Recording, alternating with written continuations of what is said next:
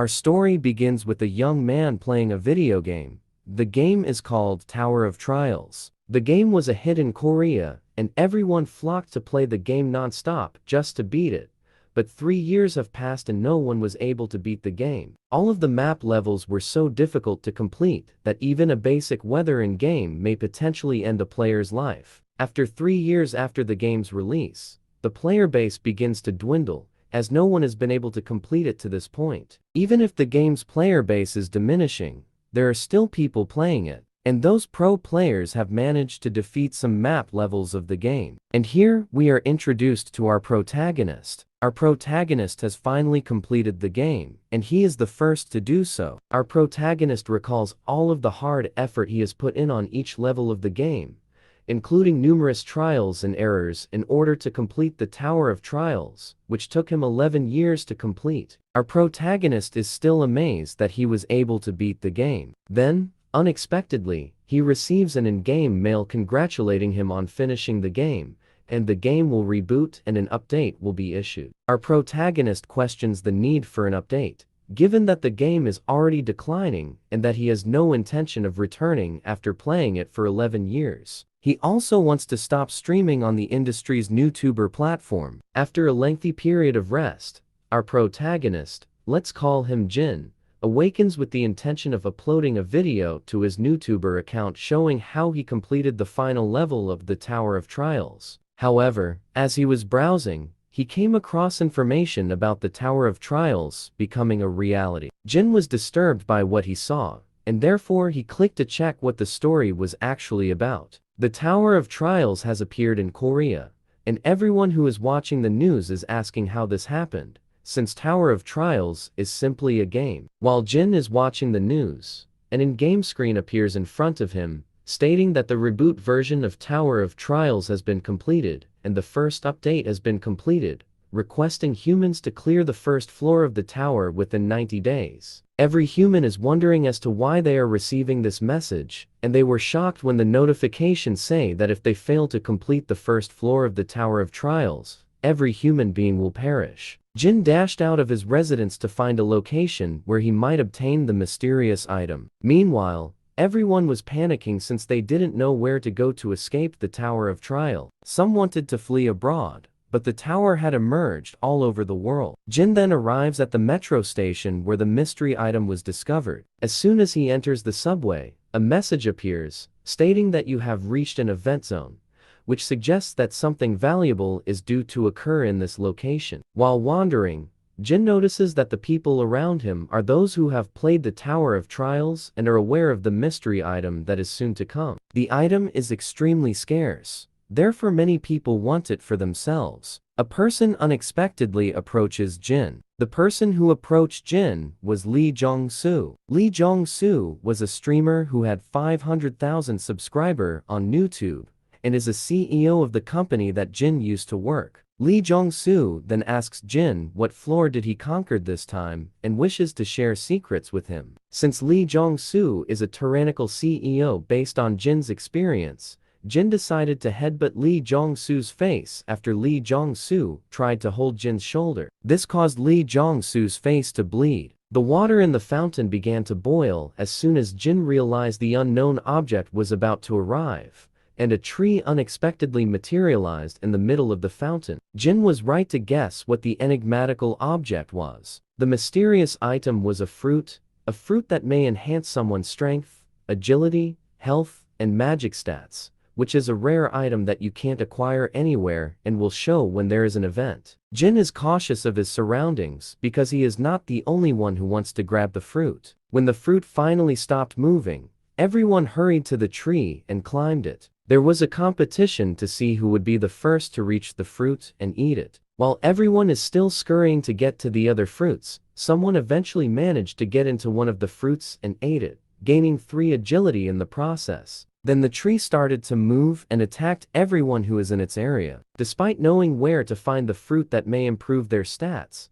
they overlooked the mechanics that it would assault them. Jin made the decision to attack the tree while everyone else was fleeing for their lives. He could see the tree's attack clearly, and was able to avoid it no matter what form of strike it launched at him. In order to reach the tree's heart, Jin tricked the tree into attacking itself. After the tree's attack exposed itself, Jin obtained a portion of the tree branch. However, Jin's ultimate goal was to obtain the tree's orb rather than the fruit. Jin is still being attacked by the tree, which is using its vampiric vine skill, but he just avoids the blow. Jin was having fun because he had done this so frequently that he was able to identify the tree's attack pattern. Jin attempted to approach the tree while it was fending off his attack so that he could kill it, but the tree releases some sleep butterflies that could put anyone to sleep. But Jin knows how to avoid this by simply holding your breath. Jin used the branch on his hand to strike the tree's heart, and then used his other hands to further crush it. As the vines were going to attack, an alert suddenly emerged, and Jin was the first to beat the Mangrove of Greed. Jin's work in practicing and memorizing the enemy's attack pattern in game aided him greatly in confronting the Mangrove of Greed. Jin is the first person to overcome the Mangrove of Greed, and the system wants to record this and enter his information into the system. However, Jin does not want his information to be entered into the system, since it would cause him a lot of trouble if people found out he was one of the best players in the Tower of Trails. Jin did not waste time with the system in attempting to obtain his information. Instead, he attempted to obtain the tree orb first. The fruit of the Mangrove of Greed delivers 3 stats on strength, agility, or magic. However, the tree orb gives 12 stats and is a cost-effective item that is equivalent to leveling up to 4 times when eaten. Jin then consumes the tree orb, and his body shines as it progressively absorbs the tree orb. Jin should again check his stats to see if the absorption was successful. He gained 12 stat points as a result of the absorption. He is now the strongest level 1 individual with these stats. 1 hour later, the system notified everyone about the defeat of the Mangrove of Greed, which was followed by a video recording of how the Mangrove of Greed was defeated. No one believed the news, and the chat box was flooded with people who were still in shock about the defeat of the Mangrove of Greed. When the film was posted, however, everyone were able to see what actually occurred and how Jin overcame the Mangrove of Greed. People who contacted Jin on his primary account are swarming the chat box while offering him enormous sums of money. Someone made an offer of 10 billion won, or more than $9 million, as a down payment, and an additional 100 million won, or more than $8,000 per month, while others gave Jin as much cash as he desired.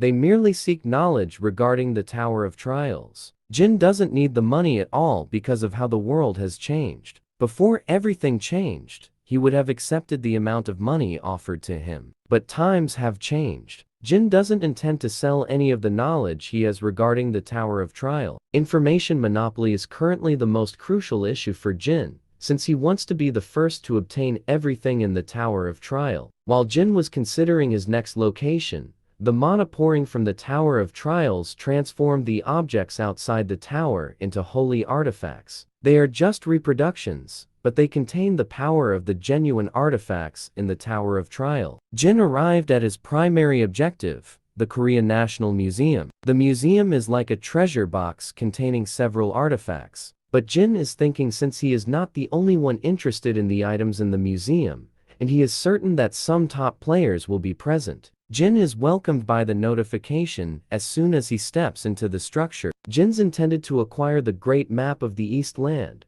a kind of cheat map that points out ruins, mazes, and details the monsters and items that they will drop when killed. Currently, it's known as a map hack. Although the map can only give information till the 10th floor, it is more than enough to help a player to progress. Over Jin's preferred map, 2 men were going to fight. A young man with a rare talent, and an old man who is adept at magic. The young man was startled when the elderly man used flame magic to ignite one of his fingers from within. Then the old man used his flame-wielding prowess to attack the young man, instantly burning him. The elderly man is in a party with the young girl, and he told her to watch after everyone since he didn't want to be distracted. The young girl then calls forth Anubis to protect them, and if anyone tries to gather any artifacts, Anubis will attack them in a flash. However, Jin didn't care about this and simply strolled around the museum. When the young girl saw this, she told Anubis to attack Jin,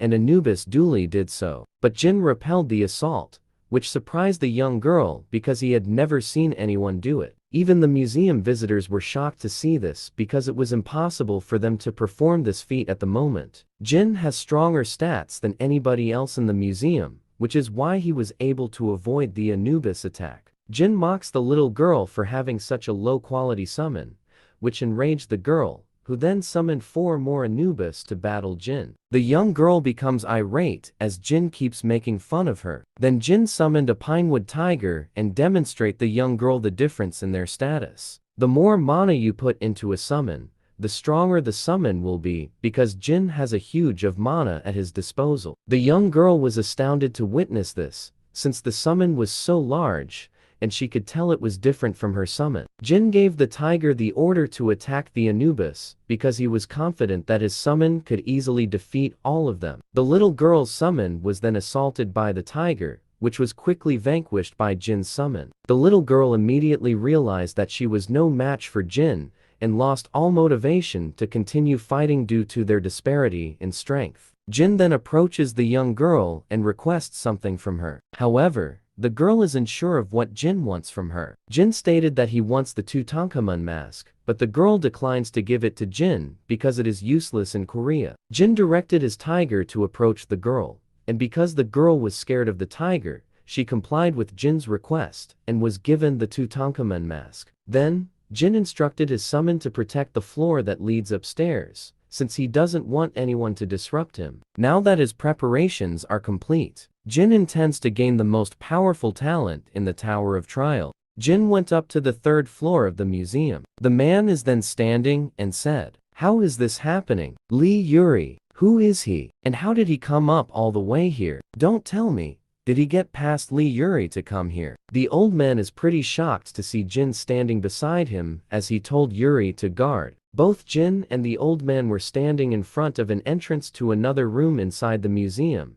but it is blocked by a strong force field. Jin then said, "I think it's a 1-star rank barrier." The old man then said, "Seem like you know a lot about this young man." The old man then touched the barrier and said, "I've never seen a barrier like this before. Neither physical nor magical attacks work on this barrier. This is a pretty good barrier." Jin then touched the barrier, and he felt some strong mana from the barrier. The spot where the flow of mana diverges. Jin finally know what kind of barrier it is, and Jin said that it is a Carpo. After analyzing the barrier, Jin said, "I think there is a way to destroy this. But there is a condition before we can open this barrier." Jin told the old man that he must use his magic flame constantly to weaken the barrier until he can go inside and come back out with all the relics they need. The old man asked, then said, "While you are inside, I'm just going to stay outside and keep using magic." Jin said, "I can't hold magic that's powerful enough to weaken the barrier for a prolonged amount of time. I know you may not trust me, but this is the only way. It will be morning soon, and we can't get out of here without getting anything, can we? I will let you keep the map after all. I am in need of something else." The old man then mumbled and said, "Nothing gained from hard work. That would be the worst outcome." The old man then asked Jin if he would really give the map to him. Jin replied with yes, of course. I wouldn't want to make an enemy out of a high-rank magic ability user. The old man mumbled again and said, "No matter how hard I think about it, there is only one conclusion. I guess I will have to trust him." "Very well then, I will trust you this time." Jin then replied with, "Then I will be on your care, Grandpa. I will be back in a moment. Please try to attack it continuously." And so, the old man charged up and casted his fire skill, and attacked the barrier that blocks them from entering the room where some of the high-value relics are at. The attack of the old man is so powerful that it instantly weakened the barrier. Jin then ready himself to get inside the room while the old man attacks the barrier to weaken its state, and while the old man attacks it, Jin then jumped across the barrier and was able to get inside the room so that he could get all the relics that they need. While Jin is inside the room,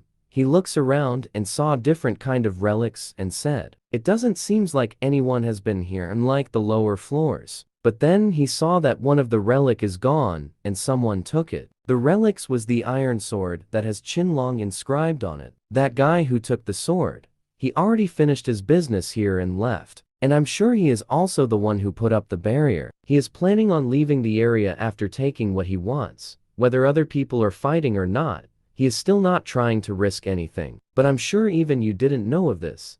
Jin then picked up some relics and found the relic that he has been searching for. And he said, "Finally, my personal inherent ability and the last piece of the puzzle, and required to make the most powerful skill." Jin then said that he need the ceremonial Persian formwork rank E and the right eye of Tutankhamun's mask rank B.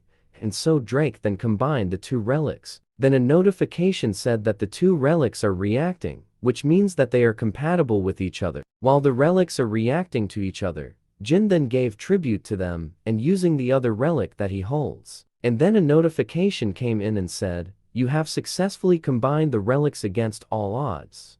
You have now acquired the relic, the Eye of Truth, rank SS, which is one of the most powerful relic in the Tower of Trials." Jin then said, "The Eye of Truth is the greatest eye out of the 5 eyes that exist in the world. But there is no other reason why I came to the museum today." Then suddenly, a hidden quest pops up saying, "You have successfully combined 3 replica relics of B rank or lower to craft an item of S rank. You now have met the requirements, copying and storing the many abilities that exist in this world, and using those skills to create an even stronger skill. That is my weapon. In order to become the strongest in the Tower of Trials, you have now acquired the inherent ability, fusion over rank. The memory of the world is being created." Jin then stated that however, if the difficulty of the condition for copying the skill surges, the condition may be partially changed. The old man then said, "If you're done, hurry up,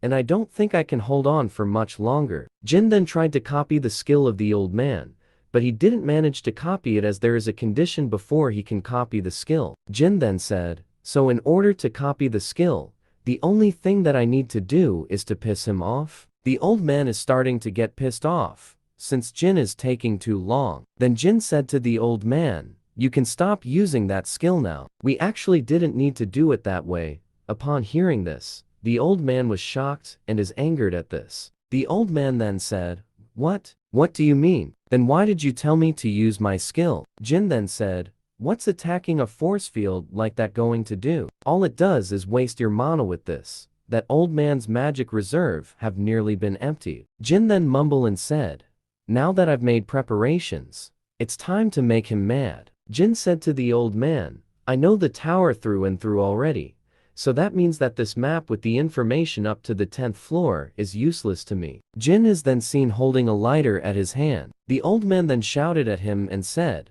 "What are you doing?" Jin then told to the old man, "Didn't I tell you earlier? I don't need this map." Then Jin burned down the map that is on the wall. If someone has a map, they gain information up to the 10th floor, which might decrease my advantage of knowledge that I have to others, and I am not willing to sacrifice that. The old man said to him, "Why would you burn it? You son of a damn, I will kill you. I will grind you to a pulp, you good for nothing." Then a notification pop up saying, "You have met the conditions. You have successfully copied the element of fire, rank B. The copied skill will be saved in the memory of the world." Jin then said, "The element of fire. It's not a bad start considering it's my first copy." The old man is so pissed off about this and said to Jin, "You will regret this. I will make you pay for what you did to the map." Jin then said to the old man, "I don't think you quite understood. Did you not comprehend why I burned the map?" Jin then activated the skill that he copied from the old man,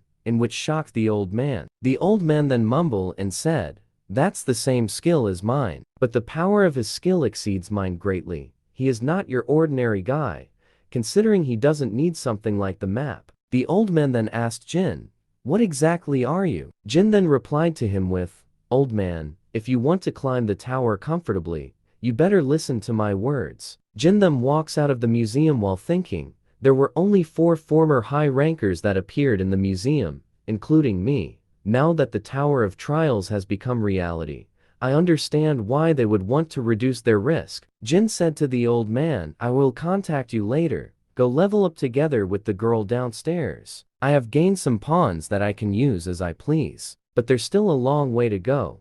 I need to set my priorities straight and get the abilities I need." Jin then walks and said to himself, I'm only one person, so I probably can't make it to every opportunity, but the most important and delicious ones are all mine. My name is Han Sanjin, and I am the chairman of the Awakened Association. The reason I came here today is to recruit those that have awakened. There might be difference depending on your ranks, but we will guarantee you a minimum salary of $47,000 plus. And we will treat you with the benefit of a 7th government class worker. Of course, the person who just appeared on the video is an execution. I will make this offer while swearing in my name. If you join us, the government will support you in every way possible. Jin then said to himself, they've been treating me like a tool. No matter what they try to offer me, I have no intentions of joining others. In this world, the value of one extremely well-trained individual is higher than that of 100 average individuals. Han Sangjin knows that too, and that's why he decided to offer a blank check as a means to persuade me. Han Sangjin, if he's been selected as the president, it must be because he possesses the skills to back it up. If not, it must be because he has the most experience within the Tower of Trials. I really hope that it's because he has some nice skill. That way, it will be more interesting for me to copy. The Tower of Trials finally opened up, and all the awakened people flocked and enter it. Jin then said, it's exactly the same as it was before. I still can't believe it. It seems that they are all newbies. A notification then pop up saying, as a celebration for entering the tower, you have been provided with 100 coins. Coins are the currency that can be used within the tower. Players can upload videos that record their accomplishment and earn 100 coins for every 10,000 views. However, there will be a premium charge based on the player's status. All players within the tower that watches the video will only have their first 10,000 views count, so please be careful before deciding on which videos to watch. The live broadcast function can only be used when dealing with the boss. To go to the next level, if someone is found to be manipulating view counts or using other forms of cheating, there will be an adequate punishment. That is what I'm talking about. The bridge between people that want to climb the tower and those who want to continue living outside the tower. Viewers will choose to watch players that have a higher chance of showing off the top of the tower, thus increasing their views. Of the functions within the Tower of Trials, this is the most interesting one of them all. The more famous you become, the more coins you can earn. They want to try clearing it as soon as possible and try to be ahead of everyone else. Earning coins should be easy, since I know everything about this place. However, I don't have any intentions on uploading a video first. Rather than relying on the videos to earn coins, sharing the information that I know would be a greater loss. However, I already know what's the first thing I have to do. That is something special that nobody else would do first. While we were clearing the lower 30 levels of the tower, there was a time where we couldn't proceed any further. In order to go to the next level, we needed to look for hidden pieces within the lower levels, and that meant retracting our steps from our previous experiences. In the end, we were able to find the solution in an abandoned ruin, and that was when we found out the fact that my character was flawed from the start. For this result, we found after all this time, for the character that I spent years growing to be weak. I devoted everything to this, but it ended up like that. So I need to restart again in order to have a better character to reach the top of the Tower of Trials. That was the only thing I could do. Delete my character and restart all over again. But that was 6 years ago. Today is a different story, and I will not make the same mistake that I did back then. The cornerstone of getting beyond 30 floor is building your foundation. The key to figuring that out is within this maze. I never thought I would have to go through this again. Although I have it, it has a sense of nostalgia. And so Jin then opened the door that leads to the labyrinth so that he could strengthen once again his basic foundation to get past through the level 30 room. As soon as Jin enters the labyrinth, he felt a nostalgic feeling since it has been a long time since he has been back here in this maze. Jin then said, this place, and its smell, it's all the same as before when I was still a newbie. Jin is then greeted by some moth who came to him, and he said, it's nice seeing you, luminescent moth. It's been a long time. But the greeting was cut off short because Jin noticed something. A group of people followed Jin on his way to the labyrinth, which is kind of unusual to him. The girl said to him, nice to meet you. We were looking for a place to farm, but decided to come in here before the labyrinth closed. Why not cooperate with us and clear the labyrinth together? We can share all the risk of danger together. Jin mumbled and said, is she trying to fool me while believing in her numbers? Is she the leader of the group? Jin then activated his skill Eyes of the Truth to check if the girl is saying the truth or not. The girl said, my name is Park Hannah.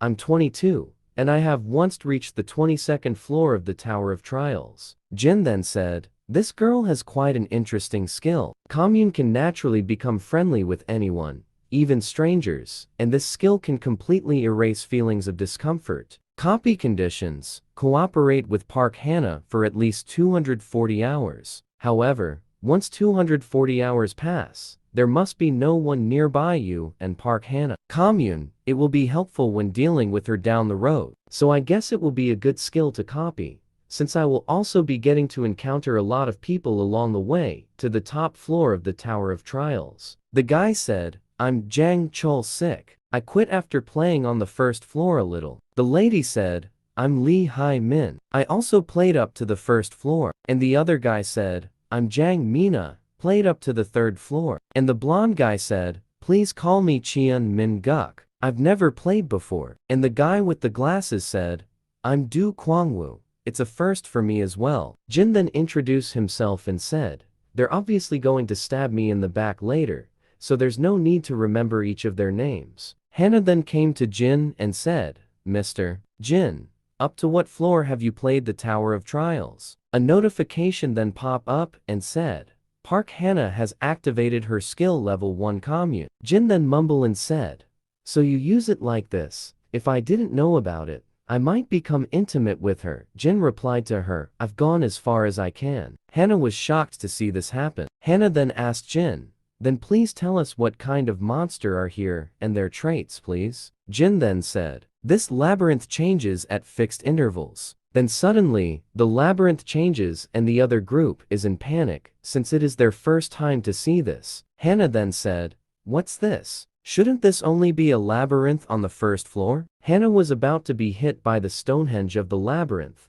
but she was able to dodge it at the very last moment before it hits her and crush her entire body. 4 of them managed to escape death while the labyrinth changes. Jin then said, haven't you all experienced terrain-changing labyrinths at least once? Hannah then said to Jin, this is too dangerous for level 1 players. We need to get out here as soon as possible. Jin then said, I was wondering why they entered the labyrinth so confidently. It seems like they were only relying on a navigation skill. These newbies must have thought of a labyrinth as a neighborhood supermarket. Well, these idiots aside, it should be showing itself soon. Hannah then said to Jin, why didn't you tell us about something as important as the labyrinth changing earlier? We were injured after just frantically dodging the pieces. We almost died because of you. That's right, he's hogging all the information. We got separated from Mina because of you. The group blamed Jin for their incompetence as a player for the Tower of Trials. Jin then said to them,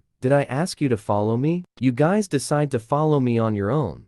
I didn't drag you here by force. While they are fighting with each other, suddenly, battle axe flew to them and hit one of the group members of Hannah. A minotaur suddenly appeared to attack them, but Jin said to them to stay back. Then Jin quickly runs towards the Minotaur. Then the Minotaur attacked Jin with his battle axe as soon as he came close to him. Jin was able to dodge the attack, but he was hit a little. Then a notification pop up saying, you have obtained the hidden stats called Rift. Rift, a stat that reduces the difference between you and an opponent of a much higher level, and increase the difference between you and a weaker opponent. Jin then said, when fighting an opponent stronger than you, it reduces their level by 1 for every 3 points in the stats, the best way to grow as a level 1. After the endless trials and errors, this was the only method I could find. Jin continued to fight the Minotaur without hesitation. Jin said, I've already been hit by his attacks tens of thousands of times before. His attack pattern has already been etched into my body, and every time Jin is attacked by the Minotaur, his rift stats is increased by 0.05, which makes him even more powerful. Jin then said, I am a former top player. No matter how strong your attack is, it's useless if it doesn't hit. Jin just dodges the attack of the Minotaur to gain more rift stats. the more he dodges the attack of the Minotaur, the more he gains rift stats. Jin then said, "Since you're swinging like that, are you even trying to hit me?" The Minotaur is then filled with anger when he heard how Jin mocks him. Jin then said, "The only way to get stronger quickly is simple. Gamble with your life on the line. The higher the risk, the higher the reward." A notification came and said, "You just barely evaded the fatal attack. The rift stat has increased by 1. Getting 1 stat point for just a scratch isn't a bad exchange. Alright, it should probably be dangerous. If I keep doing this, I should wrap it up." While Jin and the Minotaur is fighting, the labyrinth then changes in the middle of their fight. Then a wall was created between them, in which Jin uses this to escape the fight against the Minotaur, and Jin say goodbye to the Minotaur while the terrain is changing. The dust of the luminescent moth that I touched earlier attracts the Minotaur. It will probably continue to chase us. Hannah then asked Jin, "Why are you doing something so crazy?" Jin replied with, "Obviously to increase my stats. I rest every time the labyrinth changes and recover my health and play with the Minotaur when he comes at me. Efficient, right?" Hannah then asked Jin, "For how long do they need to do this?" Jin replied with, "They need to stay there for a month until they escape the labyrinth." Jin then uploaded a new video which went viral, since no one has ever gotten to upgrade a weapon to a +10. Everyone went nuts on this video as this feat hasn't been done yet. Even on a +5 weapon, players are having a hard time with this. 10 minutes before that. Now, pay attention, don't stand like poles and go do your jobs. We need to get some moss to sleep on, and find some firewood to make a fire. We have a lot to do. Jin then opened his store to find something worthy to buy. Jin then bought some enchanted tarot cards rank F, and a worn down bronze key fragment rank F, a wooden cartwheel fragment rank E, and 10 pieces of lottery reinforcement scroll rank F. Jin then combined the 3 items to make a new item. Then a notification pop up saying that the combination is a success. Jin was able to create a new item with the combined items that he bought from the store. The item is Goddess of Luck, Fortuna's Wheel of Fortune. This item is hard to get. Luck with restricted range. If you do not know the maximum range of luck, the work you did to obtain the luck may just become a futile effort. However, I know exactly where the range is since I've experienced it throughout my life. A notification came and said, "Your maximum luck value has increased. The probability of a successful reinforcement is 0.000012%. The reinforcement scrolls are known for their terrible probabilities, but when my luck is maxed out, the probability of success is 100%. Jin then said, "I will use all of them on this dagger." And so Jin's reinforcement with the dagger was a success, and he gained the +10 dagger. A notification said, "You are the first to create a +10 item in the Korean server. You have obtained 5,000 coins. This achievement will be posted to the Hall of Fame." Jin then said, "I finally got something usable to finish this labyrinth and to also finish the other floors as I progress. With this item, everything will be easy for now." The Minotaur once again found them, and it quickly charged at them. Then Hannah said, "You will fight it again this time, right?" As she trembles in fear, as she cannot defend herself against the Minotaur's rage, as it would kill her instantly. While they were talking, a notification pop up and said, "Condition has been fulfilled. The time limit to copy the skill of Hannah has timeout, and Jin can now copy her skill." Jin then copied her skill. Jin then said to her, "You are no longer needed. You are on your own now." Hannah then said to Jin, "Wait, you will regret this. My brother is in the Crow Guild." The Minotaur then attacked them, but they were able to dodge it. Then Jin said to Hannah, "Watch carefully from over there. Between that stupid guild and me, which one you should fear?" Jin then attacked the Minotaur, and he was able to deal damage to it, but the damage that he dealt is too shallow. So he said, "Even though the damage is shallow, it is still receiving damage. It was worth it to raise the rift stat as I can finally able to damage the Minotaur. Regardless, I can't kill it if that is the case. I just need to make it so that I can move to the next floor." Jin then attacked the Minotaur with his fire skill to distract the Minotaur's vision so that he could move to the other side of the Minotaur and attack it again from there. The Minotaur has kneeled. Then Jin said, "Don't flail around so much. The meat gets too tough if there's too much muscle on it. A notification then pop up saying, the Guardian Minotaur has activated the level 10 Berserker.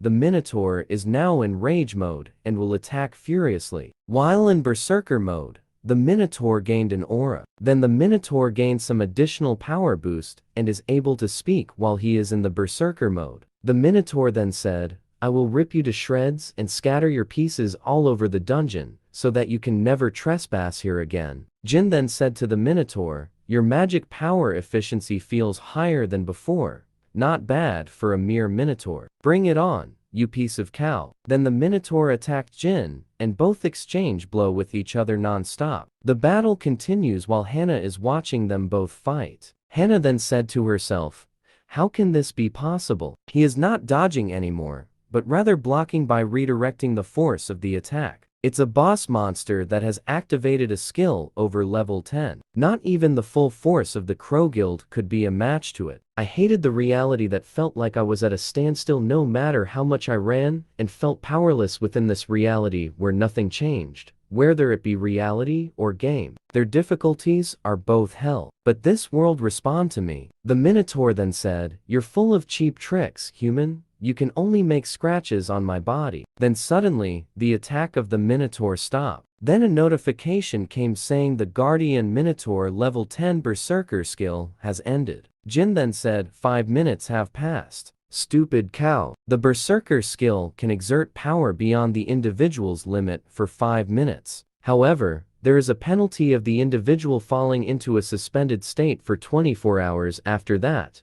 The Minotaur is now in a suspended state and can't move his body for 24 hours and give Jin time to check his stats. 57 Rift stat points. In terms of level, the gap will be reduced by 19 levels. 20 days left. I can easily reach my objective of 100 points in that time. Hannah then said, is it over? Jin replied with, he just can't move after his Berserker skill ended. But after the 24 hours passed, he will attack again. 20 days passed, and the battle still continue, and Jin is able to achieve the 100 stat points for Rift. Then Jin punches the Minotaur and said, why does it feel like you're getting weaker as time passes? It must be my imagination? Jin is then able to defeat the Minotaur and said, time to say goodbye, Cal. I guess the only thing left is how to dispose of you. We will now begin recruiting interns for our veteran company. You're lacking enthusiasm. I guess you're not interested? Hannah then said, please let me join your company. Jin then declined Hannah to be in his company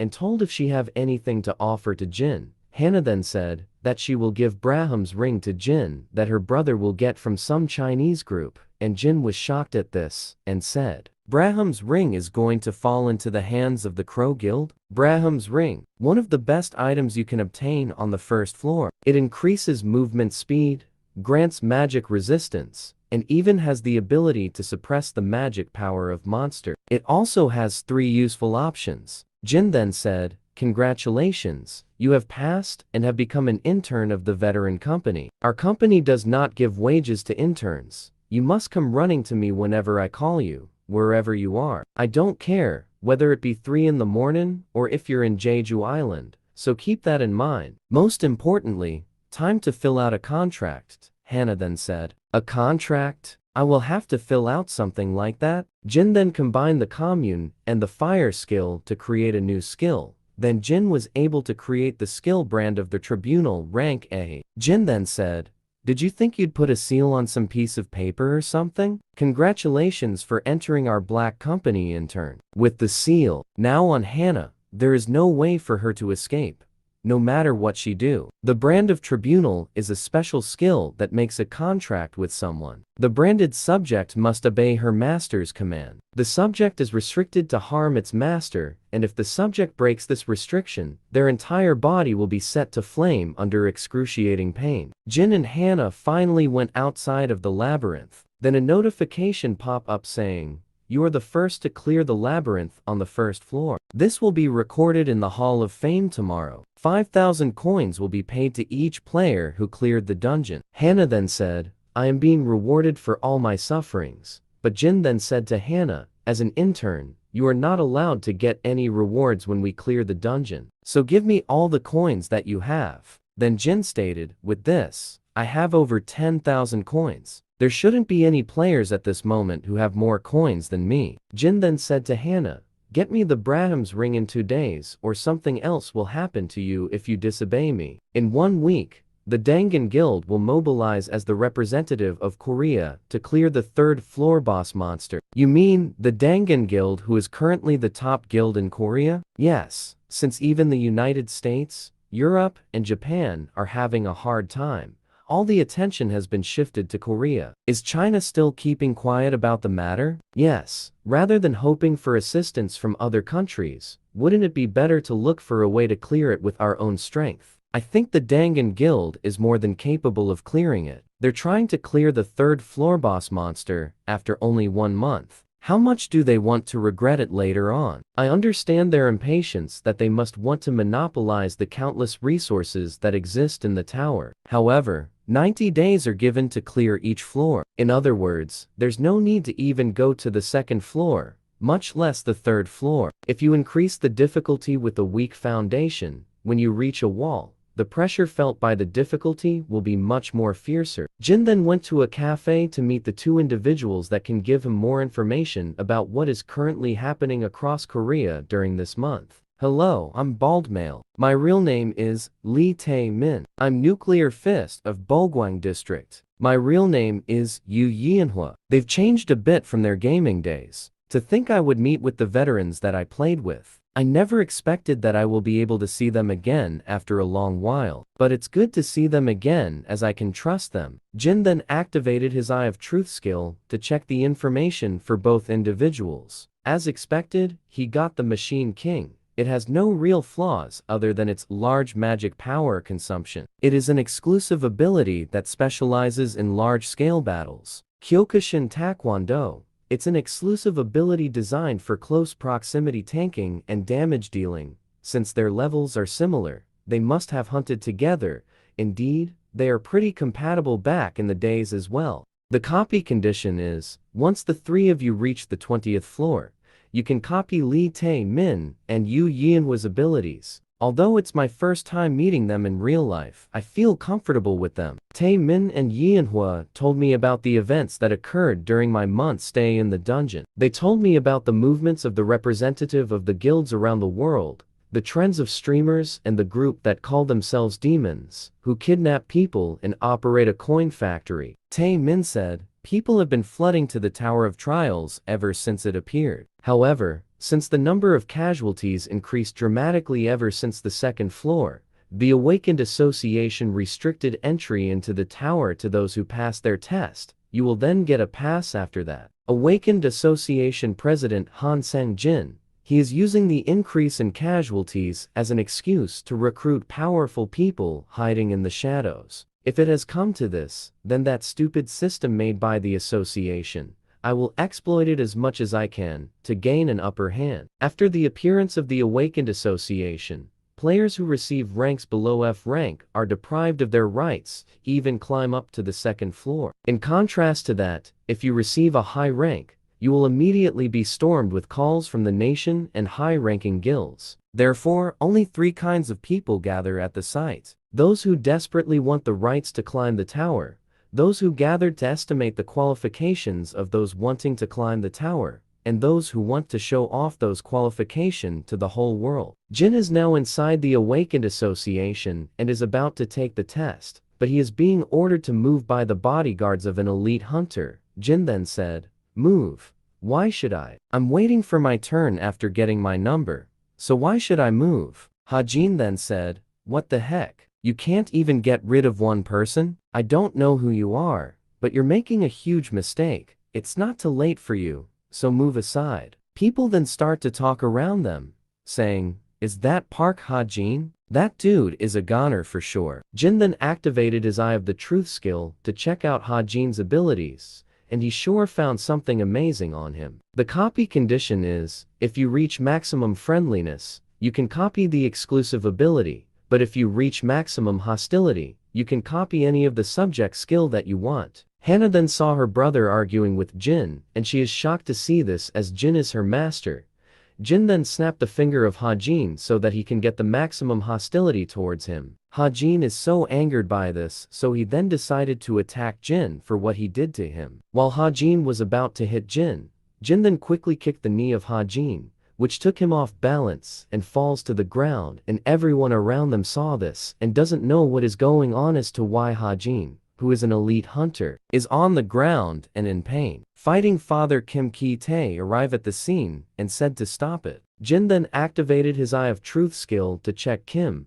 but the skill failed and said, due to the level difference being over a fixed limit, the skill activation will be cancelled. Jin then said he must be around level 20. Jin said to Kim, so this guy had his nanny with him. Kim replied with, he's a bit of a handful, but it can't be helped since he's useful in some ways. Jin then said, useful? Is it because he's supplying Korean ginseng to China? Kim is shocked to hear what Jin has just said. Does the how matter? Can't you ask a more practical question? For example, the method of dealing with the side effect of the Korean ginseng. Then a notification pop up saying Kim has activated the level 3 blackout barrier. Suddenly, Jin and Kim is isolated from the crowd that is within the Awakened Association test area. Kim then talked to Jin and said, so what you're saying is you want an exchange with 10 of our monopolized dungeons? How can I be certain whether you even know the information that you claim to know? The Korean ginseng, an edible item known for its excellent stamina and magic power recovery. However, if you eat it raw, there is a magic power poisoning side effect. You must have already be having a hard time due to this side effect, but it can easily be dealt with by using 3 items. You will need the Korasian's extract, Moonlight Stone, and the most importantly, the Mandragora root. Beside the other 2, you must be having a hard time finding the root, right? I will tell you where you can find them. Do you trust me a little more now? Kim then mumbled and said, it matches with the information from the guild's research team and the explorers team. Who in the world is this man? Kim then said to Jin, however, if you're playing some poor trick, be prepared to die. I won't just let you slip. Kim mumbled again and said, even for this information, demanding 10 of our most profitable dungeons that we've monopolized is an extremely expensive prize. I need to draw the line here. Kim is then about to attack Jin when Jin said, you must be misunderstanding something. The one who is giving you the opportunity here is me. Outside the barrier, Tae-min and Manhwa are fighting the group of Kim when the barrier was shut off. Then Jin and Kim walks out of the barrier. Tae-min then asked Jin, weren't you dragged along by force? Manhwa said, just say the word. I will wipe the floor with all of them. Jin said to them to calm down. Kim then walks out of the scene when Hajin is approaching him and said, please wait. Are you just going to let them go? If you give me one more chance, I will go all out. Then Kim grabbed Hajin and said, he's not someone the likes of you can handle. I'll make you regret it if you act on your own again. Hajin is mumbling and said, what the heck happened inside the barrier? How dare you humiliate me to this extent? I will kill you no matter what. Then the notification came in and said, copy condition has been met. You have successfully copied the skill. Shallow Breathing rank D. The skill Shallow Breathing has been saved inside the memory of the world. Shallow Breathing is a passive skill that can control the breathing capacity and heart rate of the owner. The test is simple. You just need to strike the magic stone in front of you. You can use any item or exclusive ability. This test measures the size of your potential when you strike the magic stone. A dagger, is it? Will you only use your weapon and not your exclusive ability? Let's begin the test now. Jin then went to a much larger magic stone. Then the instructor said to him, that is a mid-grade magic stone. Please use this low-grade magic stone. The mid-grade stone and higher stone don't even budge against normal people. A notification came and it said, the stat rift will be activated to its maximum amount. Jin then mumbled and said, shall I see how much my suffering in the labyrinth has paid off? Jin then attacked the magic stone, and it shocked the instructor. Unbelievable. The majority of people are disqualified since they don't even reach the magic power minimum of the magic stone. I've never heard of someone cutting the magic stone into 2. Your test result is S rank. I will report this to my superiors, so please wait for a moment. Jin then said to the instructor, please postpone that report for a week, The instructor doesn't understand why Jin is saying that. Jin then said, "It's personal reason. I won't care where you release it after 1 week." The instructor wants to release the information now, but then Jin said, "I've learned many things in life. One of them is, the fist that's close to you is much scarier than the law that's far away." The instructor then agreed with Jin. Jin and Hannah saw each other on the testing area. Then Hannah gave the Brahms ring to Jin. Then he said, "I told you it was possible. We reunited earlier than I expected. Hannah, I will contact you when I have a job for you. Until then, take care." The Brahms ring is really such a powerful item on the lower floor because of its options and the ability to suppress the monster's magic power. Jin and his group went outside the test area. Manhwa then asked Jin, "You have to go to a dungeon for the second test. What are you gonna do now?" Jin replied with, "I'll have to search for one. Don't worry about me and keep climbing the tower. I will contact you soon." The first test classifies your rank by measuring your magic power, and those who have passed the test will take the second test. The contents are simple. You just need to clear one of the dungeons in the Tower of Trials, since the test has no difficulty restrictions. Most people choose dungeons with goblins in them. However, the one that I'll be going to are the only ruins that exist on the first floor, even when the Tower of Trials game releases 11 years ago, nor even now when the Tower of Trials appeared in reality. It is a domain that no one has ever cleared. Tower of Trials first floor mountainous area ruins. Since I am an F rank right now, I cannot enter the ruin alone, as the guild regulating the ruins won't leave me alone if I do. If that is the case, I will just register myself as a porter. The Attack Force exclusive quest will begin. Jin is in this group as a porter so that he can enter the ruins without any problem. Upon reaching the site, Jin is then given an exclusive reward, and it said, "The benefit for the one who conquered the tower has appeared." Jin doesn't understand a thing about this reward, so he just opened it up. Then he was given a luck 10 pieces and adaptive stat 10 pieces. Then the notification said, "Your luck and adaptive stat will increase by 10. Cold Heart will be activated. Cold Heart is able to keep your composure even in tense situations. However, your human emotions may start to diminish. The passive Monopoly will be activated. Monopoly is when you take all the final rewards alone without sharing. You can receive the best possible rewards. There are countless selection type rewards in the Tower of Trials.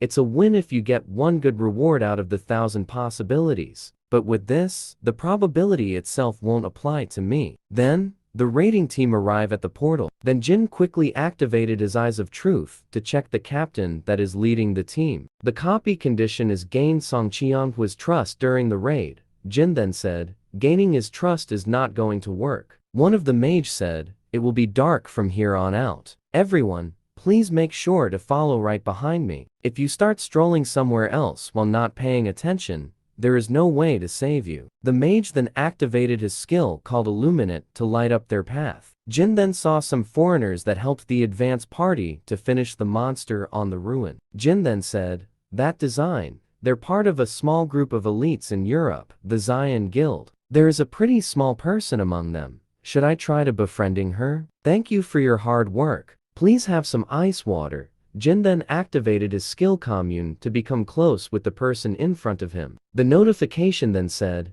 "The subject has a slightly favorable impression on you."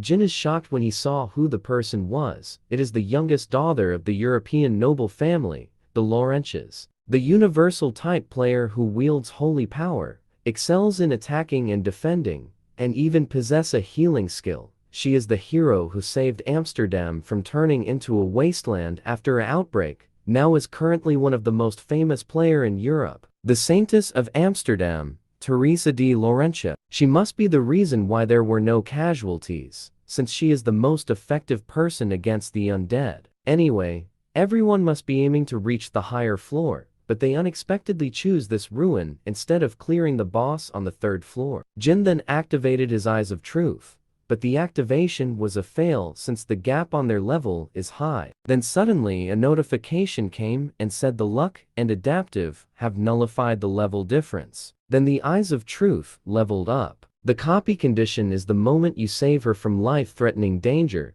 you will be able to copy her unique ability and one of her skills. Jin then said, "These numbers are huge. No wonder people are fanatical over her. So she have a job quest. This must be why she gave up on the boss conquest and came here. She has the unique ability that is considered the best among the holy knights, the blessing of the star, and she's giving me a chance to obtain it. The problem is how to create a situation where she'll fall into danger and how to save her from it. This condition isn't easy at all. The guardian of the ruins gazes upon the trespassers. The security system that protects the ruins, called Sleeping Bomb, awakens when it receives a stimulus from the outside, and when it wakes up, it will call upon the guardian that protects the dungeon." Song Qianhua then shouted, "The guardians are here. Prepare for combat." Then everyone get ready and prepare themselves to face the guardians that has been awakened by the alarm. These guardians are big and powerful compared to the raiding team that is in this ruin. The whole groups is in chaos because the guardians are too strong for them.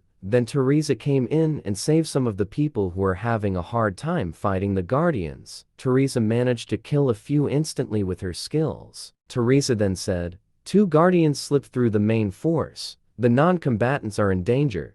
I have to get to the rear as quickly as possible." Jin then help out one of the porters that is about to be killed by the guardian who have attacked the rear group. Jin then attacked the guardian again with his fire skill, and his attack to the guardian managed to hurt it badly. Then Jin said, "I can't kill it since I have to stay at level 1, or I won't be able to do the things that I need to do first before I level up." To think they awakened the guardians in this ruin that has an absurd difficulty. They should have absolutely nothing to gain from doing such a thing. So who would do such a thing? Before Jin even finished what he is saying, Teresa came in and grabbed the person in front of Jin. Teresa then said, "I thought you were a kind person, but to think you threatened a non-combatant with a knife. You must have been the one who awakened the dungeon. I will now take you into custody." The porter guy is so clueless on what Teresa is saying. Teresa then quickly attacked Jin, but Jin evaded the attack of Teresa. Teresa then said to Jin,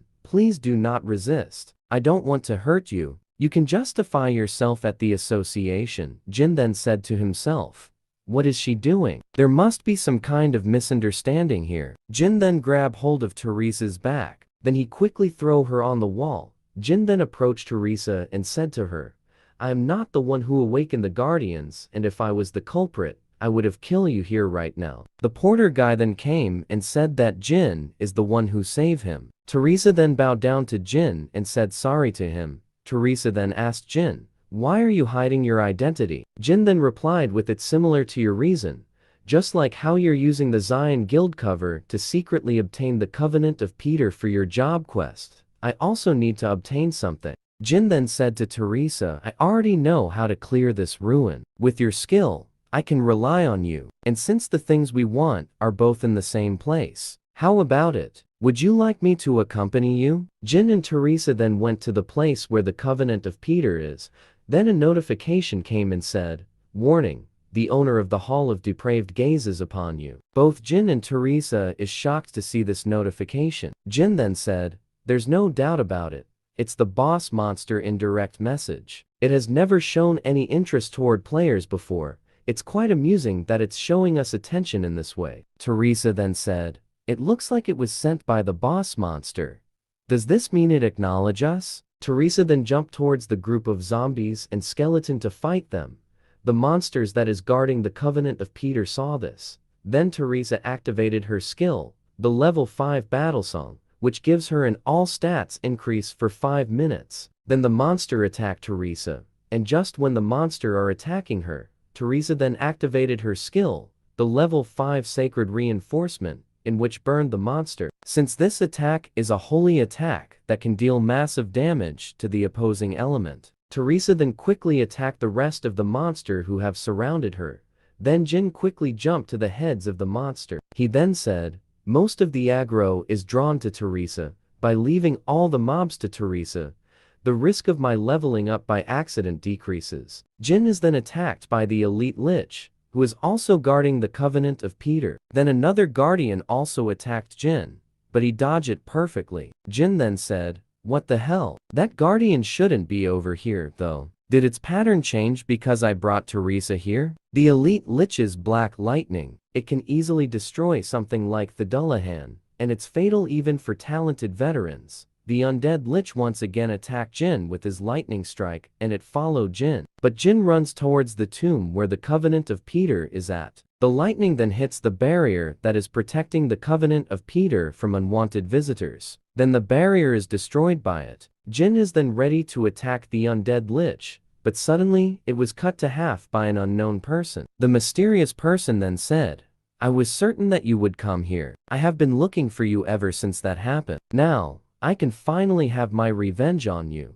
The mysterious man then said to Jin, "You don't recognize me?" Jin then activated his Eye of Truth to check the man's identity. Then the system notification said, "The copy condition is, you must defeat Chun using a sword so that you can copy his ability or skill of your choosing." Back when the Tower of Trials was just a virtual game, there was someone who, after losing to me once, kept on challenging me no matter where I was or was I doing. He had an extreme warrior concept. He is the Psycho Stalker. The mysterious man said, "To think you wouldn't recognize me just because the game become a reality. Did you only see me to that extent?" Jin then replied with, "I remember. I didn't want to believe it back in the museum. You're the one who kept following me around every day to challenge me. It will be different this time. Since we both started from the beginning, I won't be pushed back by you any longer." Jin then replied with, "I won't stop you if you really want to fight. But will you be okay? My comrade won't just sit still if you do." The mysterious man then activated a skill called the Level 5 Battlefield Selection. Jin then took something from the tomb and said to Teresa that he will just deal with this man, and he will be back. The mysterious man and Jin are summoned to a different place. Then the mysterious man then activated his skill, the Level 5 1-on-1, in which is gives an additional buff on him and give a negative buff to his opponent. Jin then mumbled and said, "I'm currently being nerfed by this guy's skill, the battlefield selection and 1-on-1. The situation has become very dangerous for me. But this will be interesting for me to fight someone like him again." A system notification came and said, "An overwhelmingly disadvantageous situation has been detected. The special condition of the skill fusion has been activated. When the situation become overwhelmingly disadvantageous for the original copy conditions, the conditions will be modified accordingly." The system then approved Jin to copy a skill before the fusion skill has been activated. Then Jin said that he wants to copy the skill of Chun Yusong's unique ability. The system notification then said, "You have copied the unique ability songs of Sword S rank. The copied skill will be recorded in the memory of the world." Then, Chun quickly charged at Jin, but then Jin summoned his weapon so that he can block the attack of Chun. Chun and Jin then went on a battle, but Chun then said, "This guy, what is he planning? What happened to his mid-range fighting style? Why is he fighting me with only a dagger?" Jin then said to him, "This much is enough for now. Swordsmanship is quite fun as well." Chun then activated his skill level 6 soul crashing sword energy to attack Jin. Jin then said to him, "Aren't you trying too hard? You're using sword energy against a swordsmanship beginner? You must be really proud of yourself." Jin then mumbled and said, "The blades is bound to break if I go against sword energy with this." Jin then said, "Then I will make an ability that can go against the sword energy. I will fuse Songs of Swords with the demonic soul pill." The system notification then said, "Fusion overrank has been activated. The skill Songs of Swords and the item demonic soul pill will be fused. You have now obtained the unique ability Grave of Swords SS rank. The unique ability Grave of Swords has been activated. The level 1 Knight of the Black Moon has been activated." Jin then mumbled and said, "This isn't even a tenth of its normal strength. Yet my magic power isn't enough to handle it. I should increase it as soon as possible." Chun saw all this and said, "What is this unbelievable strength? I'm in a battlefield that's most ideal for me, and my opponent isn't even using his specialty, the mid-range combat style. Everything should be overwhelmingly in my favor. Why can't I win? In this game and outside the game, I did my absolute best only to defeat you. But still, why can't I surpass you?" Chun then attacked Jin with his energy slash, but Jin just cut his way to it, then launches a counter-attack to Chun. Jin then said, "I fought against someone who was faster and used something much stronger until I was tired of it." Jin then attacked Chun non-stop until Chun lost his weapon. Then Jin said, "Looks like I win again, though I'm not sure how many times this make it. You must know as well, but the Tower of Trials isn't something to scoof at. This is kind of place where even rankers die as soon as they let their guard down. Therefore, we need lots of strong players as possible, especially if they're as strong as you. It takes 60 days to copy another skill from the same person.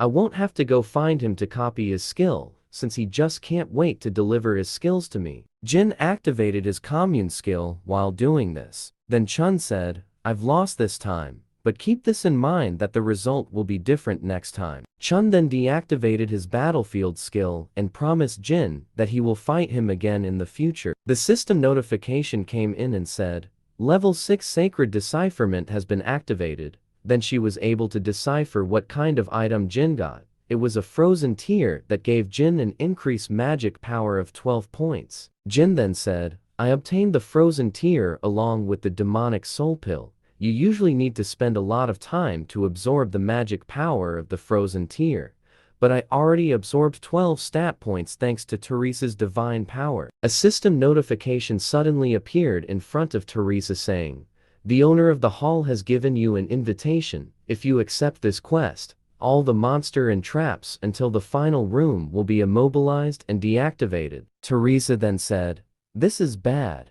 It looks like all the attack force members have been kidnapped." Then he told Jin that she have to go, and she doesn't have any reason to hesitate if she can save even just one member of the attack force. "Can I defeat the progenitor after I get there? What if I'm just dancing around in the palm of the progenitor?" Honestly, defeating the progenitor without an attack force is impossible. Chun then said, "Since I have nothing to do with the attack force, I will take my leave then. But let me tell you this, if you're having a hard time making decision, keep this in mind. That guy is a selfish person without even a speck of honor. It's one of the reasons why I resent him so much. However, I will guarantee one thing about him. The only person in the world who can defeat the progenitor at this moment is him." Teresa then thanked Chun for the information that he gave about Jin. Teresa then said to Jin, "I'd like to commission you for a party contract." Jin, then he said, "My commission fee is by no means cheap.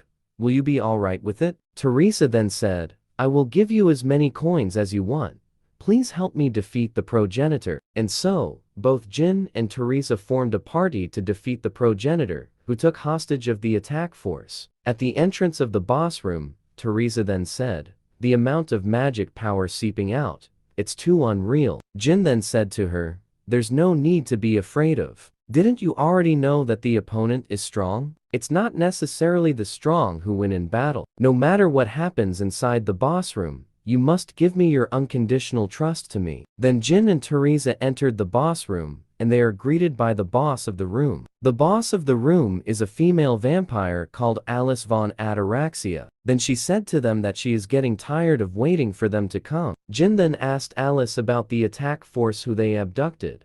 Alice then summoned them so that Jin and Teresa can see all the hostages. But Jin saw Park Ha-jin, who he had an argument back in the Awakened Association test area. Then he mumbled and said, "Is he the one responsible for all of this?" Alice then said to them, "The reason why I invited you all here is because of your scent. It's sweeter than anything I've ever smelled before. The smell of your blood. I was stimulated by the sweet scent, incomparable to ordinary human blood." Jin then mumbled and said, "What the thing is she talking about all of a sudden? Nothing like this has ever happened before." Alice then asked Jin, "You seem to be very disturbed." Jin then replied with, "Wouldn't anyone be disturbed if a vampire aimed for their blood?" Alice then said to them, "Don't worry, I like to conserve what I find delicious. I will allow you to live for at least 60 years, so there is no need to be afraid." Jin then mumbled and said, "In other words, you want to keep me around for my entire life with a straw down my throat." Jin then said to Alice, "I appreciate your goodwill, but I have no plans on living as a high-quality lunch." Alice then said, "Who said I wanted to hear your opinion? You don't have a choice in this matter." Jin then said to Alice, "You're so fierce. However, I'm not saying I won't give you anything. I will give you something sweeter than my blood." Alice then said, "Your subterfuge is pointless. There is nothing more important to us than delicious blood. whatever you have to offer, my mind will not change. Jin then said to Alice, "Are you sure about that? What if I offer you freedom?" This information shocked Alice to its core. The minions of Alice then said, "How dare you say that word here? We will rip you apart here, human." Alice then said, "You must take responsibility for what you just said." Jin then replied to her, "If I couldn't take responsibility, I wouldn't have come here in the first place." Jin then said, "As the representative of the demonic humans in the tower, I will free you from this place." The demonic humans, it is what those who have rejected humanity due to money, revenge, or even their own individual beliefs are referred to. The demonic humans blocked players from climbing the tower. There were even times where they joined forces with the monster in the labyrinth or ruins. Alice then said, "I have heard of you people, but you're saying you're one of them?" Jin then said to her, "I have already gotten in contact with the temple on the 27th floor. The fact that you are here, and how to fool the barrier enveloping this ruin are all what they have told me." Teresa then mumbled and said, "How exactly is this situation flowing? He's posing as a demonic human all of a sudden. What exactly is the temple for them to be shaken?" Alice then said, "Well, if you know the temple, then I guess your words aren't a mere bluff." Jin then said to Alice, "Will you trust me now?" Alice then replied with, "No. What does it matter whether you're a demonic human or not? Anyone can say that. They can resolve what no one has been able to, for a very long time, much over. You are too much of a smooth talker, and I don't trust you." Alice then attacked Jin with her blood spear that she summoned. And just when the blood spear was about to hit Jin, Teresa blocked it with her shield.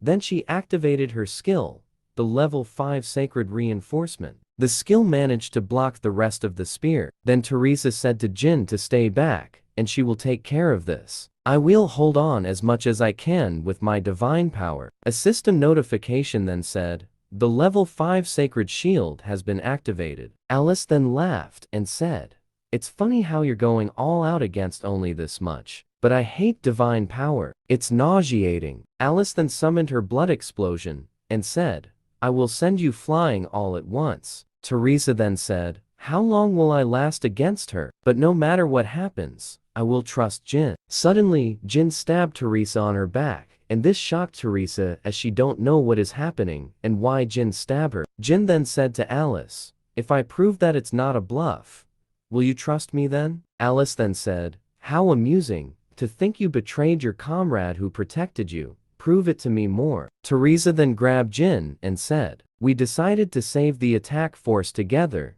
You said you had a plan. Then why did you attack me?" Jin then attacked Teresa once again and injured her badly. Alice then laughed and said, "Impressive for a human. Very well, I understand that you're on my side now, and I will give you a chance." Jin then said, "To fool the barrier entrapping you, Alice, I prepared a 7-star spell. If I seal your soul in this item, the barrier can be fooled temporarily." Alice then replied to Jin with, "That's the first time I've heard of it." Jin then mumbled and said, "The reason why I maintained my level 1 status, to the point I gave up all the experience I could have gained since the start of the Tower of Trials, is the 7-star skill soul transfer that can only be used by a level 1 player." The system notification then said, "The level condition of the user Jin has been fulfilled. The casting of the 7-star soul transfer will be activated. Casting cooldown is 365 days. You can only bring one soul with you at one time." Jin then said, "This magic circle will forever disappear once a minute passes. The magic will activate right away once you accept it.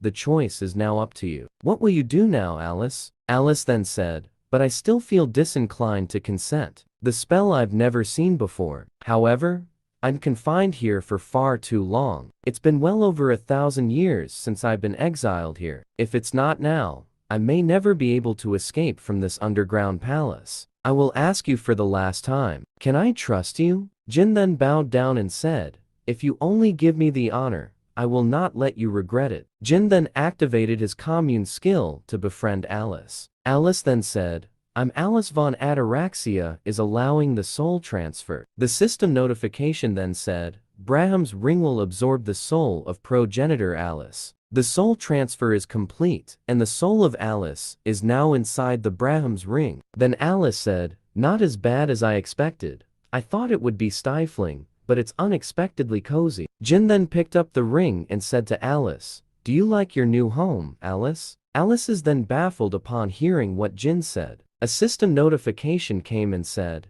"The unique ability Blessing of the Star has been activated." Then Teresa came back to life. Blessing of the Star, you can revive once, as long as the death is not instant. The cooldown is 240 hours. Alice then said, "You ingrate. You dare to disrespect me? Bellis, kill this dirty liar." Teresa then said, "I have a lot of questions, but I should save it for another time, right?" Jin replied with yes.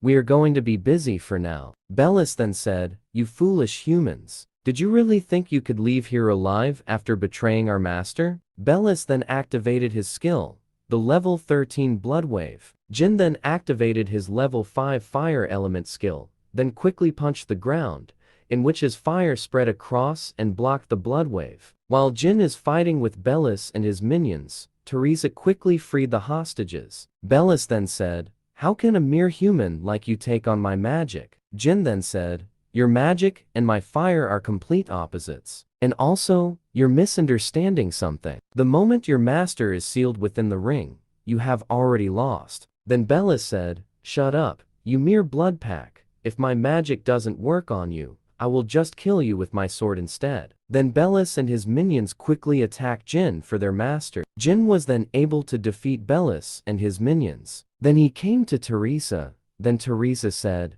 "That really hurt. That was my first time dying. And to think it was by your hands." Teresa then said, "Thank you. Everyone survived because of you." Then a system notification came and said you have saved the life of Teresa, the holder of the unique ability Blessing of the Star. You have now fulfilled the conditions. You have succeeded in copying the unique ability Blessing of the Star. The raid that everyone thought was going to fail, however, the situation was completely turned on its head after the appearance of the masked player, and everyone who watched the video saw how Jin became victorious in the trial, and he gained so much recognition to it. It's not my problem whether a large guild is monopolizing everything or is corrupt, but they dare try to kill me. I can't let it slide for people like those. I will completely destroy them. I told you to discreetly kill in the ruin, but you dare come back here after messing that up? All you did was wake the guardians and make a complete mess. Our guild's reputation is being dragged through the mud and is about to disappear, all because we can't teach one person a lesson of humiliating us. Then suddenly, the office door was blasted with a large fireball. Then Jin entered the office. Jin then said, "Are you the guild leader of this place?" Hanjin then said, "This is the perfect chance for me to look good in front of the guild leader. I'm going back to the super rookie Park Hanjin that I used to be." Jin then took off his mask and Hanjin was shocked to see who the masked man is. Then Jin kicked him in the head, in which he flew into the bookshelf. The guild leader then shouted and said, "It's you, the one who humiliated us at the association. Do you think you'll be safe after doing something like this?" Jin then replied to him with, "That's not something you should be concerned about." The guild leader then quickly grabbed his sword and tried to attack Jin with it. "You're not even paying attention to my quick sword, which is faster than the speed of sound. I think you should die then." The guild leader is then shocked to see that something hit his sword, and it shattered to pieces. The guild leader then saw that it was a coin. Jin then said to the guild leader, "You had something perfect for me to throw? Now then, Shin, shall we resume our discussion?" Shin then said to Jin, "Are you here to take revenge? Because I tried to investigate your death. Just for that, you're destroying the entire building?" Jin then got a piece of coin. Then he flipped it out. This hits the forehead of Shin, and with this, he was suddenly on the ground. "Your words are quite inappropriate, aren't they? Who do you think you are?" Shin then said to Jin, "Just think about it calmly. We have over 50 rankers that aren't here because they are clearing the tower. I'm saying that if you kill me, they will chase you to the ends of earth to kill you. Do you understand what that means? Blood calls for blood, and revenge breeds revenge. As long as one side doesn't forgive, the killing will never stop." Jin then said, "It's funny how that's coming out of your mouth, but it makes sense. Words like blood and revenge only exist to disturb my good night's sleep. So let's just end things cleanly. I'll be the last one to take revenge, so you guys forgive me. And so Jin attacked the guild leader, in which Shin was then thrown out of the building's glass window and fell to the ground. Jin then approached Hajin and said, "The only reason that you are alive is because of your sister. You better stay out of my sight until you die naturally. The ones who's pretending to be dead, get up. If you show me that you're useful, I'll let you live. Start your introduction." It's also a waste to simply destroy one of the leading guilds. Therefore, I'm going to leave running the guild to you. It's nothing too grand. You'll just be maintaining the outer appearance. However, even if I serve the guildmaster, no one will follow me. Jin then said to him, "You don't have to worry about the people who oppose it. I'll let you borrow someone else, so don't worry about them." A gathering was then called to all members of the Black Crow Guild, and all high-ranking members attend the gathering. One of them then rushes to the guild's master office and said, "The guild master is dead." Then who sent the emergency gathering order? Kim, why are you sitting there? Tell me everything that happened without leaving out a single detail. Alice then said, "I told you to make it so that I don't have to step in." One of the Black Crow members then said, "I'm lost in words. Are you seriously telling me that this child is the one who caused all this?" Alice then replied to him with, "Did you just call me a child?" Then a huge explosion was seen on the building. The Tower of Trial's first floor Moon Lake, the place famous for being the most beautiful scenery in the Tower of Trials. However, ironically, there's no longer anyone who visit this place, since they have no time to enjoy themselves when facing the extinction of humankind. It's quite an elegant place. "But how are you going to hunt here?" Said by Alice, "There are 12 statues ordaining the tranquil Moon Lake, and among them, this statue has another objective other than ordaining the lake." Alice then asked Jin, "Does this statue have some sort of secret button?" Jin then said, "Everyone have already found it. If it was that obvious, there must be hundreds of players who have found this groove on the statue. It was enough to be brought up in the community after all. However, no one has ever successfully discovered the key that fits this groove. Since the key for this isn't just some piece of metal, it's moonlight. Use my palm to regulate the amount and the angle at which the moonlight enters the groove, to match with the sequence engraved on the sequence stone inside the groove. After that much effort in opening it slowly, the door leading to the ground opens." Alice then said, "To think such a space existed in the Tower of Trials, it's truly been a while to remember this feeling, and this sense of freedom that I've forgotten." Jin then asked Alice, "Aren't you glad you made a contract with me?" Alice then replied with, "It looks like you weren't full of talks." A system notification came and said, "You have used the blessing of the star to manifest the divine power. The second defrosting of the frozen tear will begin.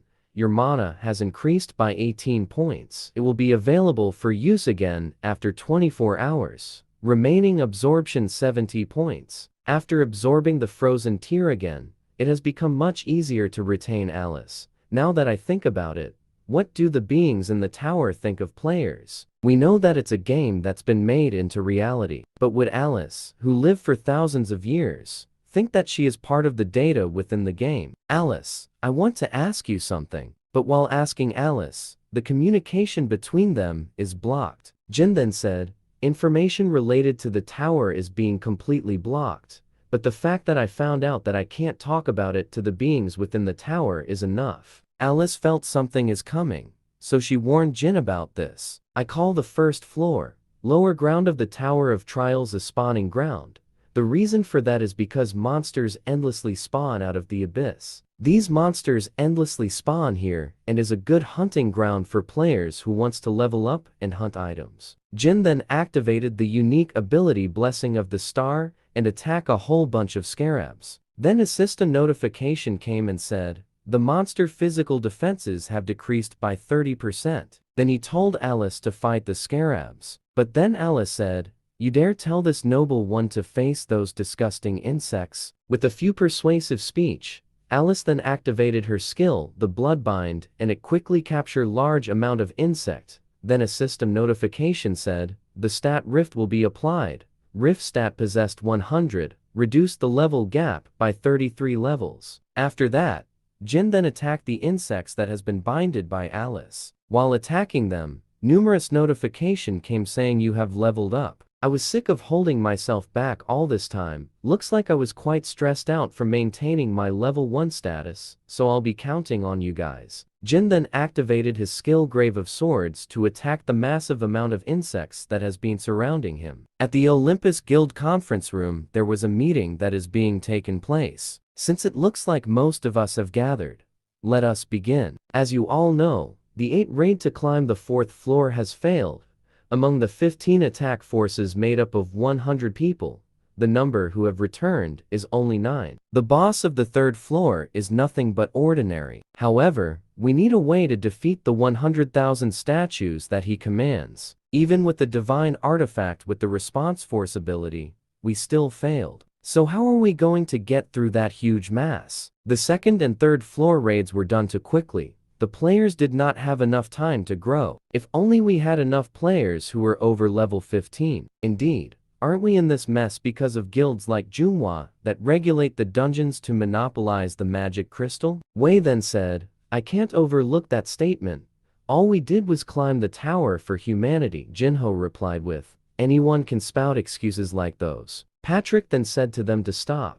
This is not the time to be bickering amongst ourselves. We have gathered here to solve the problem in front of us. Yesterday before daybreak, we received words from the demonic humans. They said they would help us if heeded one of their conditions. Are you suggesting to join forces with them? Those trash are globally wanted criminals. I refuse to work with those vulgar ever. Teresa then mumbled and said, everyone is disgusted by the idea of working with the demonic humans. With the world as it is now, the influence of the large guild surpasses that of the government. With the increased influence, having just a great cause is more important than ever. Therefore, they must be wary of what they say and do. What do you mean, we're trash? You're hurting this trash's feelings. It's good to be prideful, but don't you already know that you can't do anything with your strengths alone? You're all quite hot-blooded, however. You might change your mind after hearing my proposal. Join forces with us. Because we have the power to defeat the 3rd floor's boss. The Demonic Human Association doesn't even have 100 people. How could you possibly be able to penetrate through that army? We just need quantity, right? Then a system notification came and said, the unique ability Gravekeeper of the Black Tomb has been activated. Thanks to the long history of wars, it looks like there are many useful corpses buried around here. As you can see, there are many among the demonic humans who are well versed in necromancy. The special item that can only be produced by obtaining 99 materials, the Staff of Greed. Wei then said, if it's a combination of the famous Staff of Greed and a necromancer, the chances of success in the 3rd boss raid is not non-existent. Maria then said, Wei, what are you saying? Those are evil humans. Jinho then said, we know, Maria. We should be ripping this to pieces right now. However, if they ask for a condition that the public will never know about, I believe it's worth a shot. Teresa then mumbled and said, how did things turn out like this? To think they'd even consider joining hands with the demonic humans, they're out of their minds. Then suddenly Teresa received a video call from Jin. Then Teresa answered the call. Then Jin said, what's with the situation here? The necromancer then said, who are you? Why don't you reveal yourself instead of hiding behind a screen? Everyone in the room is shocked to see Jin, and they said, could that person be the one who cleared the 1st floor ruin? The super rookie who single-handedly cleared the 1st floor ruin. Guilds from all over the world wanted to recruit the super rookie. The super rookie that they were trying so hard to find appeared in front of their eyes. And the ones who tried their best to get in contact with Jin swallowed their spit in happiness due to his sudden appearance. The necromancer then said, how amusing, heard of you as well, the one who cleared the 1st floor ruin. But are you aware that this boss raid is completely different from that place? What can't I do with this many summons? The guild representative were also agreeing. Jin then replied to him with, there's no way you can with that fake staff. Saint's heart and prison uniform wet with holy oil. It's obvious you made it with only those 2 materials, isn't that right? Patrick then asked Jin if he have any evidence regarding his claim. Jin then said, the real Staff of Greed has a red gem embedded under the skull. There's no way you can make the real one with only 3 floors. Look outside. The quality of the summoned skeleton soldiers are too low. Those flimsy soldiers won't even last half a day in the boss room. It's obvious that he's planning to abandon you all after taking some coins and items in the middle of the confusion. The necromancer then said, "You'll regret not taking my offer. I wonder if you can still stay so composed when we meet in person next time. I will be watching you." Then the necromancer vanished. Jin then said to them, "Leave it to me. I'll make sure you won't have to join hands with the demonic humans, as well as gain profit from clearing the tower." Patrick then asked Jin, "Are you saying that you can do it alone? Even if he fails, it gives me an opportunity to recruit him, compared to joining hands with the demonic humans. This has no downsides, and there's no way I can miss this chance." Jin then said to them, "You don't need to give me anything. Please block the entire area so that no other hunters can enter. If you let me go in by myself, then I will not take any rewards." A player that gives up on rewards for his comrades. Just this is enough to gain something that far outclass a down payment. Since I can't antagonize the guilds, I'll just upload after editing the demonic human part a bit. I'm already at level 12, after not even a day in the spawning ground. Things are going much smoother than I expected. We have to get to the end of the underground first floor by today, so hold on tight. Jin then jumped into the hole so that they can get to the end of the first floor. Jin and Alice then landed at the end of the first floor. Then Jin said, "These insects are no match for me. Why don't you just come out yourself? The hound who roams the desert, the great Anubis." The great Anubis is finally out. Anubis then said to Jin, "Since you're the first human to ever come here, I was planning on killing you after some amusement, but you're hastening your own death." Jin then said to Anubis, "I didn't come all the way here to chat. Hurry up and come at me." The absurdity. You're telling me that a divine being like myself to fight the likes of you? Alice then said, "This guy is seriously dangerous. I'll handle this guy somehow. So get out of here." Jin then said to Alice, "Don't worry about me. Just stay there and watch me fight." A system notification then said, "Anubis is activating the unique ability Judgment of Anubis." Anubis then said, "Did you hear about me from that vampire of yours?" Jin then mumbled and said, "The skill is always activated when facing him, the absolute judgment skill. Judgment of Anubis activates once you answer 3 questions. The copy condition is make Anubis' patience run out to destroy the vessel holding his consciousness. If I make his patience run out, I gain the power to ask the most powerful questions in the world. In truth, I can answer by saying anything, regardless of whether it's true or not." That's right. How else should I know about this place? The system notification then said, "The subject has answered your question." Anubis then asked again, "As I thought. Did you come here to take the hive?" Jin then replied with, "It sells for quite the price on the black market." Then I will ask the last question. "Did you think you could get out alive after entering my territory?" Jin then replied with, "If I can't slip out from the likes of you, I might as well just give up on life." The system notification then said, "The required conditions have been fulfilled. Judgment of Anubis has been activated." Anubis then said, "Now I need a proxy for the judgment. This is the warrior who will judge you. What do you think about my brave warrior?" Jin then replied to Anubis and said, "Quite amazing, but this is all I need to defeat it." Anubis then said, "The music of humans?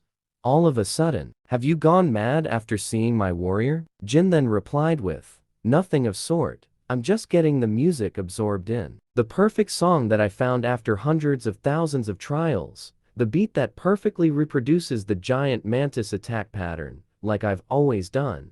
Follow the beat of the music to conduct its attack like a conductor." Anubis then mumbled and said, "He's following the beat of the music to perfectly evade. This is definitely not a coincidence. It's a meticulously calculated move." Jin then uses his skill Grave of Sword to instantly kill the mantis. Anubis then said, "Do you really think that's enough to defeat my warrior? The warrior can instantly generate its body, but it's over for you the moment your stamina runs out." Jin then said to Anubis, "You are right.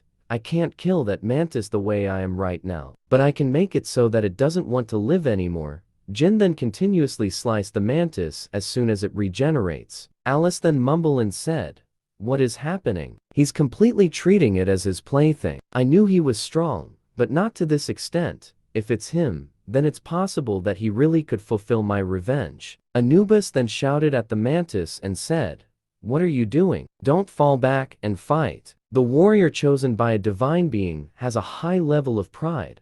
The final blow to completely break the will of a warrior that never thought it could possibly lose is humiliation and provocation. The warrior then kills itself due to being humiliated by Jin, and Anubis is shocked to see this. After defeating the mantis, Jin gains a level and got an item dropped from it. Jin then said, "Would you look at this? You can only see something like this in the middle floor of the tower." The system notification then said, "You have obtained the skill Ice Formation level 1. Jin then said, "What an unexpected reward. This is some powerful skill to have." Anubis then said to Jin, "I will certainly admit that you are no ordinary human, but are you seriously going to fight me with your ice toy of yours?" Jin then replied with, "Fight you? You can't even come fight me, so I don't know what you mean. You're only backseating from the 42nd floor?" Anubis then said, "If that is the case, what is your reason for picking a fight with me then?" Jin then replied to Anubis and said, "The only reason I have is that it's fun fighting you." Upon hearing what Jin said, Anubis became angry and said to Jin, "How dare you use me as your amusement?" Anubis then casted his skill called Hive and ordered the monsters to attack Jin. Jin then attacked the monsters with his Ice Formation skill that he recently got and said, "I guess this won't make even a dent." Jin then casted both his Ice and Fire skill and combined them together to make another skill. Then all of a sudden a massive bright light was seen and a system notification came in and said that the combination of the skill was successful. Jin then releases a wide array of white light that hits the monster that surround him, and they were killed in one swoop. The daylight skill is such a powerful skill that is specially used when there are large amount of enemies that you are facing. Anubis then mumbled and said, "It looks like I need to change plan for this human." Anubis then casted his skill subject selection. Then a monster answered to the call of Anubis. Then it quickly attacked Jin. Jin easily defeated the monster that was summoned, but the problem is that it quickly regenerate then multiply itself upon being defeated. Anubis then said, "The subject who were selected will not die, but keep proliferating, no matter how strong your skills are, so defeating it is pointless." Jin then took a pill from his inventory. This pill can enlarge the size of the subject by 10 folds, infinitely proliferating without dying. This broken trait will plunge the opponent into despair.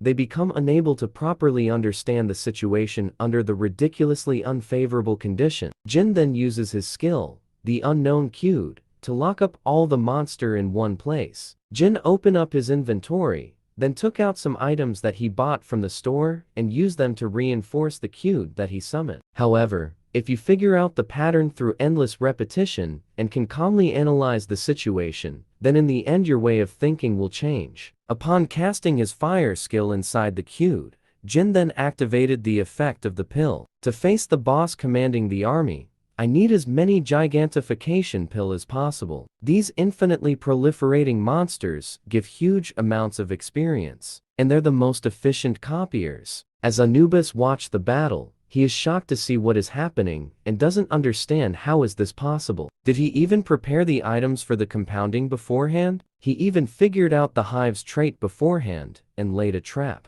I'm sure of it. He provoked me while aiming for this from the start. Anubis is so angered by what he saw, so he decided to destroy the beehive so that Jin will stop receiving any experience and level up any further. Jin then said to Anubis, "What are you doing? I was enjoying the show. A mere human dares to humiliate me? I cannot let this happen. How dare a mere human mocks me?"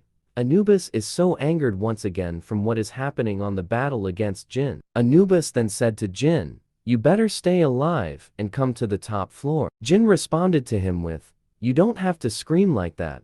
I'm going to your room and beat you there. And when that day comes, I will enact judgment on your disrespect, human." Then the statue that Anubis is using as a medium was destroyed. Then the system said, "The condition has been fulfilled." Judgment of Anubis. This ability can only be used once on the same person. If abused, you will incur the wrath of the ancient Egyptian gods. The ancient Egyptian gods are standing to show their interest in you, A few of them are expressing intense hostility towards you. Jin then said, seriously, the gods of this place are so narrow-minded. Jin then opened up his status window and said, it's my first time growing this much in this place. Since I don't know what will happen in the future, I will have to distribute my stats evenly. Chun then called Jin and said, where are you right now? Is it somewhere I don't know? Jin replied to him with, it's none of your business. Why did you call? I have a proposal to you. In 24 hours, the Awakened Association will be hosting a martial arts tournament, and the players who are AA in rank and up are scheduled to participate. Jin wonders and replied to him with, in this situation where the third floor boss raid keeps failing, the Awakened Association is holding a martial arts tournament. Hun then said to Jin, participate in this tournament and have another battle with me. Jin replied to him with, why should I do that? I don't want to waste my precious time on you. Chin then said to him, you won't be able to refuse me, because I have a black market ticket. A black market is different from the coin exchange that players use. It is a secret auction place that sells items through auctions with real money, that only a select few members can enter. So auction houses like these have formed.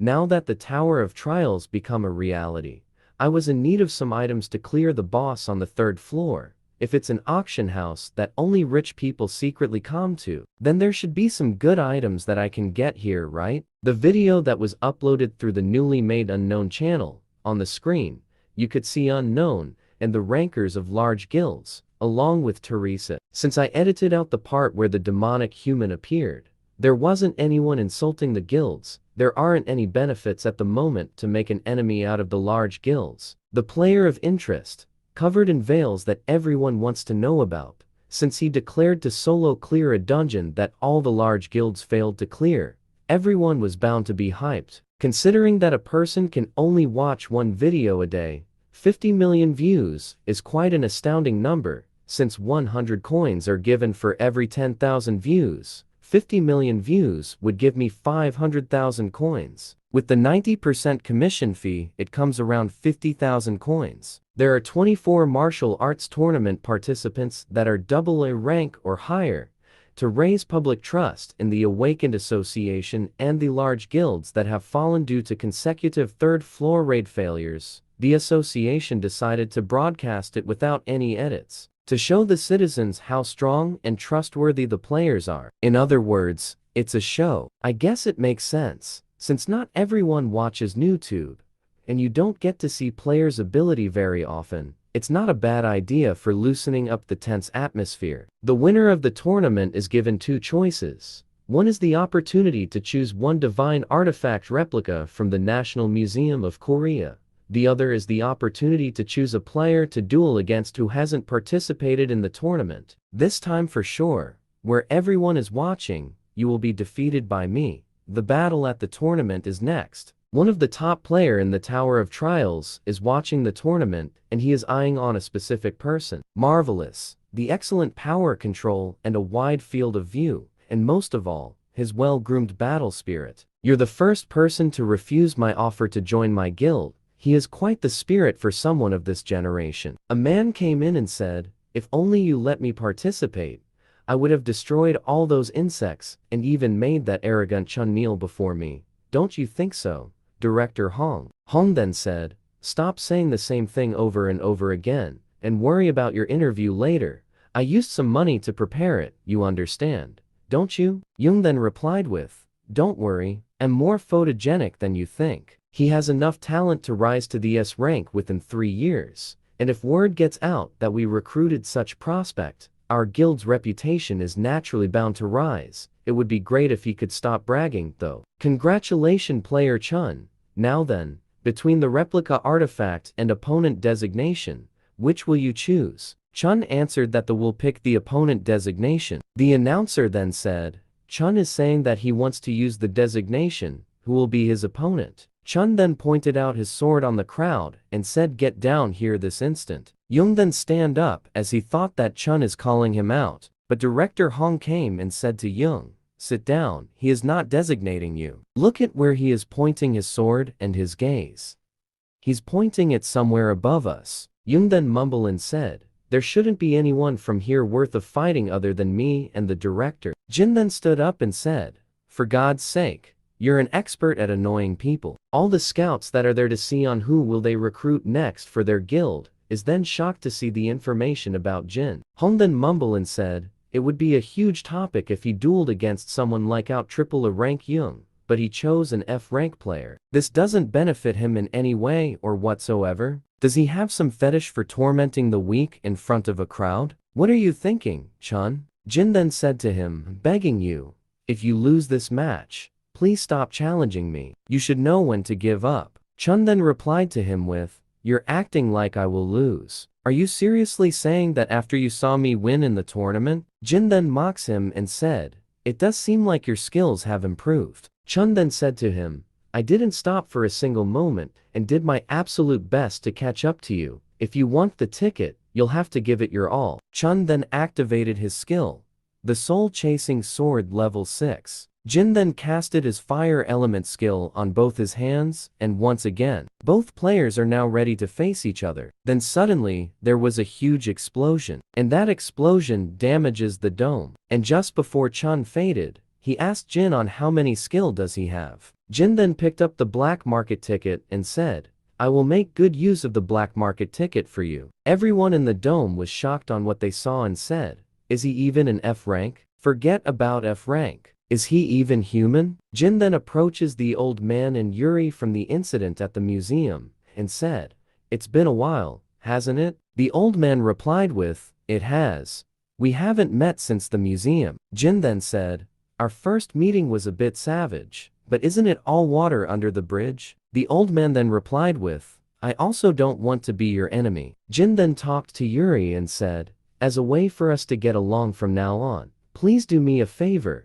Please give me your number. You can refuse if you want to. Of course, that's only possible if you can handle the consequences." Yoon then went to the stadium and said, "What a surprise. I thought you'd get floored since you're an F rank.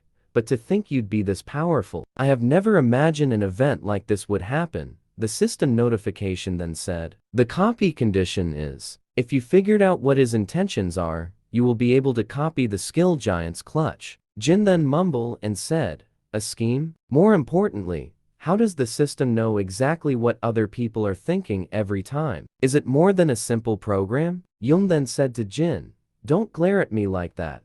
I didn't come here to fight. It's simple. As a person who works in the same business, I will be seeing you quite often. And as a colleague who will be working together with you from now on, I will be in your care." Jin then activated his Eye of Truth to check if Yoon is telling the truth.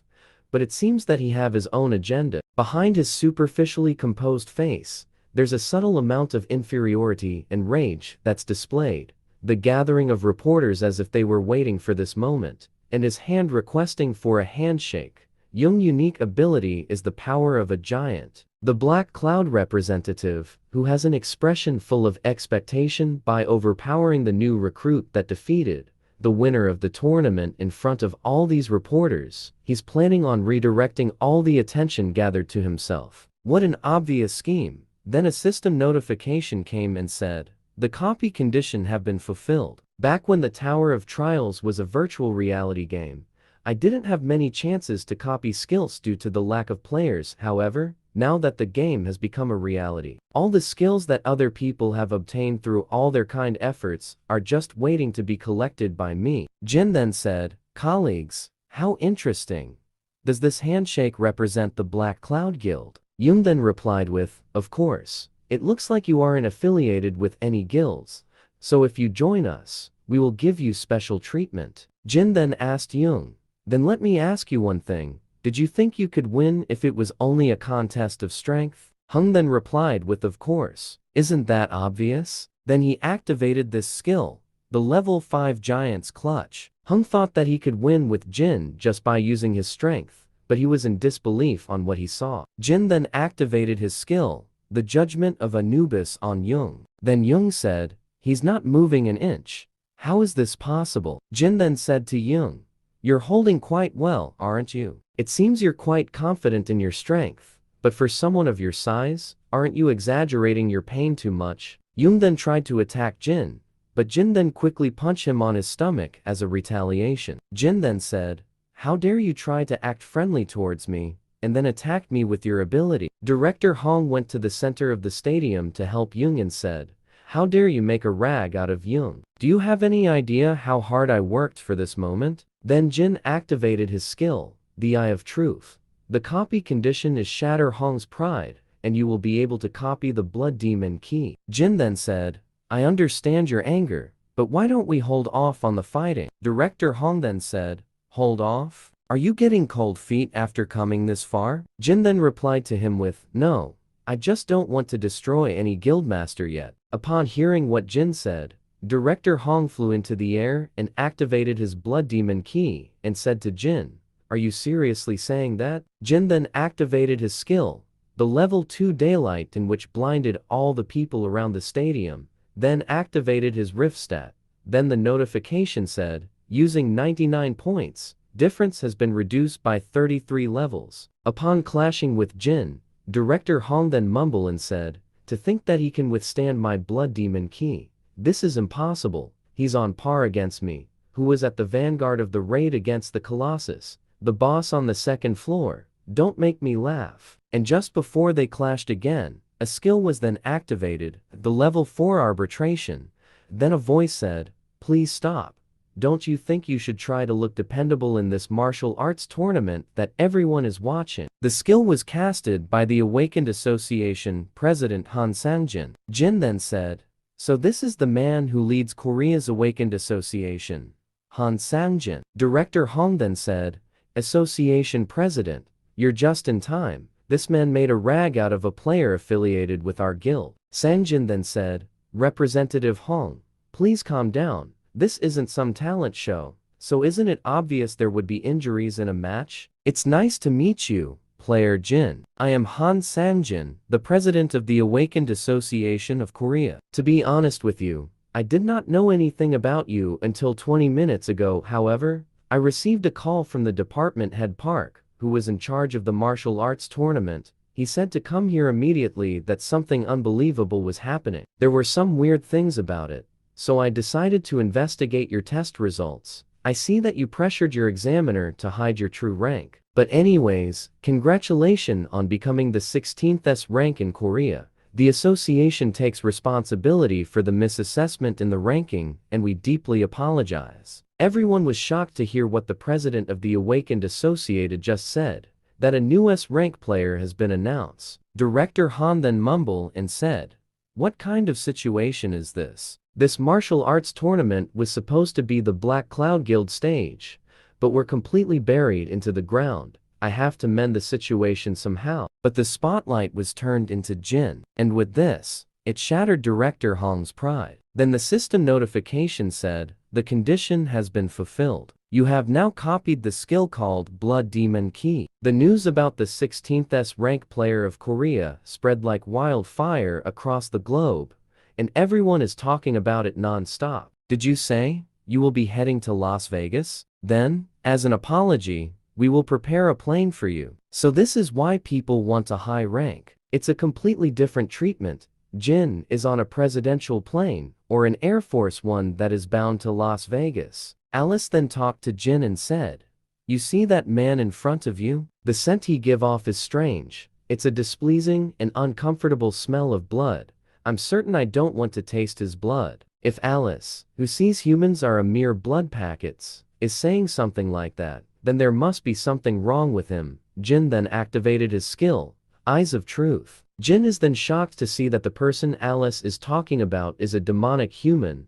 Then a system notification said, "The copy condition is reached the maximum affinity with the subject by applying to the demonic human association." To think that man is one of the demonic humans. I can't believe he's putting on an act with such a calm look on his face. Could you be the player Jin? Aren't you the person who was recently assessed as the 16th S rank in Korea? This can't be coincidence. He definitely got on the same plane as me on purpose. I guess the large guilds aren't the only ones who are taking interest in me after the S rank announcement. Jin then replied to him and said, "Yes, I was reassessed as an S rank not too long ago." Alex then said, "I thought so. I saw the martial tournament coverage." What a surprise. Please excuse my manners. I am Alex Judrow. It must be fate for us to meet like this. Shall we have a drink? There's nothing like alcohol to pass the time during such a long flight. He told me all kind of stories as he pulled out some high-quality cognac. His story about how his cosmetics business has been booming, and the kinds of hardships he faced after the Tower of Trials appeared. I wonder if this demonic human, who's trying his hardest to tell me who he is, knows the fact that I already know who he really is. To be honest, the reason I went to Korea wasn't because of my cosmetics business, it was to expand my business related to the Awaken. I thought I'd give it a go, considering the change in times. But there's a slight problem. Are you aware of the recent player who had been going around wearing a mask? I saw him declaring that he will clear the boss on the 3rd floor. Do you have some sort of relationship with him? To be honest, we were going to participate in the 3rd floor raid, but we've gotten into a difficult situation because he is stopping our efforts so strongly. Though he says it's to protect his comrade, he told us not to bother him, since he has something to do alone. So the point is, if you come to the 3rd floor boss room with us, you will be a great help to us. Since an S rank are given the right to act on their own, no one will be able to touch you. Moreover, you will be able to obtain a hidden item from the 3rd floor boss room. Jin then mumbled and said, in a situation where the large guilds have promised Unknown a solo raid, and since they will be strictly restricting any entry into the 3rd floor boss room, they're trying to enter this way. But isn't this a bit too much for a request? I've only just became an S rank, but aren't you basically telling me to go against the large guilds already? Jin, I am an entrepreneur. The harsher the demand, the more rewarding the payment you will receive in exchange. I wonder if you've heard of this. The potion of legends that can cure any disease, and even heal a destroyed heart, is an elixir. Jin then mumbled and said, why does the demonic association have something so rare? Anyone would desire such an item, and I will give you that elixir as an advance payment. If you would just sign this contract. Then a notification came saying Alex has activated the level 6 contract of the dead. Jin then mumbled and said, the contract of the dead. Just from its looks, it is no different from an ordinary contract. However, it's a contract where if you breach the conditions, death will come to you. However, there's nothing to worry about as long as I don't sign it. I apologize, but I can't sign this. I'm the cautious type. So making enemy out of the large guilds is a bit troublesome. So even this won't satisfy you? How unfortunate. I had high hopes for you. Then let us forget about the deal with the elixir. Though I am the cautious type, I am also the greedy type who needs to have everything that I want. Alex then said, what are you talking about? Then suddenly, there was a turbulence on the airplane. What is he trying to do by pulling out much mana? Is this crazy son of a gun planning on crashing this plane if need be? Then the captain said, this is an announcement for all passenger in the cabin. The plane is currently experiencing sudden turbulence. We ask all passenger to get back to their seat. You heard the announcement, right? I should get back to my seat. Alex then said, did you know from the start where I'm affiliated? Jin then replied with, I had a rough idea. You are pretty good at acting. You do well not to irritate us too much. We will demand you to pay the price for this matter, no matter what. Don't make me laugh. That's an obvious lie. You're on the same side as Unknown when you were the ones who were humiliated during the Olympus meeting. What the? How does he know that? Is this guy actually close with Unknown? He might be bluffing. The large guilds may have shared some information since he just became an S rank. Who knows? I might give you some information about him if you're nice. I will see you later. The plane is about to land. Jin then calls out the memory of the world, then fused the eyes of truth and the blood demon key and created the skill Eye of Gluttony. The Eye of Gluttony is a powerful skill that is immune to all barriers, and the view sharing and mind reading can only be used on targets of lower level than yourself. I was going to fuse it with the more stable spirit type ability in the future, but it can't be helped, since I need it right now. Jin is now at the secret location on where the auction for the black market is going to happen. Jin is then greeted by one of the demonic humans and said, it's nice to meet you. My name is Julius Cedric. You must have a vague idea, but as you can see, I am this idiot's master. So he called over his master in that short time, but it looks like he has received quite a beating. probably because he got an elixir taken from him without getting any results. Jin then activated his skill, the Eye of Gluttony, and checked the information of Julius Cedric. As expected, he has a marvelous stats. To think he even has a unique ability with good synergy for a necromancer. It's an ability that is longed for, since it can be used to manipulate many summons with little mana. Then a system notification said, the copy condition is, if you complete his black magic education and receive an A+, you can copy his unique ability or one of his skills. Jin then said, what kind of copy condition is this thing? The system is getting crazier and crazier. Jin then said, I received something quite valuable from your disciple, and it was quite a nice flight. Julius then said to him, I am very relieved to hear that. Julius then said, about that, I've come to ask for the information that was asked of you before. Jin replied with, are you talking about unknown? Julius then said, yes, it is something very important to us. Since we've come to such a nice place, let's discuss that some other time. Julius then said to him, unfortunately, there is no other time. We must take care of this as soon as possible. Jin then said to Julius, missed the part where that's my problem. And so, the black market auction has started that promised some extraordinary items that came from the Tower of Trials. The first item is a meteorite that landed in the state of Arizona. It said that it's been emitting powerful mana ever since the Tower of Trials appeared. We will start from $100,000. There are currently no artisans who can work with meteoric iron at the moment. In other words, right now, when there's currently no one knows how to use it, is the best time to buy it cheap.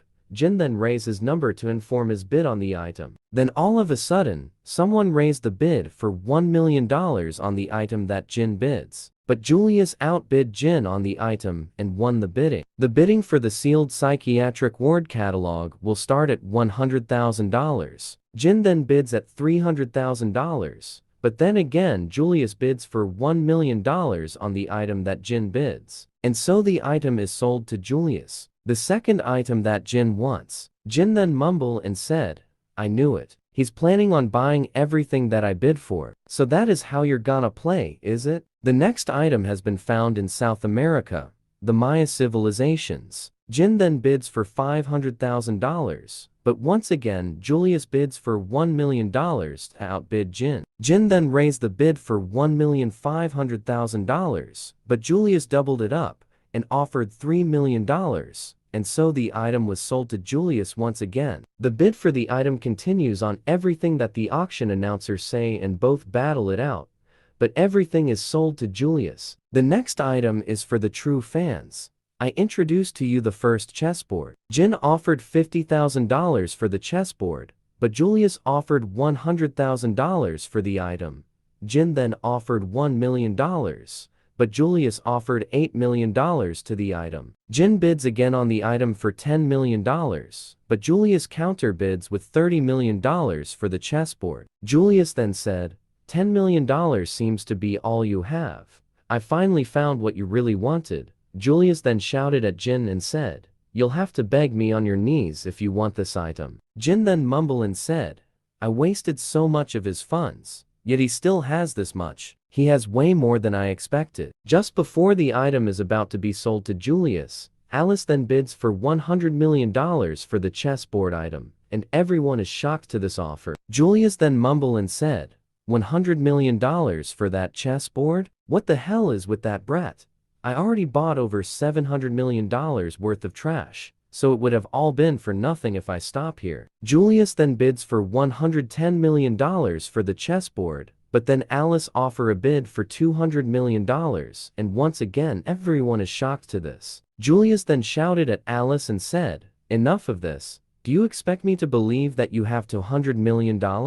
Don't make me laugh. The auction announcer then said, young lady, it's not that I'm doubting you, but can you provide proof of your balance? Alice then summoned all her wealth, in which includes gold coins, massive amount of chest, and different valuable items that can only be seen within the Tower of Trials. An auction item validator came to Alice and checks her wealth and said, this crown alone is easily worth over $500 million.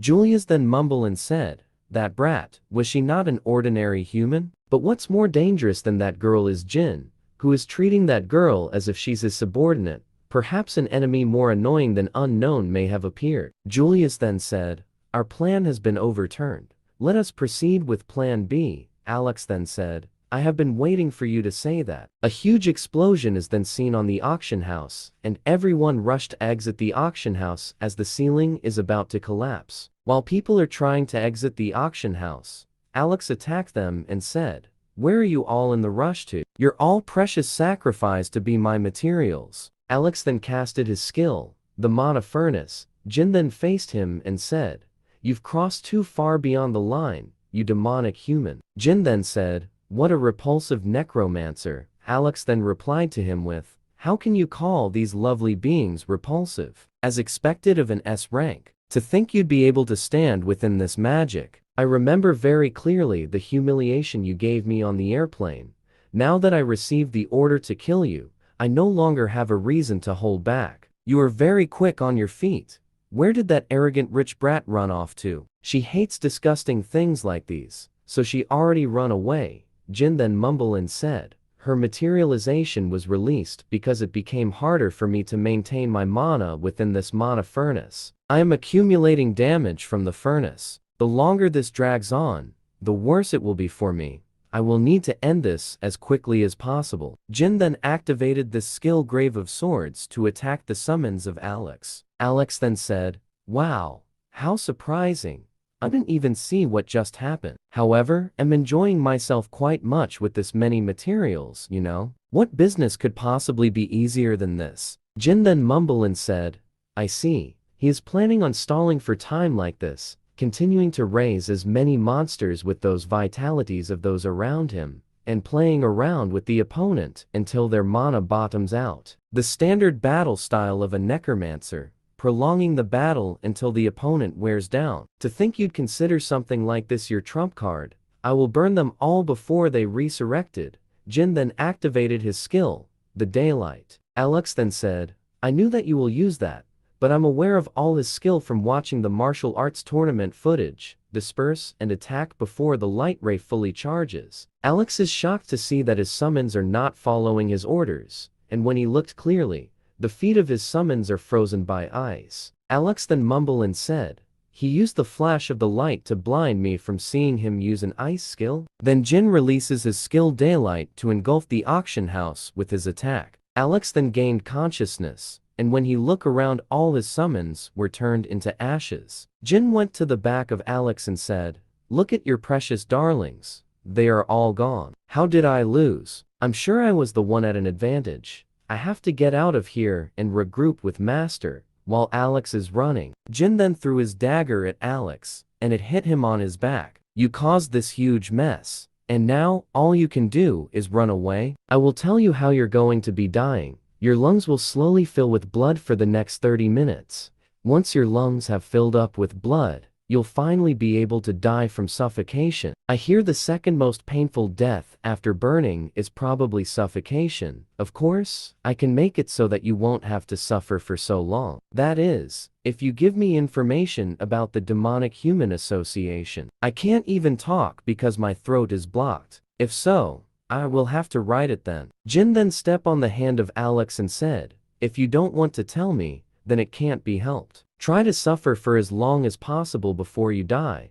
That is the payment for all the lives you took this day." Jin then saw the items that was about to be auctioned, but since there was an attack on the auction house, it was left there. Jin then said, "I can make quite a large subspace inventory with these items." Jin then combined both items to create a new item, and so Jin is able to create a massive subspace inventory from combining both items. Our scene is now on the Tower of Trials, 3rd floor, Church of Hatred. "Why are the security system here so dang annoying?" Melina then said, "Is there really a need to do this every time?" The guy then said, "Stop complaining, Melina. I'm already in a bad mood because of that moron Alex." Melina then said, "You're in a bad mood? Why do I have to give a dang about what mood you're in?" The guy then said, You should if you don't want to die. Leave it at that, you two. Aren't you comrades who've spent the last 10 years hanging between life and death together? Why are you always trying to kill each other? The reason why I summoned you here is because a new person of interest named Jin has appeared. This Jin guy must have played this game a lot too,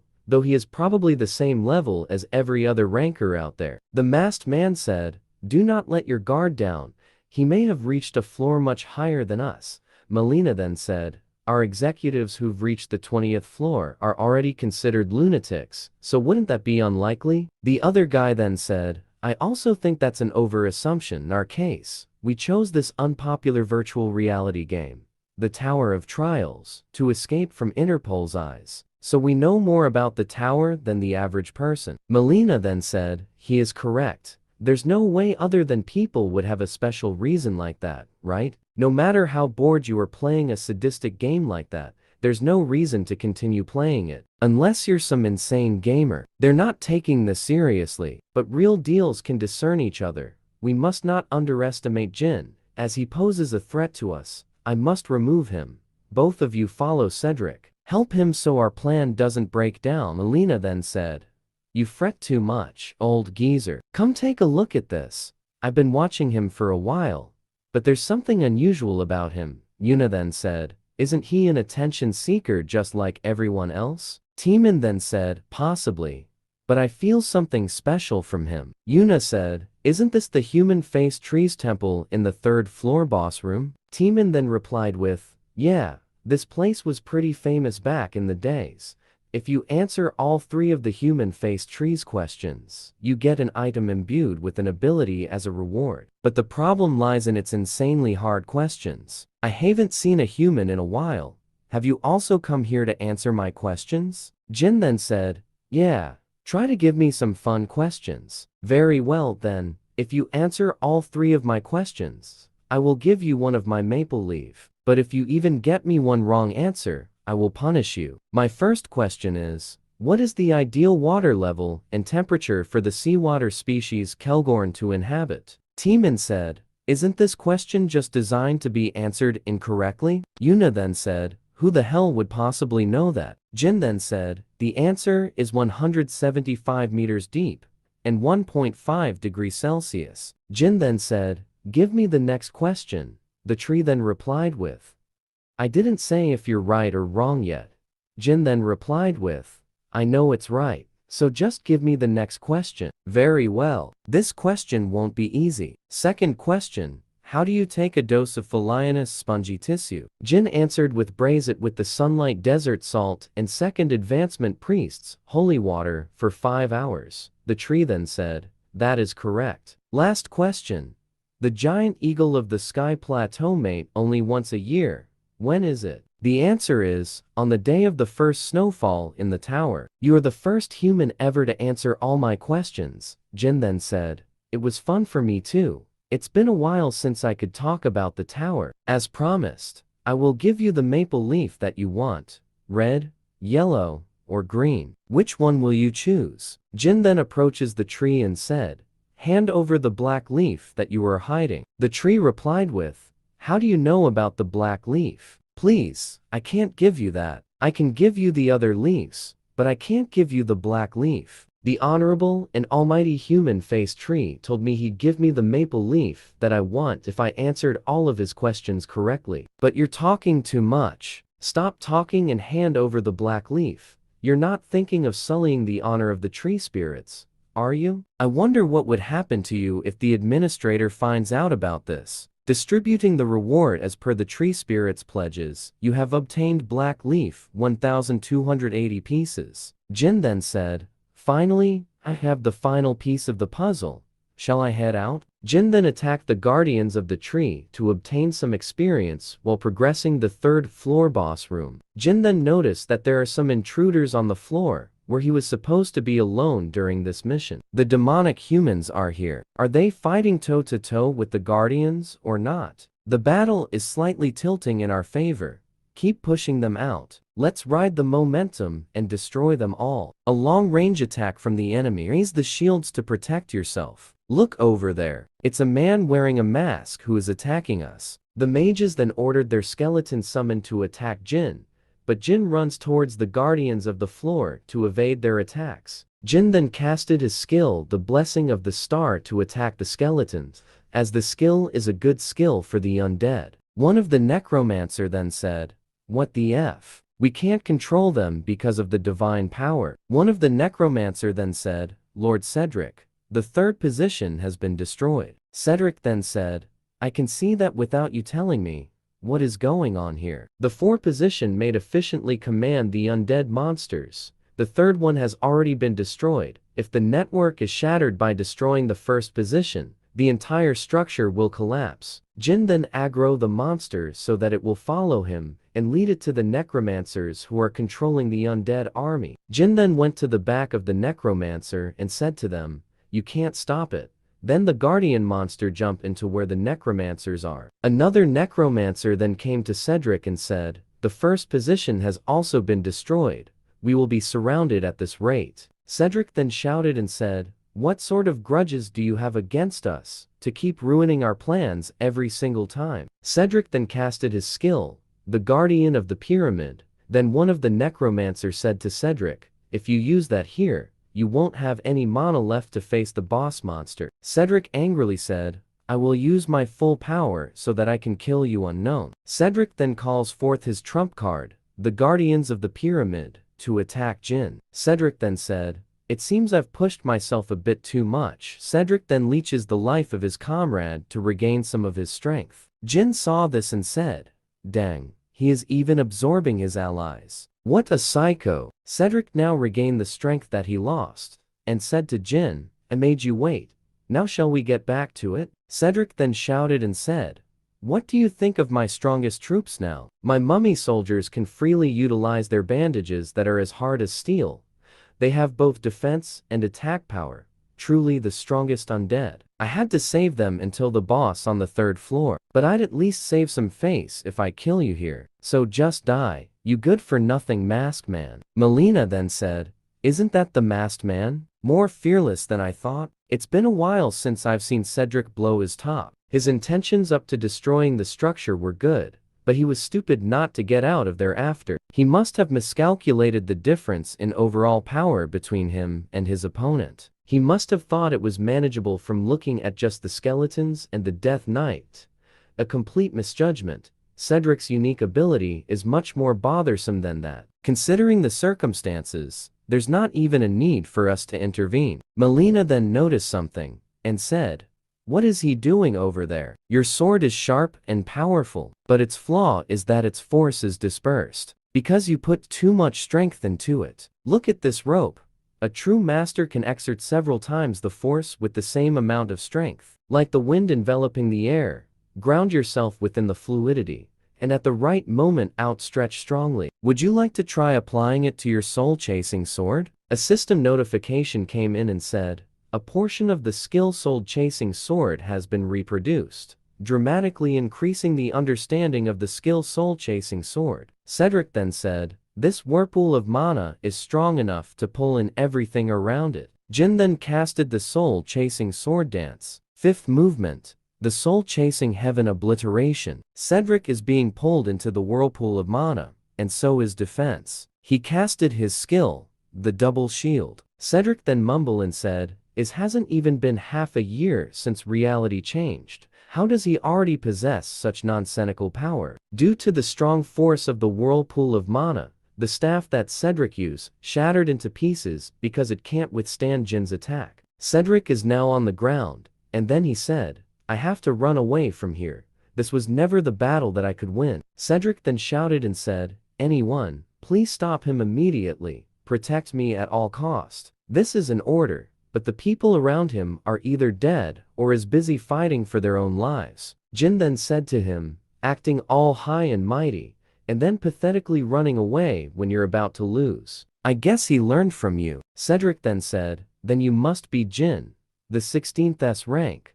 How could I not know this?" Jin then said to Cedric, "Send my greetings to your disciple as part of your reward for joining my raid." Jin then casted his fire element skill and said to Cedric, "I will send you to him, since he's probably bored on his own." While walking on the stair that leads to the boss room, Jin said. It sure is difficult to digest the soul-chasing heaven obliteration so suddenly at this level. I may have pushed myself a bit, but it'd be a huge loss not to come here right now. But I'll push myself a little longer. A shield flew all the way over here. I used to play a lot with the shield back in the day. How nostalgic. Jin is now facing the guardians of the temple. 4 heavenly kings. The 4 heavenly kings attacked Jin, but he was able to fend off the attack using the shield. And he said, I love that you guys are silent. Jin then dodges their combined attacks and quickly counter-attack them using his normal attack. Jin then said to the 4 heavenly kings to spit out the key already, as he is tired attacking them. Suddenly, 2 of the heavenly kings falls down, and Jin attacked them with his shield and said, give me the key now, or they will turn into dust. One of the heavenly kings then summoned the key that Jin is looking for. Then a system notification came in and said, the key that leads to the main room is reacting. The being beyond the gate is responding to the call. Jin then said, dang, he was more determined than I thought. He is calling out his big bro right off the bat. A system notification came in and said, the named monster 1,000-armed and 1,000-eyed Avalokitesvara is manifesting. It has been a while since the 4 heavenly kings summoned me. To think there was a human among the invaders who could pose a threat to even the key within the stone pagoda. This is nothing. I'm gonna be slaying the boss on this floor too. What an impudent human. I will acknowledge your bravery, if not anything else. Jin then said, you must think I'm joking. As you can see, I am tired. So let's end this. The boss monster then said, I would like to chat with you a little longer, but I guess our intentions are not mutual. Jin then replied with, I am not chit-chatting into statues. The boss monster then said, every second is a gift. What a foolish young man you are. Savor this moment then. You will long for this moment when you're on the brink of death. The boss monster then attacked Jin with a ray attack, but Jin uses his shield to deflect the attack that the boss monster gave. Jin then mumbled and said, as I thought, its power is overwhelming. Even redirecting it makes my body feel like it's about to shatter into pieces. But I have to endure it. I only have one chance. The boss monster then said, to think that you can react to a sonic attack. I commend you for that. You're raising my interest in you more and more. Jin then casted his skill Ice Formation to create a wall of ice that could protect him from the attack of the boss monster. As the wall of ice was shattered from the attack, the surrounding were engulfed with fog, and then the boss monster said, so you use some filthy witchcraft. Jin then throw away his shield towards the boss monster, but the boss monster is able to catch it and said, how stupid, young man. Such a shallow trick. The boss monster then looked at one of his shoulder and saw that there was a dagger in it. Then Jin said, you rotten boss monster, 2 shallow tricks in a row. The boss monster then said, what did you do? Something like poison shouldn't work on me. It is called the Demon Blood Key. It can deal continuous amount of damage. Once I hit even 1 injury to the enemy. The boss monster then said, it matters not. Such a petty trick will not work a second time. And what will you do from taking merely 1 arm from me? Yeah, taking a single arm from you is nothing if I want to kill you.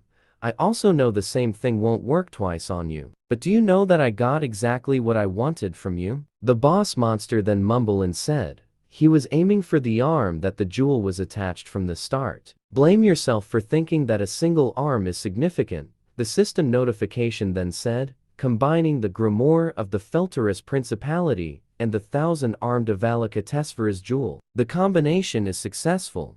You have obtained the Lemmageton of the Golden Dawn. After the combination, Jin then casted his skill Eye of Gluttony. The copy condition is, mock the opponent for 5 minutes using ice magic and create a large and beautiful sculpture for him. However, an appropriate song and appropriate attire must accompany the fulfillment of the condition. Jin then said, I'm not seeing this wrong, am I? A song and a sculpture? The system is really growing more and more insane by the minute. No matter how eccentric the condition is, I can't give this up. This is the only place where I can obtain the mandala beneath the 25th floor. After all, young man, what do you think you're doing? I'm begging you, please don't ask anything from here on out. I really look stupid with this, and I freaking hate it. The boss monster is so furious and said, How dare you play around in front of me? The boss monster then activated his mandala and said, I will let you experience pain worth 1,000,000 samsaras. Jin then casted his skill, the Glacier Formation, to create a huge block of ice. The Glacier Formation was able to block the attack of the boss monster. Jin then said, the advanced version of Ice Formation sure is amazing. The two agents from the Demonic Human Association watches the fight between Jin and the boss monster, and they are amazed by it. Melina said, he turned on the music all of a sudden, and is fighting the 1,000-armed Avalokitesvara. I also can't believe he advanced his ice magic to this extent already. Why is he wearing a wig out of nowhere? It looks like a consumable wig from the coin exchange. The Cyclops guy mumbled and said, what an unpredictable guy. To think that Unknown would challenge the 1,000-armed Avalokitesvara right after killing Cedric. The overwhelming force of the boss monster that you can barely handle alone after getting past the 10th floor. He's truly worth being called the second boss of the 3rd floor. But that guy who's facing such a thing head-on has gone well beyond the realm of humans. Let's give up, Lee. We can't do this ourselves. We need the support from at least an executive. Lee then said, if we do that, the position we rose to after all this time will come crumbling down all at once. Melina then said, then what? You wanna die just cause you wanna keep your position? Lee then said, I think it's time to use this item. Jin then said, would you look at that? Looks like Cedric wasn't the only one sent by the demonic humans. The boss monster then said, how dare you look away from me, young man? Jin then casted his fire element and said, sorry about that. I got a bit distracted fixing my hair. Jin then once again casted his Glacier Formation and attacked the boss monster and said, thanks to you I'm feeling some tension. Both of them exchange attack from time to time, and the battle between them is getting fierce. The boss monster then activated his skill, Inescapable Lattice, to trap Jin. Then the boss monster said, is defending all you can do? Where did your confidence from earlier go? The boss monster then released several attacks from all his hands. The ray of light that the boss monster unleashed bounces off inside the dome randomly, but Jin casted his skill, the Glacier Formation, to protect himself from the ray of light. The Glacier Formation is indeed a powerful skill because it can withstand the ray of light of the boss monster. The boss monster then said, a pointless resistance. No matter what you do, you can't win against me. The boss monster then casted his skill called Displeasure to shrink the dome and squeeze Jin inside the dome. Then, the boss monster summoned his swastika spear and plans to strike Jin while he is inside the dome. The boss monster then smashes the Glacier Formation of Jin and it shattered into pieces. Then Jin suddenly said, such a petty trick won't work a second time. Was it? Jin then came out of nowhere and flew into the boss monster to attack it. Jin then casted his glacial prison and traps the boss monster with it. Do you know how much your hate for my ice magic saddens me? How can someone said to have attained nirvana through self-discipline be so prejudiced? There's nothing better than shock treatment for such an obsession. You dang human. I will make you suffer endless pain in the Avicii. I will make you reincarnate into a bug 1,000 times more over. A system notification came in and said,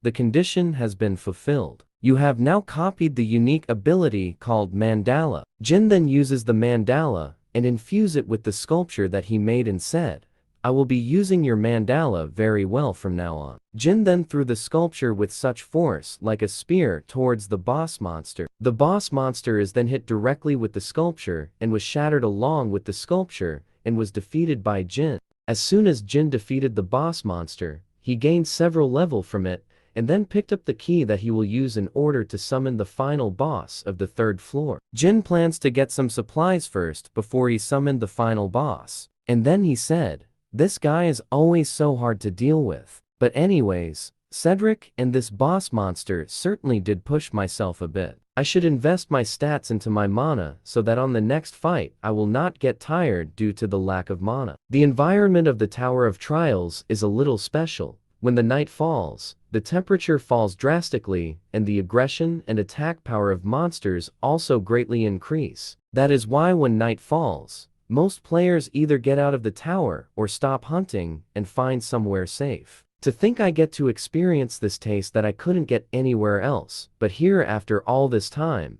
I should copy some cooking-related skill next. But then Jin noticed that someone is coming towards him. Melina then said, "We also have to spend the night, so can we stay with you until the sun comes up?" Lee followed up with, "We should have left before the night fell, but we couldn't." Jin then replied to them with, "Sure, have a sit, and also have prepared a lot of food. Have some of it, and feel free to eat as much as you want." Lee then said, "I appreciate your goodwill, but we try not to eat food offered by anyone we don't know, especially if that person is hiding his face." Jin replied to him with, "Are you bothered by the mask?" Lee said, "Isn't it obvious? You must be wearing a mask because you have something to hide." Jin said, "Something to hide, huh? If you're really that bothered by it, I can take it off for you. But since it would be boring to just take it off, let's play a simple game. We must have a lot of questions for each other, so let's take turns to ask each other 3 questions.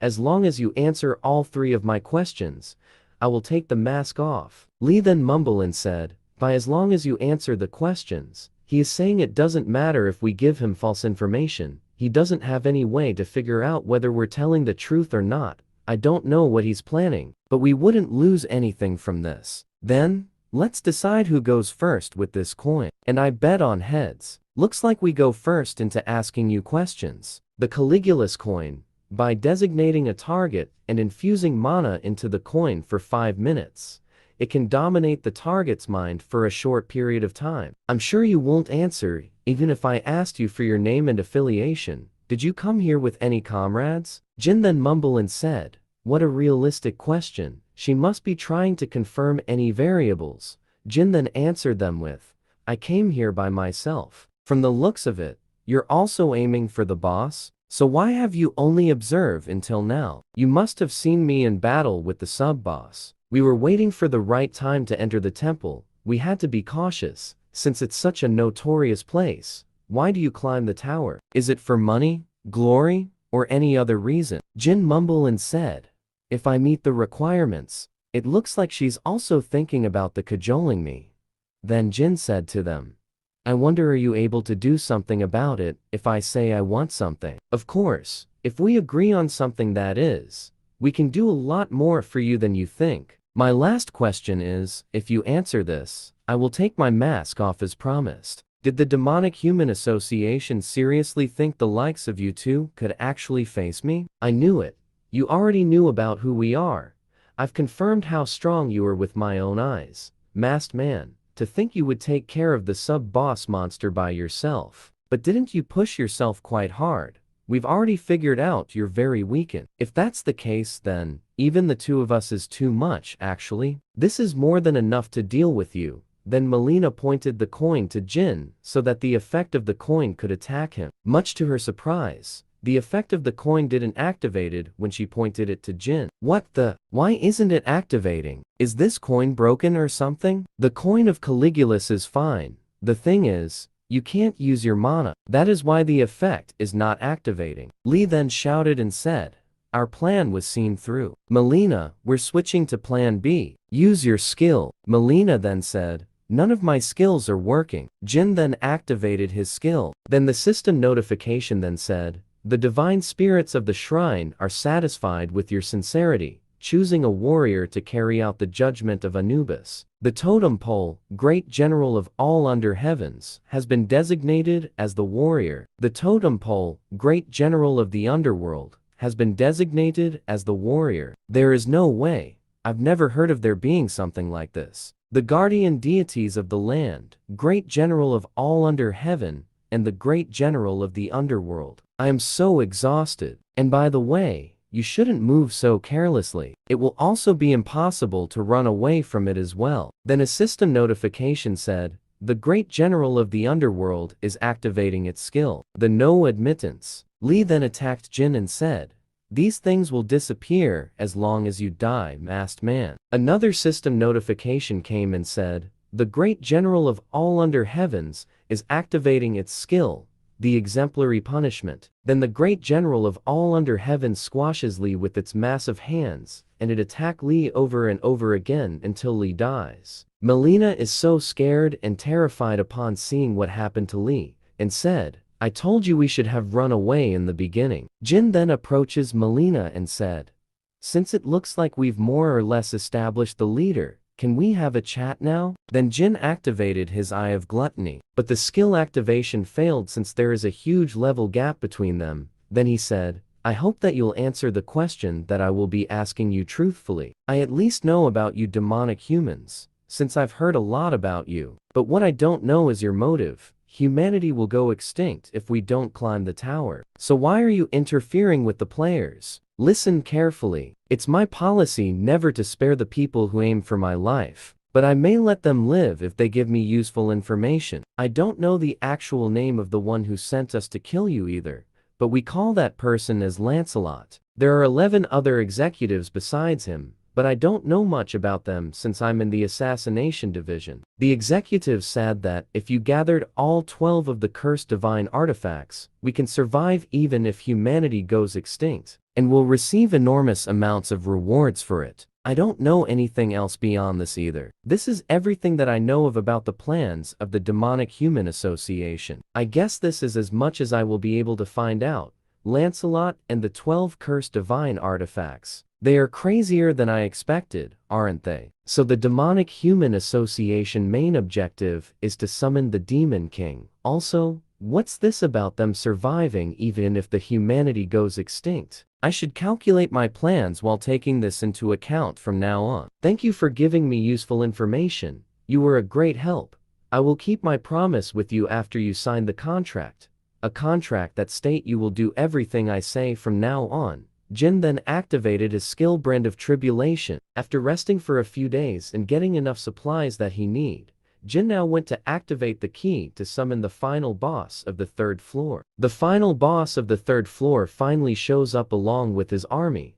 Jin then activated his skill Eye of Gluttony to check the information about the final boss. The system notification then said, copying the abilities or skills is impossible due to the level difference. Although countless humans have challenged my army so far, you're the first to call me using the key. But where is your army? Mohan have 100,000 stone statues. Soldiers along with him. Jin then summoned the first chessboard. Then the system notification then said, activating the first chessboard, summoning the 2,851 mana-infused chess pieces. What an original idea. Certainly, you would be able to act as one-man army with those. But what can you possibly do with those little things? Jin then replied with, wait, I am not done yet, you will see soon enough. The system notification then said, using 2,581 gigantification pill on 2,581 mana-infused chess pieces. I must admit that you're not like the other humans who came before you.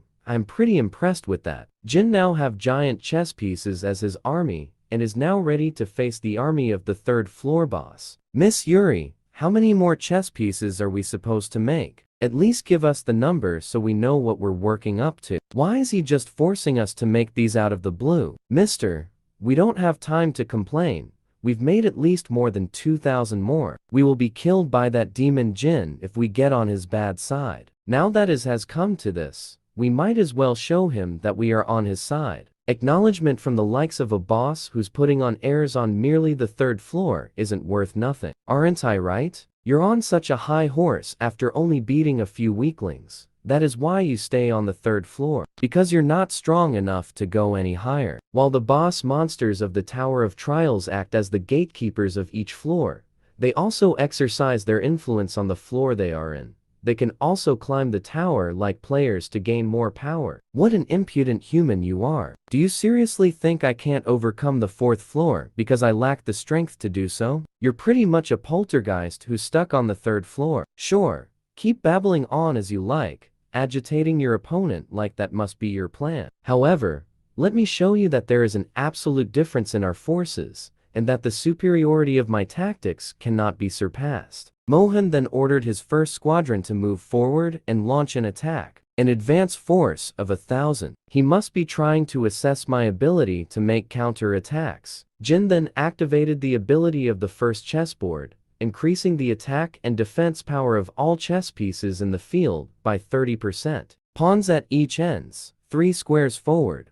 All forces in the first row, prepare a line of defense. Jin's army move according to his command and took their place on the battlefield. Pawn chess pieces are activating their skill, the iron perseverance, and so both armies clashes at each other. And then he ordered his rook to activate their skill, the arrow barrage. Then the arrows hit the soldiers who are on the front lines, but some of them were able to defend themselves using their shields. Then the bishops activated their skill, the flame strike. The flame strike is a tornado of fire that wreaked havoc on the battlefield. He annihilated the advance force of 1,000 units. Not bad at all. Second squadron and third squadron move forward. 100 knights chess pieces turn the enemy's flank. Knight chess pieces are activating wedge formation, increasing collision damage by 200% upon impact. Jin then said, "We will break through them in a flash. Follow me." Jin then clashes with the enemy's army, who are not expecting them to be attacked from their flank. He is quite adept as a commander. Flawless transitions between attacking and defending and accurate timing of commands. However, what is that opening he left on their flank? It looks too good to be true. Just like a poisoned apple. Muhan is activating his skill called weakness detection, so I can defeat them instantly, as long as I can destroy the crown. How daring! I was wondering why he made a blunder that not even novices would make. It turns out that isn't the case. He was telling me to enter if I dared to. There are around 3,000 of them, including the 15 meters units. I knew he would aim for the headquarters as soon as I left. Ignore them. The enemy's defense is 3,000 units weaker. I'm already aware that this is a trap to draw me into attacking the crown by leaving a gap in your defenses on purpose. Muhan's army fought the army of Jin and is able to get close to Alice as the queen of Jin's army. So you've managed to crawl all the way here.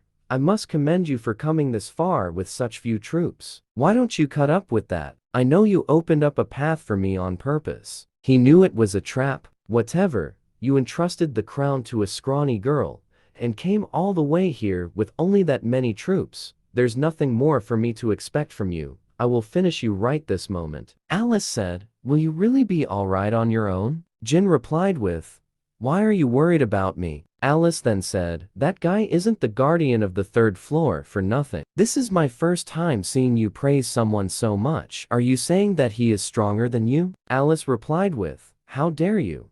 Are you comparing this high noble of the night to those stoneheads?" The stone giants then attack Alice. Then Alice activated her skill, the blood spear, to counter-attack the stone giants. While attacking the stone giants, Alice said, "How dare you try to lay your hands on my head? You don't have the right to touch a noble like me." Alice then activated her skill, the blood explosion, and attacked the whole army of stone giants that is surrounding her. What? How is this possible? How can such a feeble girl possess such power? Your biggest blunder was letting me get this close while assuming with certainty that your advanced troops could defeat the queen. Jin then activated his blood demon key. Then the black leaf reacted to the blood demon key while it is forged into the weapon of Jin, and it created a new attribute for the weapon. The mental breakdown deals continuous decayed damage, and the attacked target will not be able to distinguish friends from enemies. Jin then throws his weapon in the air across the enemy's army. While in the air, the weapon releases a dust-like sparkle that landed on some of the enemy's army. The sparkle then affected the enemy's army with the mental breakdown status. Then the whole army of Muhan is in chaos and relentlessly attack anything who is around them,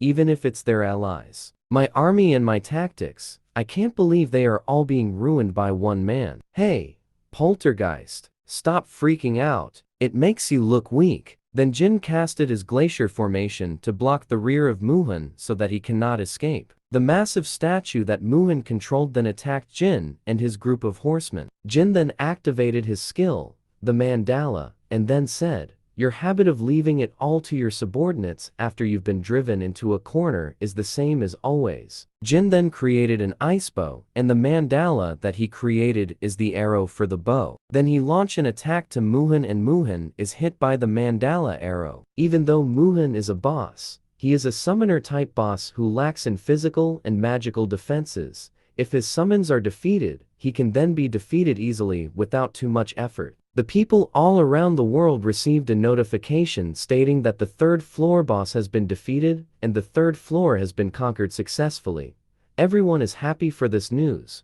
Another 90 days is being counted down in order to defeat the 4th floor boss. After the fight, Jin then gains several more levels from defeating the boss monster. Then he said, I can put all my stats into mana for the next boss. Let's go get my rewards. The treasure that you can earn from killing a boss monster can be distinguished by their colors. The ones you can get from the 10th floor and below are all red, the lowest rank. But an orange rank box appeared, but it must be thanks to the effect of Monopoly, where I can get the best reward possible if I hunt alone. You have acquired pink diamond, top priority ticket, squishy grain, natural water, solar seed, and fire-spitting snail. The eclipse stone. Isn't the effect of Monopoly way too insane? In case you guys forgot, what is the Monopoly skill is? It is a skill that provides the best maximum reward that you can get when you defeat a monster without any help from others or including a party. With this, I might be able to score really big when I conquer the 4th floor boss too.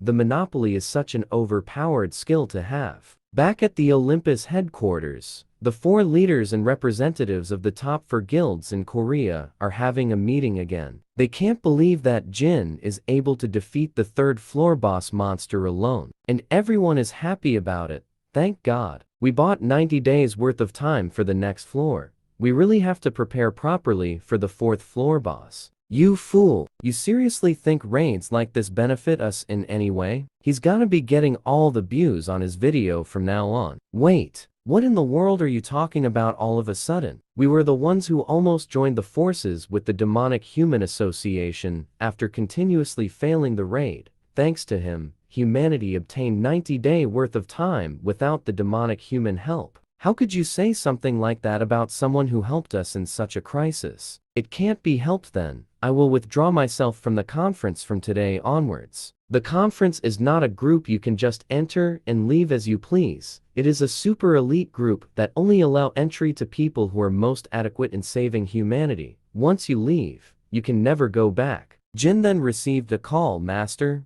Grandpa is not opening his eyes. Then he replied with, where are you right now? The granddaughter of Yu Qianyuan, the legendary martial artist at the peak of the South Korean martial arts world. It was my first time seeing Manhwa, who's always tough, cheerful, and bright like this. Can you please tell me what exactly happened, so that I can get a grasp of the situation? I think it started happening not long ago, after the Tower of Trials appeared. Do you remember the outbreak in Incheon? My grandpa was on the scene. Although Grandpa, who awakened during the outbreak, succeeded in subjugating the monster, he couldn't fully recover after getting badly hurt on that day, and his condition has gotten worse recently. So this person is Yu Qianyuan, the man who used to be called the strongest man in Korea.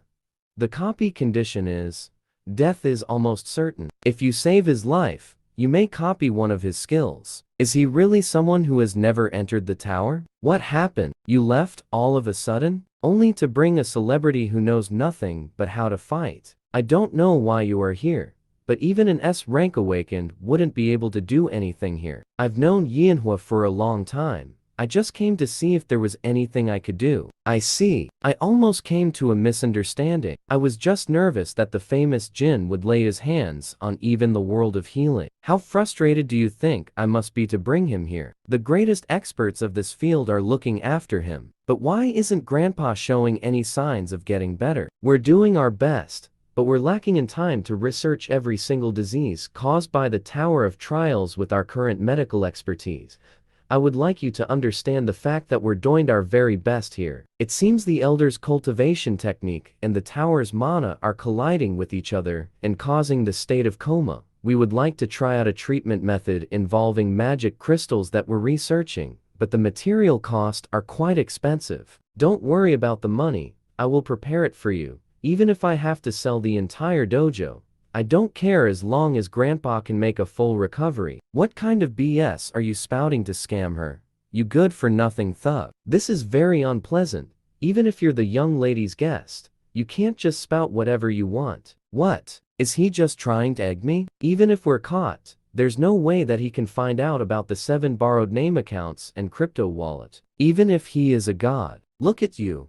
Borrowed name accounts and even crypto wallet. Just how far have you gone? What a bare-faced lie. Do you have any proof? Don't just accuse us out of nowhere. What the thing is wrong with this guy? How much does he know? Could he also know that we've made a contract with the Black Cloud Guild and the Resident? Wait, what? A contract with the Black Cloud Guild and the Resident? A resident of the Tower of Trials made a contract with a human? I can't believe Hong would make a contract with a resident. In the eyes of the resident, humanity is an outsiders that threaten the tower. Just what are they thinking? And where do you think you're going? Since you are running, you must have really been hiding something. If Grandpa passes away, you'd better give up on getting out here alive. I'm just trying to get the seizure medication. Why are you acting like this all of a sudden? It's thanks to us that your grandpa's condition is only this bad. You're still spouting nonsense after getting caught, Manhwa. Please kick him just once. Monocongestion disease. And it's severe. A normal person would have died a long time ago. I can't let him die. I was going to use this elixir when necessary.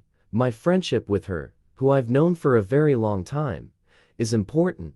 Aside from that, there is no way I'd let a chance copy a skill from a big shot like him to slip by. The condition has been fulfilled. You have now copied the skill True Heavenly Flower Cultivation Technique. You can now absorb mana from the atmosphere, and once used, your mana recovery will increase by 30% and can make the body look young just from learning it. What are you going to do with me? Are you going to kill me? I don't kill people just because they scammed someone out of their money. I will let you go if you returned all the money that you scammed. Do you want to live, or do you want to die? Alice said, you're really gonna let him off like that? It's unlike you. Jin then replied with, of course not, Alice. Follow him to find out who he goes to see. You won't get anything useful out of a dreg like him. It's better to use him to find out where their base of operation is. If you understand, please, then go follow him. Sir, there was something I wanted to ask you when you woke up.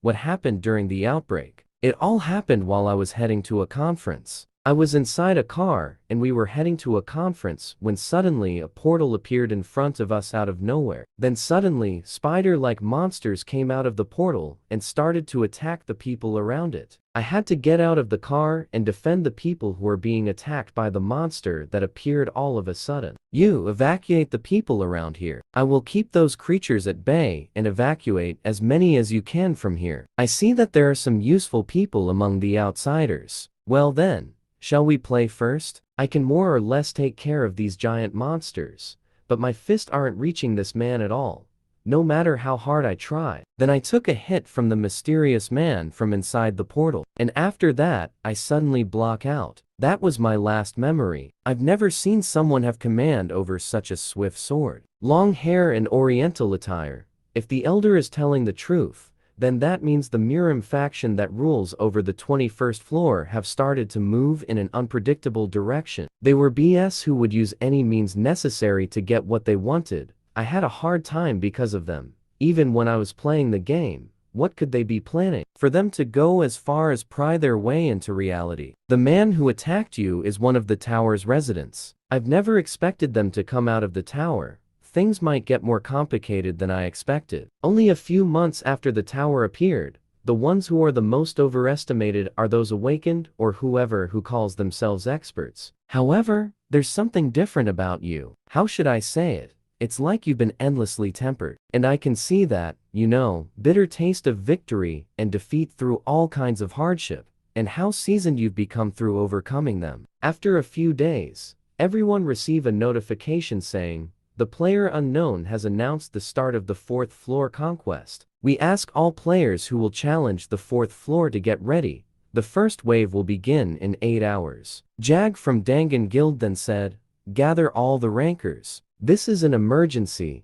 Everyone is in panic since it hasn't been over 10 days since the 3rd floor has been conquered, and they still hasn't even prepared for this since there is a 90 days gap before the 4th floor trial ends. We have only 8 hours, and we have nothing prepared. What the BS are you thinking to pull something like this? Stupid unknown? The 4th floor Tower of Trials is 100 waves consisting of normal and special zombies. There are only two ways that players can block them. They either optimally set up thousands of defense tower combinations, or choose a base that can be defended efficiently. You are the first to enter the 4th floor of the Tower of Trials. Other players may enter the 4th floor in 20 minutes. Using the high priority base ticket, you have now chosen Sangnam World Cup Stadium as your defense base. You are now using the following items: spreading the squishy grain, planting 5 solar seeds, and using the natural water, increasing plant growth speed by 20%. This is good since most of the famous large guilds are participating in this base defense. Sorry to call you all here out of the blue. Things progressed faster than expected, so I didn't have time to explain. I heard that you need at least 5 people to defend a base, but you know that there's only 4 of us here, right? Don't worry about that. The last person who will be in our group will be here soon. Jin, I will kill you. You good for nothing son of a BS. Jin sent a message to him saying, run over to the starting point of the 4th floor within an hour. If you come, I will face you without using my left arm and right leg, and will even have my one eye closed. Is it a deal? Chicken? The attribute sword, an item that makes up for the weakness of swordsmen, long-range battle, by infusing elemental magic into the weapon. I knew he would get his hands on that. How readable can you get? An attribute sword isn't bad, but it needs to be completed to display its full power. It just happens that the random box that appears on this floor includes the item that can complete that attribute sword of yours. The fire attribute is what you want, right? Stop bluffing. A random box, just as its name suggests, is random. You will never know what's going to come out of it. Don't you already know that I prefer abnormal shortcuts? I will give you that too if you participate in the defense. So let's agree to fight after you complete it. That item better come out of that random box. Then a system notification said, a 5-man party has been created. The minimum number of members for the base defense has been fulfilled. Jin, I almost forgot. Grandpa asked me to deliver these to you. He values you a lot. So how did you get it? Jin replied with, I think he has taken a liking to me personally. I knew the artifacts of the past gained enough mana to rival a divine artifacts due to the Tower of Trials, but it's even more amazing after touching it. Different top-tier rankers of the top guilds in each country formed a team to participate on the base defense. Will this be just a base defense, or this will be an all-out war to see who is the best among them, since people around the world is watching this base defense? That pattern, there's no doubt about it. He is one of the members of the Murim on the 21st floor, the Black Cloud Guild, and now the Triad. So it's true that the residents are stretching their influence outside the tower. My name is Namgung Hyan, Jin replied with. If you're gonna introduce yourself, please stop. I've already heard about how idiotic the wusses of Namgung family are. The Namgung family, one of the noble families of the Tower of Trials, 21st floors, Murim world. Although they're highly trained elites, their arrogance pierces the sky. The copy condition is, you have encountered a resident from the Murim. The other residents that came with him are hidden among the Triad. You may copy one of his skills once you find all of them. There are other residents here besides Namgung. This is a bit excessive for simply just coming to pick a fight. Whatever their goal is, I just need to copy his skill. Everyone prepare for battle. And so, the battle between the humans started before the base defense even started.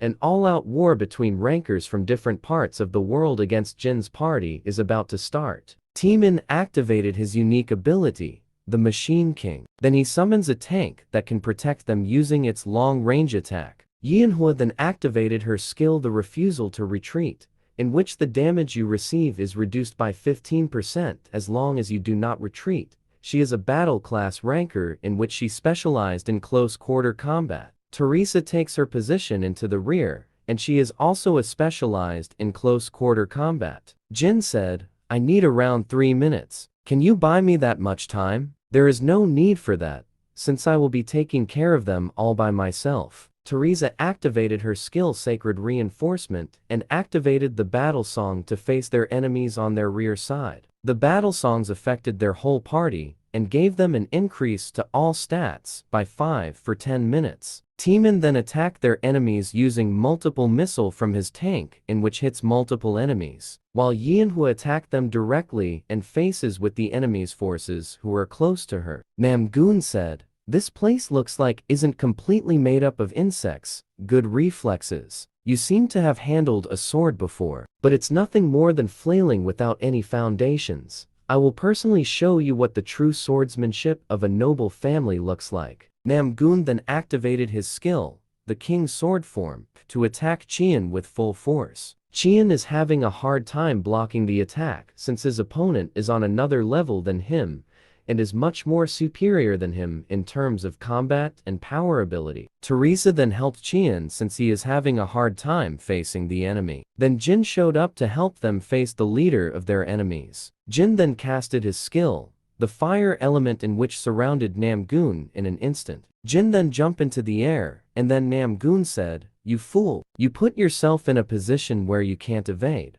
I will pierce you in the air." Namgoon was about to attack Jin, but then he notices that one of his foot was covered in ice and he can't move at all. People don't usually look twice at the same place they just swept. You should always double check. Jin then casted his skill the Daylight to attack Namgoon, and just before Namgoon was about to be hit by the Daylight, a mysterious man suddenly appeared and blocked the attack of Jin. A strong backup has finally appeared. Will Jin and his party can face these people from the 21st floor of the Tower of Trials? The man said, "I didn't think someone from outside of the tower would possess this much internal energy." The girl then said, "Indeed. Isn't he the first? They are all finally here." A system notification came and said, "You have discovered all the residents within the triad. Conditions has been fulfilled. You have successfully copied the skill Infinite Steps, fusing Infinite Steps and Grave Swords. You have now acquired the skill Sword Demon King Step. Movement speed increases by 70% upon usage and can also be used as a form of attack if mana is focused on the feet." The mysterious man then asked Namgoon if he is alright. He then replied with, "Yes, I am fine." The mysterious man then said, "We weren't doubting your skill. However, do not forget that the Lord's order was not an execution, but rather a conciliation." The girl then said, "Brother Huangbo is right. If you're planning on being with us, then there is no need to fight." Namgoon replied to her with, "I already know something like that. However, that guy already know that we are from the tower," in which shocked his comrades upon hearing this information. "Screw conciliation. I have to kill at least that guy of all people. I don't like him. I understand your rage, but we have to go. This isn't a place for us right now. There's a zombie wave coming from the right, and they are 3 minutes away. The stadium is ours, so go find someplace else," said by Jin. Then the mysterious man said, "We wouldn't take such a garbage location even if you asked us to. We already have our own base. It's much more magnificent than a place like this. That's huge as a construction site. Try to hold out. We will be back once the first wave is over." Then he ordered his troop, saying, "Move to the base and build a strong point. All of you, move it. Consider yourself lucky this time. But I won't let my guard down when we face each other after the first wave." Timin launches his drone and saw a huge amount of zombies that is coming to them and said, "Can we really stop those zombies by ourselves? Jin, you didn't choose this place for the thrill like you used to do in the past, right? These things are more useful than they look." Teresa then said, "I've never seen such a huge plant defense tower. I will now explain to you our plan for this defense. Please, all of you gather up. The purpose of this base defense is to stop the zombies from occupying the flag. I set up the flag in the middle of the stadium so we don't lose sight of it. This stadium has 4 large entrances in all 4 directions, and I've spread those plants around each of those entrances. As long as these plants are safe, not only will we be able to protect this huge base, we will also be able to aim for the most kills reward using this huge field. The plants will kill most of the zombies that come from each wave, but they need 1 minute to charge from time to time, so I need you to protect the plants when they are charging for their next attack." And so everyone took their positions. And then the zombie wave entered the stadium from all directions. And when the zombie wave entered the radius of the solar plant's attack range, it then activated its skill, the sunlight. The sunlight is a huge fireball with an AoE damage, then instantly kills massive amount of zombies that entered the stadium. Such power, they can't even compare to normal defense towers. This is when it begin, guys. Prepare for the zombie wave that is coming towards us, and try to hold out for 1 minute. The first wave ended, and all guilds and rankers who joined the base defense was able to defeat the first wave, and they gained so much experience from it. A system notification came to everyone who participated on the event and said, broadcasting highlights from each base for popularity votes. Everyone saw how Jin and his party defend their base, and they can't believe that only 5 people can defend it. Since most of the guild who participated on the event needed about 50 members at the bare minimum to defend their base. You have gained 1800 solar energy. It's what you obtain by killing the zombies. And you need it to strengthen the plant's power. Plant 1, bullet plant at the east and south entrances, freezing plant in the center and boulder plant in the west. And as for the berserk plant, I have a plan for you. Jin then went outside of the stadium to go to a building that is near them to check on a mysterious mirror. Apparently, the mirror acts as a portal that leads to a base where the Murin people are located. I will kill him no matter what, and I won't let him live. The girl then said, I'd usually disagree with you, but I think you're actually right for once. No matter how much we need to increase our forces, there's no need to take in someone who's difficult to control. We've secretly made contact with many outsiders until now, but none of them ever figured out our identities like he did.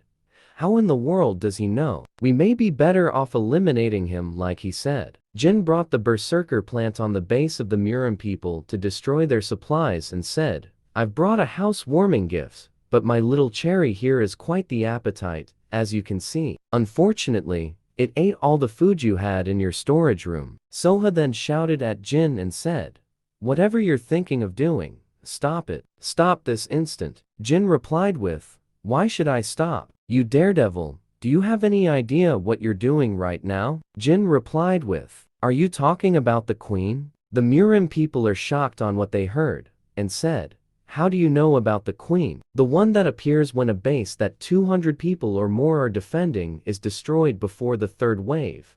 The ruler of the 4th floor, mother of the dead, also known as the queen. I was wondering how to fill that number, but thankfully, you guys set up your base here. The queen is impossible to defeat, even if everyone here were to join forces. Why someone who already knows that is trying to summon her? Facing 100 waves of zombies is a hassle. So just let yourselves be destroyed. Don't you dare run away after you've said your fill. Come back and fight me. Everyone on the event received a notification stating that the supermarket base has been destroyed. After that, a unique event has been triggered. The master of the 4th floor, Pendaril, is making a move to punish the weak players. Everyone is shocked about this notification since they only just finished the first wave when there should be 99 more waves before the boss will come out. Jin then went on top of a building that is close to the stadium and used the item that he got from the 3rd floor boss, the Eclipse Stone. Jin then crushed the Eclipse Stone. Then suddenly a moon appeared, and it slowly covered the sun. Apparently the eclipse buffed all the monster around the 4th floor stating,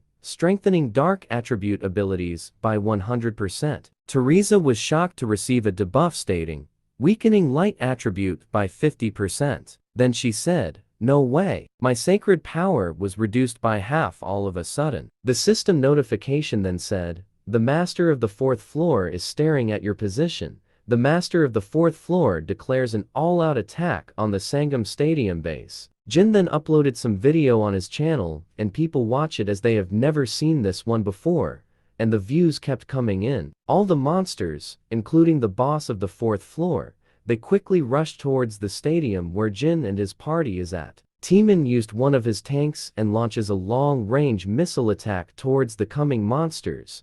The sunlight also launches its fireball attack to minimize the huge amount of monsters that are coming to their base. The whole stadium is being overrun by hundreds or even thousands of monsters that the 4th floor boss monster control. The 4th floor boss monster arrived at the center of the stadium, but is then shocked to see on what she saw. The whole party of Jin is covered in ice, as if they were in a cryogenesis. Then a gem suddenly dropped on top of the mountain of ice. Then the boss monster picked it up. As the boss monster is holding the gem, a huge magical ice spell is suddenly released. It is called the Brilliant Ice Prison Realm. All the monster inside the stadium is then engulfed with ice magic, including the boss monster. But that kind of spell won't work on the boss monster, and she quickly breaks the ice magic. Jin then rushes towards the base of the boss monster. Little did the boss monster know that his party is just a diversion so that Jin can get to the base of the boss monster. But it was too late for her to know about this. Pendereal, Mother of the Dead,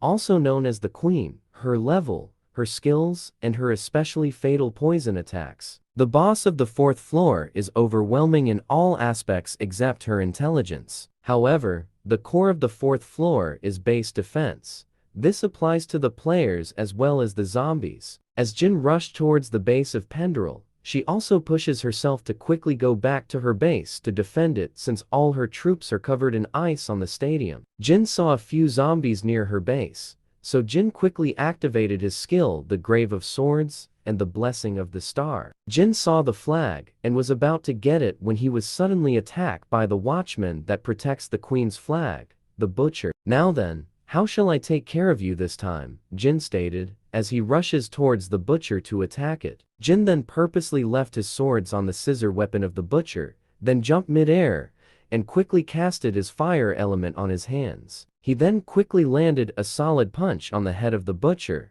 in which burnt its 2 heads. Its recovery speed alone truly is legendary. However, this is more than enough to restrict its visibility. Jin then quickly went to the back of the Butcher and stabbed the Butcher using both of his swords. Then Jin casted his skill, the Mandala. A huge explosion is then seen from afar. Then a system notification said, "You have leveled up. You have acquired the scissors filled with the vengeful spirit." Jin suddenly received a message saying, "Black Hound is revealing their presence. They wish you a proposal as the representative of Egyptian mythology." I thought that Anubis would be dormant for a while after I gave him a scolding in the underground 1st floor. This is going to be interesting. From the perspective of the ones who rule the higher floors of the tower, it's difficult to acknowledge the fact that the 4th floor was cleared without even a proper battle with the boss. A proposal is then given to Jin by Anubis, and Jin accepted to the proposal and wait for the 4th floor boss to arrive. Pendereal arrived on her flag and wonders why the flag is untouched, and Jin is not there. Jin then showed himself with the modified scissor weapon that he got from the Butcher. Jin then activated the Blessing of the Stars, then said, "Even if my rift stat is taking maximum effect, I have nowhere near the sufficient stats to kill her." Pendereal suddenly made a move and went to the back of Jin, and he is shocked about this. Jin then flew to a nearby building because of the impact when Pendereal attacked. But Jin was able to block the attack when he infuses the Mandala skill into his weapon. Pendereal attacked him multiple times, but Jin activated his skill,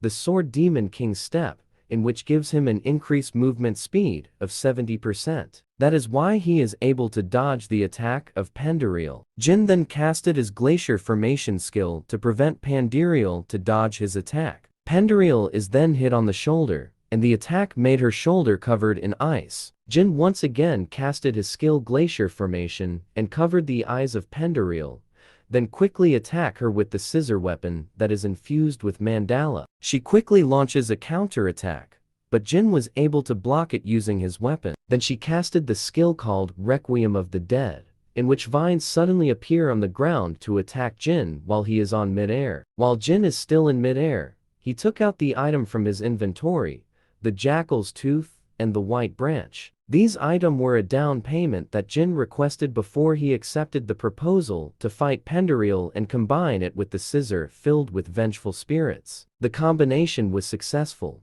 and Jin obtained a new weapon called Casualty Severing Scythe, the great god's divine artifact that possesses the effect of absolute judgment. It can kill what cannot be killed, and can slash what cannot be slashed. A system notification then said, "The system is intervening due to the appearance of a divine artifact that must not exist on the 4th floor. Due to the downward scaling effect, This item may only be used once. Jin then attacked Pendereal with the divine weapon, and it killed her in an instant. Even though Pendereal is a formidable foe in which Jin cannot take her head on, if he only resorted in his skills and powers alone, as it will take a minimum of 40 highly skilled rankers to defeat Pendereal. If not for the divine weapon, all this may have gone south. You have leveled up. You have successfully defended the base. Each party members will receive a rank random box 5 times. Only 24 hours have passed since the 5th floor opened. I still can't believe it. Since everyone expected that it would take at least 20 days to defend against all 100 waves, it's certainly hard to believe that Jin and his party cleared them in just one day. I think this is the true power of an S rank. Jin used the Magic Library ticket. The Great Magic Library is where you can get all the information about the Tower of Trials, including its hidden secrets. Welcome. My name is Rick Hennessy, the manager of this library. Rick Hennessy. He is an intermediate administrator grade bigshot who manages the Tower of Trials Great Magic Library. Finally, my first encounter with the Tower Administrator. This is something I don't see very often. I never imagined that someone would set foot in here so soon, even if you managed to set foot in here. The fact that you managed to get to where I am in this giant labyrinth of a library is also very interesting. I think I just happen to be a very lucky person. That's all. I don't mind you browse through the books, but there are no books of your level that you can read here. You would require at least a fundamental understanding of rune language, Jin then said. Solution to entry into the 6th circle written by the Empire's court mage Telemos, right? He should be a player who has only just entered the 5th floor, but he already know about rune language? May I ask you something? I can see that you are different from the average player just from the fact that you managed to enter this place. However, your background seems to be beyond the realm of special. To be honest, the Egyptian gods are backing me. That is why I was able to come here, as well as learn information about the tower. No way. This is most certainly the energy of the god Anubis. To think they'd already showing interest in a player. To atone for my mistake, I will give you one of the books here as a gift. I would like to offer a valuable guest a gift of the same value. Are you really fine with that? It's certainly a good grimoire,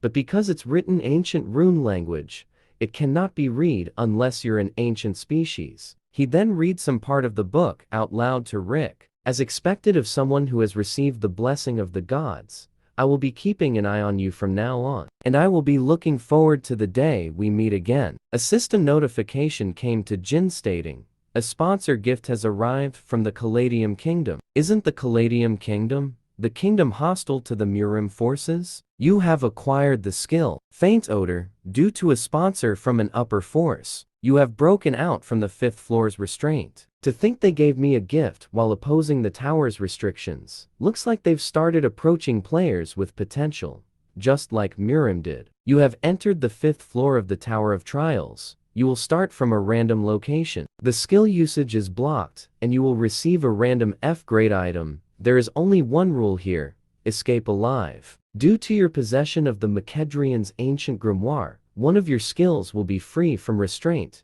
You may now use Eye of Gluttony. I believe I told you not to follow me. What in the world were you thinking, coming all the way here? Now that you're here, you must follow my judgment no matter what. We must not unnecessarily expose ourselves for the time being. You're much too unprepared for a frontal assault at the moment. Aren't you looking down on me too much? I've made my own preparations. Take a look. I bought one for you too. It's the exit return stone that people say is crucial for the 5th floor. To think it was all a scam. I should have never trusted the products that are being sold on the broadcast platform. Suddenly, one of the guy from the 5th floor is on the back of Teresa. And then the guy attacked Teresa from the back. Teresa is then able to defend herself from the attack and pinned him down on the ground. Jin and Teresa is suddenly surrounded by the people who are living on the 5th floor. Then a huge man showed up and approaches them and then attacked them. But they just run away from the big guy with the huge hammer. Our gods desires more sacrifices. Now that the tower has opened and ignorant people are entering, it is the promised time for the Great One to descend once again at last. Cult leader, I think you should see this. They are the sacrifices that we discovered just now. It's my first time seeing the proxy have such a hard time. He's quick on his feet for a mere sacrifice. Be careful with him. He is the most dangerous obstacle to our plan. Such speed for a man that big. He can't even be compared to regular cultists. It's impossible for us to face that giant head right now. Let's focus on outrunning him first. I will lure that giant head. And while I lure him, you evacuate the others. I'm sure they've got no way to leaving now, since their precious return stones turned out to be a scam. I will try to clear the 5th floor as quickly as possible. It's become a bit complicated though. The big guy then chases Jin so that Teresa can go and find the players who came here and rescue them from their captivity. Jin then activated his skill Eye of Gluttony to check the big guy's information. Then a system notification said, an act that defies the 5th floor causality has been detected. Rotting Heart is showing interest in you. A secondary advancement condition has been generated. Rotten Heart suggests that you become their sword. You may advance to Dark Apostle once you accept the condition. Rotting Heart, one of the absolute beings of the tower, just like Alice who resides in the upper level floors of the tower. He is commonly called the Demon King in this place. In such a place, where skills have been sealed by borrowing the Demon King's power, if one tries to break through the restraint in any way possible, they will receive attention. Dark Apostle, it boasts extraordinary power, but one must live as the Demon King's pawn for the rest of their life. The people in the Demonic Human Association would have accepted with their mouths foaming. But how could a tiger possibly become a dog's subordinate? Jin refuses the offer, in which made the Rotting Heart furious. You will receive the Demon King's curse for the sin of refusing the Demon King's offer. You will become the target of all demons. This curse will last until death. Due to the curse, Jin is weakened by it and is then captured by the big guy that is chasing him. This mana belongs to a human. Since he is on the same side as the 5th floor boss, is he a demonic human? Jin activated his Eye of Gluttony, but it has failed because the subject is currently activating a high-level mental barrier. I was planning on using this in my fight against the cult leader, but I guess I have no choice. You have used White Pill, increasing one of your stats for 10 minutes, increasing adaptability from 10 to 20. After using the pill, Jin is then able to use his Eye of Gluttony and see through the information about the guy who is in front of him. If he's a Knight of the Round Table, then he must be the Demonic Human Association big shot that Melina talked about last time. A big shot much greater than I expected appeared. I really want that mental barrier skill. It could become a driving force that could withstand divinity. The copy condition is, make the subject say his knight name and act as if you have Chunabu until you find out his knight name. Chunabu is a Korean word for a mental illness or something. I really can't translate this well in English. Are you sure this is the person you spoke of? He doesn't seem to be alright in the head. You don't seem to understand what's going on here. Are you aware you've been captured to become a sacrifice? You think you can imprison my madness of destruction? How foolish of you. Jin continue with his act as Hosenfeld just watches him. What's with him? Could he be hiding some sort of trump card? With the skills he's shown up until now, that is more likely. I already know how powerful you are, Jin. But now that your skills are sealed, you cannot survive in this place. However, I could give you this key if you tell me everything you know about Unknown. You wish to know Unknown's true name? Then I will present an answer to one who reveals their true name. My name is Hosenfeld. I am also known as Lancelot. Are you satisfied now? The conditions have been fulfilled. You have now successfully copied the skill mental barrier. It's your turn now. Tell me about Unknown's identity. I will say this once, so listen carefully. Unknown's true identity is. Thank you for the information, as promised. Here is the key to this cell. His cellmate saw the key, and he quickly grabbed it. But then there was no keyhole for this cell, and they can't open it up. The selection for the sacrifice is being chosen among the captives. Then Jin volunteer himself to be the sacrifice. While Jin is being escorted along with the other sacrifices, Jin spit out a pill into the sewer of the building they are in. The necessary preparations are now complete. Teresa should have been captured and be behind bars by now, and considering her personality, she would definitely volunteer herself too. It's my first time progressing through the section like this, but it's going rather smoothly. The hidden quest was generated just as planned. I was always given one of the stats as a reward, but to think they'd give me the adaptive stat is really amazing. This woman sacrificed herself to save a child she barely even knew. The blood of this noble woman will adorn the finale of this live sacrifice ritual. I was gonna put an end to this floor after raising my stats.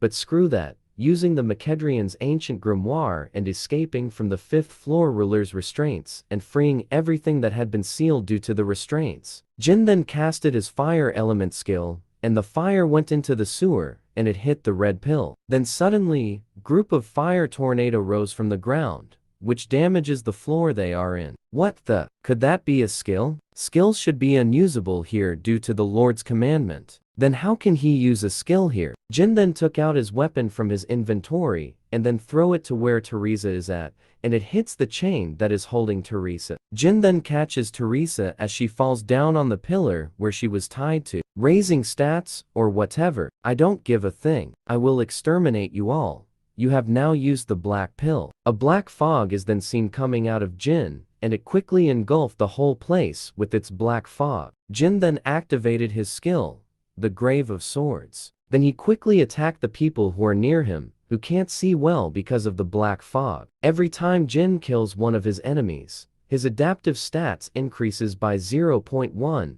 and he is gaining a lot of them since there is massive amount of people who are watching the live sacrifices. The perpetrators who made a mess of the ritual came to me themselves. How interesting. I don't know how you broke free from the god's restraints and used your skills, but I will definitely offer you as a sacrifice and make you atone for this atrocity. That must be the divine artifact that Jin spoke of. Both Jin and Teresa attack the enemy on both sides consecutively, and the enemy is seen being hit by them multiple times one after the other. Jin then gave the signal to Teresa to gag up the enemy. Jin then quickly rushes towards their enemy, while Teresa continues to gag up the enemy and pull its head backwards. Then the enemy forcefully turned its head, and Teresa flew away and hit the wall because of the force that the enemy used while turning its head. Jin then tried to grab the urn that the enemy is holding, but it quickly launches a punch on him. But Jin is able to counter-attack the enemy and punches him back on the jaw. I beat someone 10 times larger than you in a bare hand before. You think I'd lose in a hand-to-hand combat? Very good. You're the greatest sacrifice. Then I will use you as a sacrifice first to our Lord. The urn then releases a black ray that rushes towards Jin. Keep this in mind, Teresa. This technique has a long cooldown time. Take a good look at the urn's eyes. You will be able to estimate its cooldown time by doing that. You have died. The Demon King's curse is disappearing due to your death. What a fresh sacrifice. I am sure that the Demon King God will also be happy. Fighting him head-on without any skills is impossible for me to win. Teresa continued to dodge all the attacks of his enemy, and she is thinking for a way to somehow at least defeat her foe. Teresa then grabbed one of the debris from a pot, then throw it to a light bulb to make the room go dark. His visibility should be restricted. I have to take that urn away from him first. I have no other chance of winning if he activates that spell again. After I knock you out, I'm going to look for the hiding child, and when you wake up, I will have you watch as she gets sacrificed to the urn. I can't waste the precious time Jin bought for me. If I fall here, even Andrea will be sacrificed. I've changed my mind. I will let you live if you swear to become a devotee, and I will make you the saintess of the Demon King God. So why don't you come out with that child? Teresa cuts off her hair to fool the enemy that she is still hiding while the fact that she is sneaking around, and then she quickly rushes to get the urn from her foe. Teresa then grabbed hold of the urn from the enemy's hand. Then he said, "What are you going to do after taking that? Are you going to appoint yourself as a sacrifice or something?" Teresa then chanted the spell that Jin taught her before they went inside the room. The urn then attacked the man in which kills it. A system notification then said, "The boss of the 5th floor has been defeated. The Demon King God's authority has disappeared. Due to the absence of a boss monster, the skill usage restriction has now been lifted. Activating the blessing of the star, you can revive once, as long as the death is not instant. The cooldown time is 240 hours. Why isn't the notice for the next floor opening not showing up when we've defeated the boss? The objective of the 5th floor is strictly to escape. In other words, this floor will be considered to be cleared if we pass through that door. However, there's something else that's unique about this floor. The unique point of the 5th floor is that the boss monster seat can be inherited. Since defeating the boss is not the clearing condition, the owner of this divine artifact urn becomes the new master of the floor. The seat of master is being inherited, commencing rapid growth in accordance with the rule's authority. My name is Andrea, the master of this desolate land. Every being on this floor, including myself, will follow your will. The master of the 5th floor, Andrea, swears allegiance to you. You are the first to have a boss monster swear allegiance to you. This feat is being recorded in the Hall of Fame. I'm growing so quickly no matter how many times I see it, including what I earned on the 5th floor. My adaptability stat is now 78. Even rankers who grind dungeons with the support of their guilds should be around level 30. If the rift stat is taken into account, there aren't any players with better stats than me at the moment. And the item I obtained by clearing the 5th floor, I can't believe I obtained this. The boundary bending mirror. It can connect anywhere on the 10th floor and below. Upon use, the cooldown is 90 days. It's been a long time. I've been waiting for your call on the update about the items that I need. The last time we met was at the test, so it really has been a while. I'm sorry about the Mandragora route. I've been a bit busy climbing the tower. As form of my apology, I'd like to change the condition of our deal. From what I heard, you have 10 runs for ranked dungeons on the 3rd floor.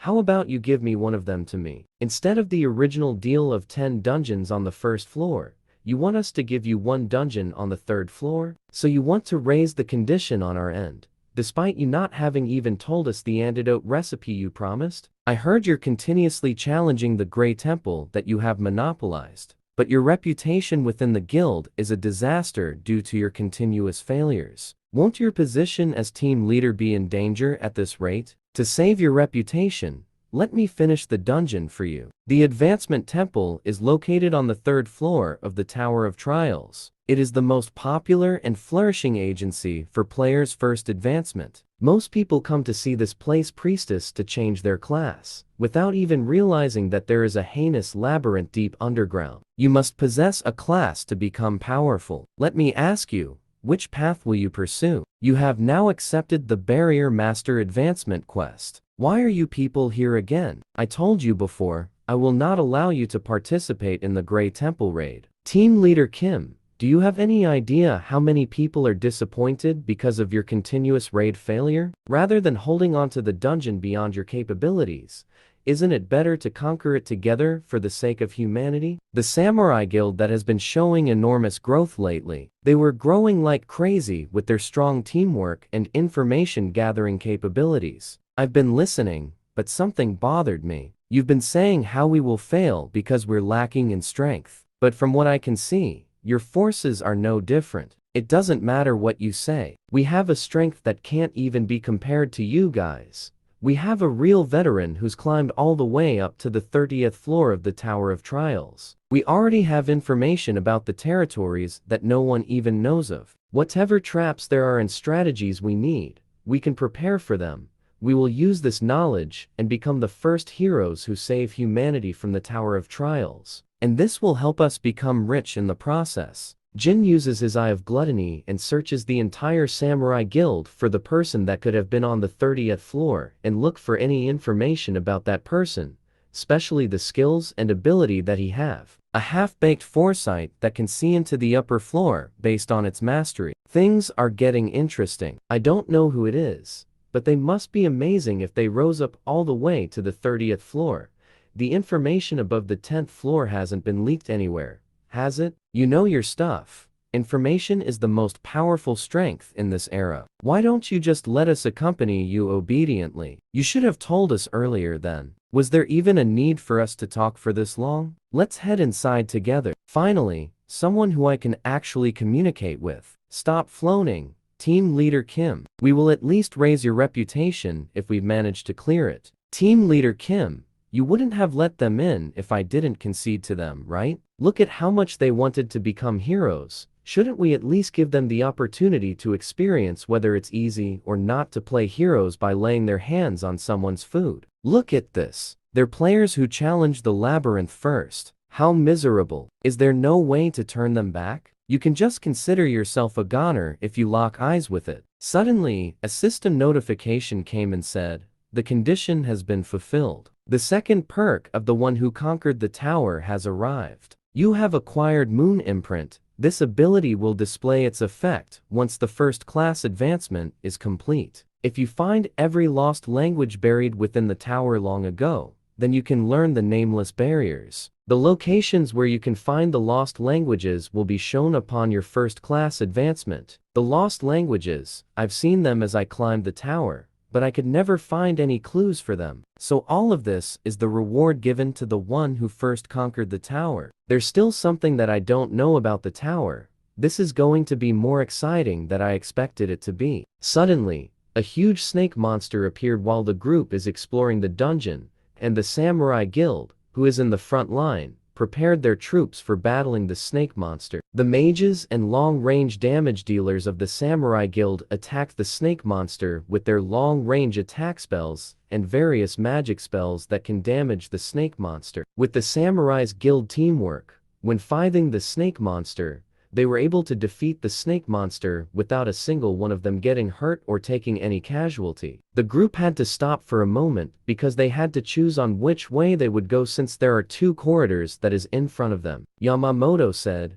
left which is bright and looks safe, or right which looks like you could get ambushed at any moment. My foresight didn't show me anything like this. Jin then suddenly said, I see. So it's left. As expected of a veteran, most people would have chosen the dangerous-looking right path, thinking it was some sort of reverse psychology trick, right? You're well aware that people who trust shallow reverse psychology tricks are sent to hell in this labyrinth. I don't know who you are, but I will trust you to carry us. His foresight is poorer than I expected. To think he's choose to go left. Well, I guess it doesn't matter since it's hell regardless of which way to go. The group had to stop once again since there is a laser that is on their path and is coming their way.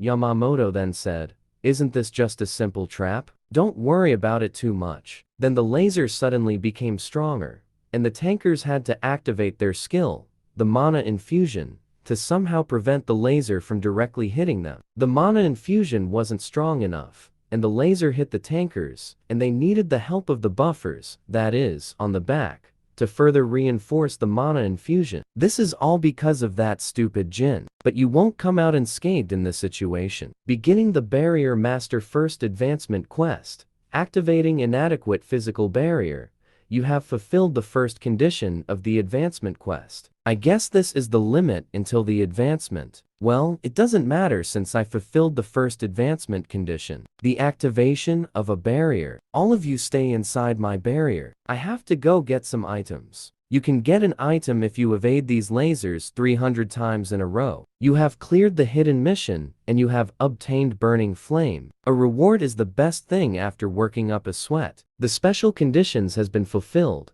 Death of more than 50% of the raid party members due to traps and acquisition of the Burning Flame. The Guardian of the Grey Temple is awakening. Stay on your toes. This is where it really begins. If you have something to argue about, do it after you stay alive. The fire-drinking snake is a pet that Medusa adores. Its entire body is made up of fire, and physical attacks are ineffective against it. If you've realized your place, then why don't you hand it over now? I am talking about that shield. Wouldn't it be better to give it to me if you're not even gonna use it properly? What kind of BS are you talking about? What kind of lunatic would just hand over a divine artifact? Then I guess it can't be helped. I will just take it off from your corpse. Then the fire-drinking snake activated its Spear of Fury. Then the captain of the Samurai Guild said, this is a one-way tunnel. There is nowhere to dodge this. Yamamoto, stay behind me and survive no matter what. What's a good divine artifact if the wielder is crap? Don't you think so too? Who the hell are you? And how can you act as if you know everything? Why? Can't you see the answer with your foresight that you're so proud of? How can you see through my skill? Please answer me. What is your relationship with the tower? I don't see a single future related to you. The snake then attacked Jin while he is talking to Yamamoto. Then Jin casted his skill, the glacier formation to block off the attack of the snake monster. Jin then casted another skill, the glacial prison, to the snake monster. Then the monster is covered in thick ice magic. It's a bit embarrassing to say it myself. You asked what relationship I have with the tower, right? I am actually an exiled deity of the tower. The absolute beings that rule over the upper floors of the tower? Is that how it is? That's why his abilities surpass human capability. Please forgive me of my grave sin for not recognizing such a being at first glance. Deity my ass. Why would I be going up one floor at the same time if that was true? I would have made an elevator or something. I look like this at the moment because I was exiled into a human body. But it looks like you may be of use when I conquer the upper floors in the future. Would you like to conquer the tower alongside with me? This is a once-in-a-lifetime opportunity to be chosen by a deity. Thank you very much. It is an honor to serve you, and I will do my very best. In that case, I will grant you a stigmata as a token of our pact. It is the, you burn to death if you betray me. Jin then activated his skill, the brand of tribulation. It is still not the right time, so you must never expose this secret. Do you understand? Go and carry out the task I've assigned you. Medusa, the boss of this temple, suddenly showed up and said, disgraceful humans, not only did you invade my temple, but you have also laid you filthy hands on my child? While the players are having a battle with Medusa and Medusa is obliterating them, Jin then showed up and hit Medusa's face head-on with the shield. Jin then said, from here on out, please stay out of the battle, as this one is all mine. How are you not turning into stone after locking eyes with me? Medusa then activated her skill, the Gordon's Domain, which gives her magic attack speed increase by 30% and movement speed increase by 15%. Right after that, she then casted her skill Acidic Fluid to attack Jin. Jin activated his skill, the Sword Demon King Steps, which gives him an increase in movement speed by 70%. Then he said, how do you expect to hit me with a slow attack like those? Medusa then activated her Viper Strike skill, but Jin then blocked it with the Divine Shield. A system notification then said, the Divine Artifact answers to its master's call, increasing the physical and magical defense by 300%. Jin then attacked Medusa and write some inscription on her body. Then a system notification said, activating the Seal of Coffin Barrier. The final condition required to advance to Barrier Master has been fulfilled. You have successfully trapped a boss monster in a barrier. You think you can trap me with your useless glass wall like this? Jin then activated his skill. The giants clutch and grab hold on a piece of the wall and throw it to Medusa. How barbaric. Something like this won't work. So why do you keep doing it? Wait. What is going on? At a glance, it looks like he's just barraging me, but I don't feel any killing intent in his attack. Then a magic circle appeared below her, and she is shocked to see this. Activating the 3-star barrier sealing coffin, powerful binding force that shackles Medusa. You won't be able to break out of this one. I have put a lot of effort into it. And stop wasting your strength and stay still. You have fulfilled the third condition to advance to Barrier Master. Since it's difficult for the boss monster alive, most people just trap a goblin on the first floor. You have successfully trapped a boss monster of the highest rank available in the advancement quest. You have advanced to a superior class of Barrier Master, the Rune Interpreter. The Rune Interpreter, you are able to realize the essence of runes, reinterpret them, and create barriers that have never existed before. Barriers made by a rune interpreter are twice as effective as regular barriers. I knew a hidden class would appear. The harder the conditions I fulfill, the better the rewards are, meaning I can still dig even further for better rewards. Engraving Moon Imprint reduces activation time of all barriers by 25% and increase the effects of all barriers by 30%. Not only that, there's even a perk.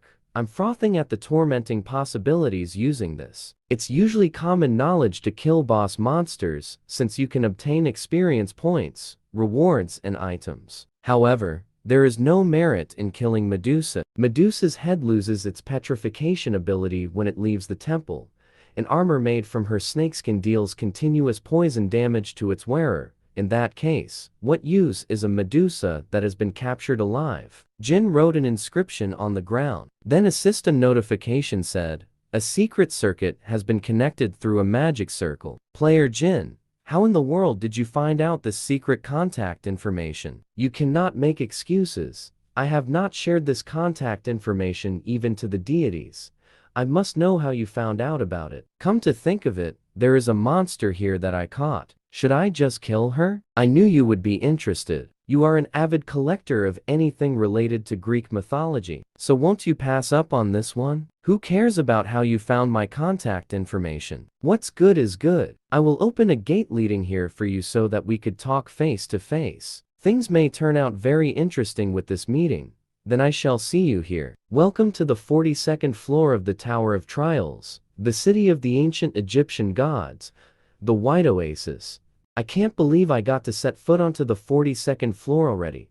It's my first time coming face to face with the deity before reaching level 100, isn't it? I thought I was being transported to the Great Library, but I never thought I'd be brought to a place like this. Are you taking a vacation here? I'd love a vacation, but I'm here for business. It is the residence of the Egyptian gods. You know all too well about. They've been wanting to meet you very much. So I guess you could say things worked out well. The way he is talking, it must mean he found out about my lie of receiving protection from an Egyptian god. Do you know what this is? This is where the Sphinx originally was. But though it's nothing but a giant crater now, it was deformed after it was revealed that you swindled in the name of Lord Anubis. What a waste. I heard it was a statue of high artistic value. Are you not afraid of the absolute beings of such great powers who rule over the upper floors of the tower? I wonder, do I really need to be afraid when they are not even on the 50th floor? It's not like I came here because I wanted to see you. I was just deceived by this old man. Out of anger, Anubis tried to step on Jin, but there was a barrier that protected him from any attack. Jin is here by his right as my guest.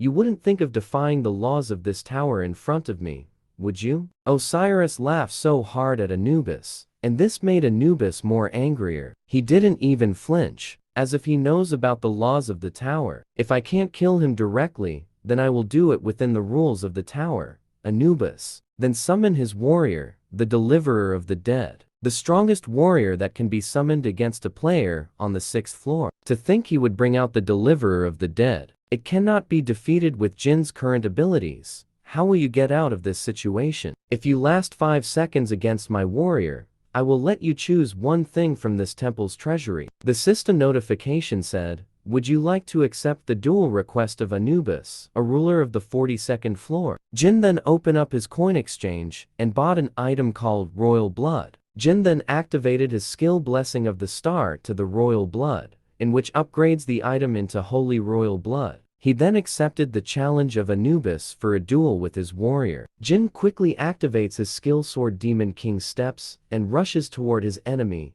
and smack it with the Holy Royal Blood. The system notification said, the extreme clash in attributes has resulted in a fatal effect. The damage is increased by 1,500%. The warrior of Anubis has lost. Osiris said, impossible. A mere human of the 6th floor can defeat Anubis warrior? Enough of your BS. Attacking as soon as you accepted the duel is not acceptable. The god of the sun, Horus, said, this is a promise you made yourself. You are not thinking of defying the rules of the tower, are you? My apologies. Please follow me, and I will lead you to where the treasures are. Please choose on what kind of treasure that you want. You can get any treasure from here. But before that, I'm sure that you will climb all the way up here in the future. So how about it? Why don't you become a resident that rules this floor by choosing one of us? If you do that, you will receive power more valuable than the mere treasures here in this treasury.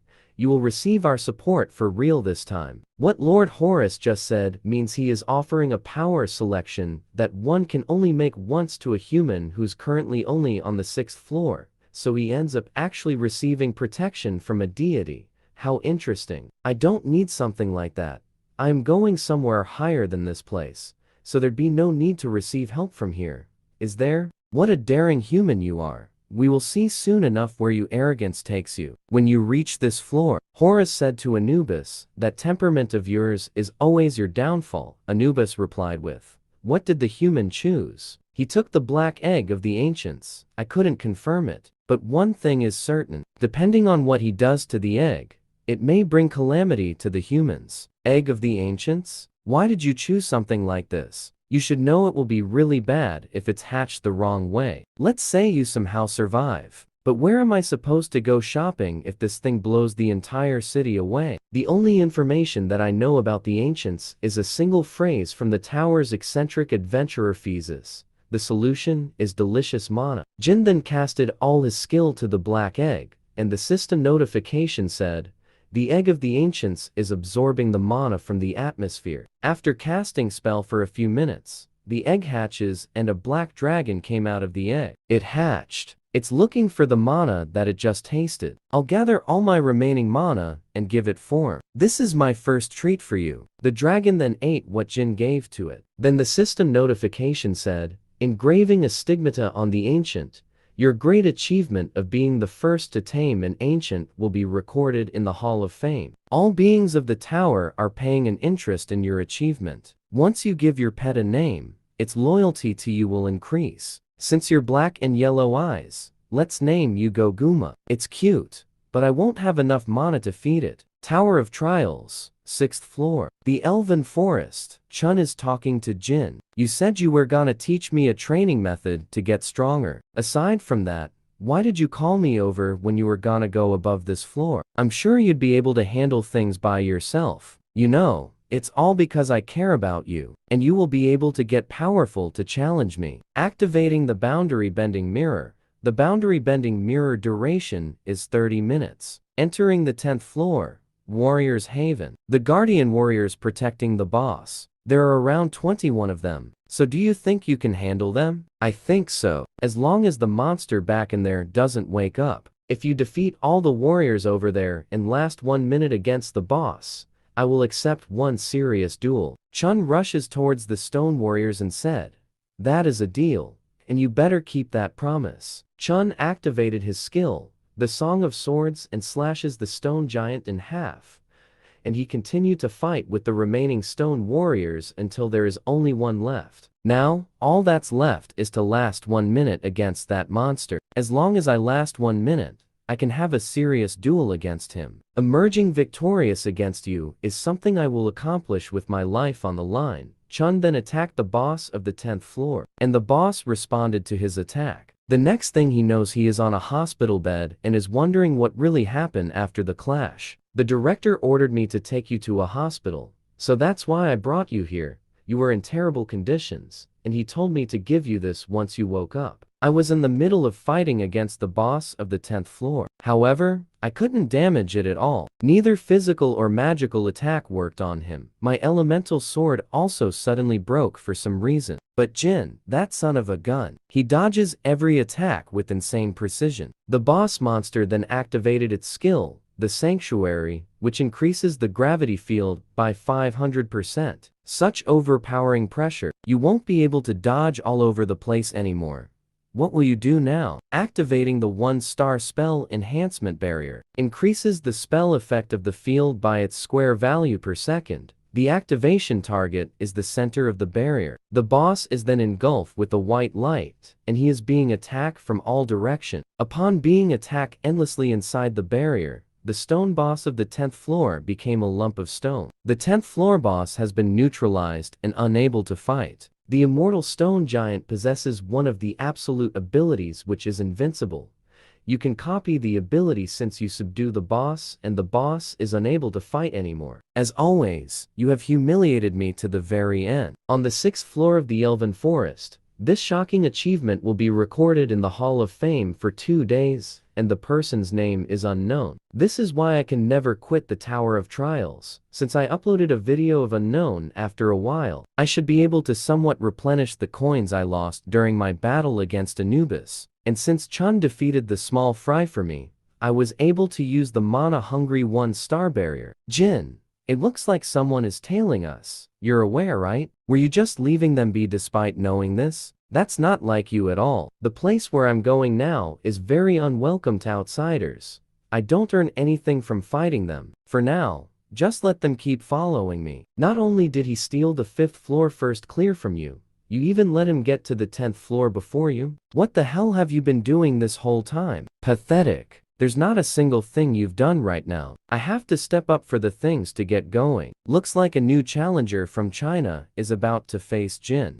Next time, it won't end with just one ear. Remember this moment every time you see that scar. I don't know why Jin is remaining on the 6th floor, but it's rather good for us. Go to the 6th floor and regroup with Zuhua and Chao. Burn the entire forest down along with Jin, including the witnesses. The 6th floor of the Tower of Trials, Elven Forest, is one of the best resorts in the tower because the 7th floor automatically opens after 90 days. So people looking to get away for recreation usually visit this place. Why is he getting tailed? It doesn't look like he has any particular objective. Is he just lost? But one can never pass through this forest without skill. You will never get out of here alive. That path is... How one can tell which way to go just by smell after spending a long time in the forest? How does a human know of such a method? Fortunately, he approached an illusion barrier. Once he gets caught in that barrier, he will just march in place within an endless illusion and exhaust himself. I will just keep watch on him and just drag him back outside once he passed out. These should be in the passive characters. Active characters like this reduces the barrier's effectiveness by half. Whoever made this, they must have dozed off during grammar class. I am Sylvia, a ranger of the Elven Forest. I apologize for my misunderstanding. What must I do for you to forgive me? I am Penheim, the patriarch of the Elven Forest. How dare the outsider from who knows where expect a welcoming? You humans do not have the right to set foot into this sacred forest. Then the notification said, the copy condition is for just once. You must fire an arrow with higher accuracy than him. He's the same as always. He was extremely wary of humans, even in the game. Well, I guess me making a complete mess of things here had a part in it. Teslin, please wait. This is someone who I attacked by mistake. I invited him to this village as an apology. Shut that mouth of yours, Silva. Even so, how dare you allow an outsider into this village? You'll receive the punishment for this after I'm done with him. I didn't bring him in thoughtlessly. This person is very talented in cooking, and above all, he's able to come up with dishes that we've never eaten before. Is there a need to chase him away? We could give him a chance to prove it, right? The fig tree fruits of the Elves Forest are very special since they possess mana like magic crystal. One can increase their mana just by consuming it. The day, the elves harvest the fig tree fruits and give thanks to the forest, for it is known as the Moonlight Festival. Jin activated his skill, the otherworldly restaurant, and cooks for the elves during the festival. Please rest easy and eat these. They aren't real meat. They're meat made from beans. Teslin tried to taste what Jin had just cooked, but Jin saw him and said, do you not have a shred of conscience for someone who pointed an arrow at me? I can't believe outsider is able to bring us such great joy. This Moonlight Festival will be a great one. As we thank our noble mother forest, let's start the Moonlight Festival. It's really rare for an outsider to participate in the Moonlight Festival, since the more the truth that this forest bears fig tree fruits leaked to the outside world, the more the people would try to invade the forest. So we had no other choice but to close ourselves off. However, I take pride that we elves love music and food more than anyone. You could say that we're a race that wants peace. No matter how good you are at cooking, you're still a human. Your existence itself is filthy in this sacred elf forest. How about this? Let's have a face-off in archery, and the one who loses will leave. You dare to challenge me to archery? Alright then. Prepare the targets for the competition. It feels a little empty since I'm the only one with no one cheering for me. I will call for a cheering squad then. You have a cute side to you, huh?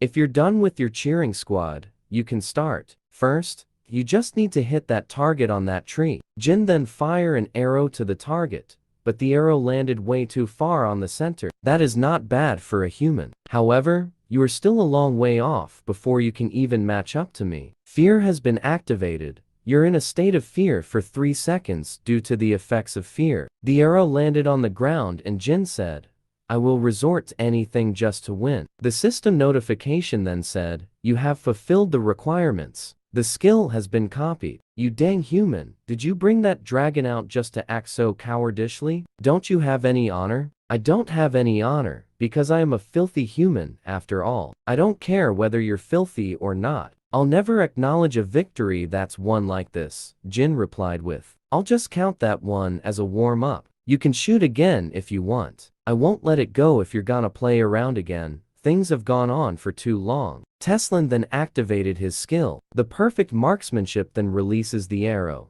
in which the arrow landed on the center of the target. It's not too late. Why don't you beg Teslin for forgiveness? Teslin is the greatest ranger of all of us. It's impossible to win against him in archery as a human. Jin then casted his skill, the glacier formation, to hit the target, and the target spin into the air. Teslin then shouted at Jin and said, "What the F are you doing? And why did you do that?" Jin replied to him with, "What do you mean? I'm just adjusting the difficulty to match my level." Jin then fused the skill Blood Demon Key and the perfect marksmanship and created a new skill called Red Magic Bullet. Tesla noticed something and said, during that split second, something changed. Jin then fired his skill, the Red Magic Bullet, on the spinning target while it was on mid-air, and he was able to hit it on the center of the target. I can't believe it. That target is made out of fig tree wood, so it shouldn't break easily. Since I lost, I will immediately vacate this village and never come back. As Mother Forest's ranger, Teslin, I always keep my promise. And I guess I am no longer a ranger. Teslin, wait. I get your honor or whatever, but it's festival time. You know, I think the atmosphere is gonna die down if you leave like that. How about we change the condition, so you don't have to leave? It's a look that only the really strong guys can put on. Where I live, we call it the expert look. The best ranger of the town is being mocked. Should I let him take it off after a bit? No, it's fine. He needed to taste loss eventually. I think his obsession to protect Mother Forest was actually hindering him. And on that note, I am glad we got to meet you. You are Lucian, one of the guards from the village outskirts. What happened to you? And why is your arm cut off? There are some invaders who manages to enter our realm. A bunch of masked guys suddenly appeared and started swinging their swords at whatever was in front of them. It wasn't something that the rangers of the village outskirt could handle. They are very strong. Even the higher-ranking rangers couldn't defeat them. Please stop talking, Lucian. You are not in a good condition to talk anymore. Please come with me and the healers will take care of you. Prepare for battle. Unlock the weapon storage. The invaders should already have surrounded the forest. Fight for your lives to protect Mother Forest. I am picking up an emergency opposition group. High-ranking rangers, come to me, and we will be the vanguard of this village. We must protect Mother Forest at all cost, and we cannot let the invaders get their hands on the Mother Tree. Jin is so angry about what happened to the festival as he wanted to get some fruits without any problems.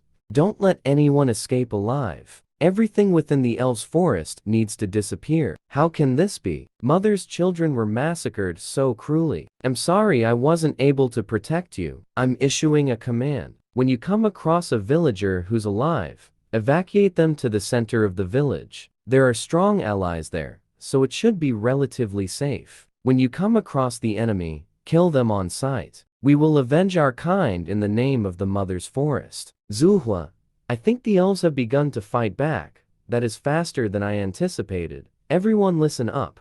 Our ultimate goal is to get rid of Jin. There's a communication blocking barrier set up all throughout the elves' forest. Jin won't be able to call for help. Surround the enemies and approach the center of the village until you find the target, including the S-rankers. Our force consists of 150 people. We will surround the forest and make our way inwards. The team that comes across Jin first will stall for time. The rest of the teams will arrive for support and then attack together. No matter how strong the target may be, he won't be able to handle 3 S-rankers at once. You will quietly disappear from this world as our masters desire. Jin, I was wondering who it was, but it was you guys, those Junhwa guild bastards that were loitering in front of the broadcast station. I hope you're ready to pay for disrupting me. The team that found Jin quickly called the other teams to inform them that they found him, and they will do everything according to their plan. to wait for each teams and attack Jin all together. While the first team who found Jin is waiting for their backup, the other team were suddenly attacked by the elves and said, "Where do you think you're going, outsider? Your enemies are us." Jin then activated his skill, the Grave of Swords and Sword Demon King Steps, then quickly launches an attack to the enemies who were in front of him. Since their plan is not to engage a fight and wait for the other teams to arrive, their leader ordered everyone to disperse and spread out to make some time until their backup arrives. But Jin casted his Glacial Formation skill and attack his enemies, and multiple enemies were hit by this skill. He is much stronger than what I saw on screen. At this rate, we will all die before the other teams get here. There is nothing I can do, but I need to stall more time. While hiding, his enemy shouted and said, "I don't know why you've come here, but I assume you're here to gain something." Jin replied to him with, "What does that have to do with you guys? Just come at me instead of wasting my time. We're destroying everything in sight and closing in on you. While you're here, the others will be getting closer to the center of the village. And once they destroy the entire village, whatever you wanted will be destroyed. If there's something he wants in the village, then he will go there and try to protect it. That's how I will stall for time until the rest of the team find us. Of course, I don't want that to happen. Get what you were trying to do here. But for me, it's very funny." Back on the elves' village, the other team is shocked to see that Alice is there protecting the village, and she said, "I honestly don't care what happens to the elves. However, you guys disrupted my contractee's work, and that is enough reason to kill you." Alice then casted her skill, the Blood Spear. Alice then attacked them, and then there was a huge explosion that quickly annihilated all the attackers of the village. One of them tried to call the other teams and inform them what happened to their team, but he didn't have enough time to do it and died on that spot. The guy who is facing Jin tried to call the leader of the team who was supposed to be on the village, but his call didn't get through and said, "The strongest of us is already dead." What in the world did he do? She then ordered everyone on her troops to form an encirclement on Jin so that they could attack him all at once. She then activated her skill Psychosis Poison Injection to her troops, and they are affected by it. And the effects of the skill is, you will have a resistance to fear. After the assassins have been buffed with the Psychosis Poison Injection skill, they relentlessly attack Jin, but Jin is able to counter-attack them. Even though the assassins were badly hurt from the attack that they took from Jin, they still get up and attack him once again. On the other side of the village, Teslin is facing the other group of assassins who are gonna regroup with the leader of the other team who is currently facing Jin. One of the elves then casted her skill, the Forest Restraints, and it instantly catches the assassin who is running away from them with the vines from a tree. Teslin then said, "I won't let you escape and pay for your sins before you leave this place." Teslin then attacked the assassin with the 3 consecutive arrows towards him. Just before the arrows hit him, the assassin activated his skill, the Self-Defense Key, in which blocks the arrow that has been fired towards him. He then received a message from the group who is currently facing Jin, and said that Jin is there, and they need help. He then said to Teslin, "I see your plan is to stall time with me here, but it won't work." He then charges up, and due to the force of that, the vines that are grasping him have all been destroyed. Then he activated his skill, the Abundant Sword Key, and tried to attack the elf that is in front of him. Then there was a huge explosion that destroyed a huge amount of forest that is on the way of the attack. Luckily the elf woman was saved by Teslin, and didn't get hit directly from the attack of the assassin. Teslin then said to not let her guard down. Their enemy suddenly became strong, and is now ready to face them with full force, and they became wary about him since they just witnessed how powerful his attacks are. Jin was able to defeat all the members of the group of assassin that was there to kill him, and he said, "There's no one left now. Why don't you come out? Everyone died before the others even joined us, so there is no point in hiding any longer." Then the system notification then said, "She is a player who deals with strong poison. If you manage to overpower her while being exposed to her poison, you can copy one of her skills." While being exposed to her poison? That's a bit tricky. The copy requirements related to poison were always tricky. Like this. I get that you are strong, but it will be difficult for you to stay alive once you've been hit with my poison. Then Zufwa activated her skill, the Heaven's Poison, and attack Jin with it. Then the poison attack hit a tree, and the tree melted down with the poison attack. And Jin said, "This is gonna hurt, right? I do want at least one poison skill, but this is going to be troublesome." Jin then quickly attacked Manhwa, but she casted her skill, the self-defense key, in which the skill gives her an increase in defense by 50%, and blocked the attack of Jin. Even though she casted a defensive skill, the attack of Jin still penetrates into her defense skill, and she felt the strong attack of Jin and said, "There is no way that I could receive this much damage." Despite that, I activated my defensive skill. Jin is thinking whether he wants to copy the poison skill or not and said, "I'm trying to think right now, so stay quiet. I have to somehow hold on until Chao gets here, and I have to damage him somehow." Manhwa then quickly attacked Jin with her poison. But then Jin punches Manhwa, and right after Jin punches her, he noticed something that is pierced on one of his fingers. "Did you really think I was only going to foolishly take on damage from you, without even giving you any damage back?" The system notification then said, "You have been poisoned by heaven's poison. Your mana pathway is being damaged. Thousands of poison flows through your mana pathways and destroys all your internal organs. It's a poison that invades your body using mana, which means there are no antidotes for it. Watch as your life wither away slowly and painfully." Jin then activated his skill, the true heavenly flower cultivation technique, in which his recovery for mana has increased by 30%. Jin then said, "An antidote? Who needs stuff like those? I can just suppress it with my mana. Looks like I can forget about making out here alive." Manhwa then rushes to attack Jin with all her might as part of her last attack. But Manhwa's effort were all in vain, as Jin overpowered her in an instant. And when Jin was about to give Manhwa a final blow on her, Chao then arrived and attacked Jin with his skill, the abundant sword key. The copy condition is, Ten Chao secretly admires Manhwa. In order to save her, he will commit a suicide attack. If you are able to subdue Chao without getting injured, you will be able to copy any skills of his that you want. Abundance sword key has low compatibility with soul slashing sword arts, so I don't need it.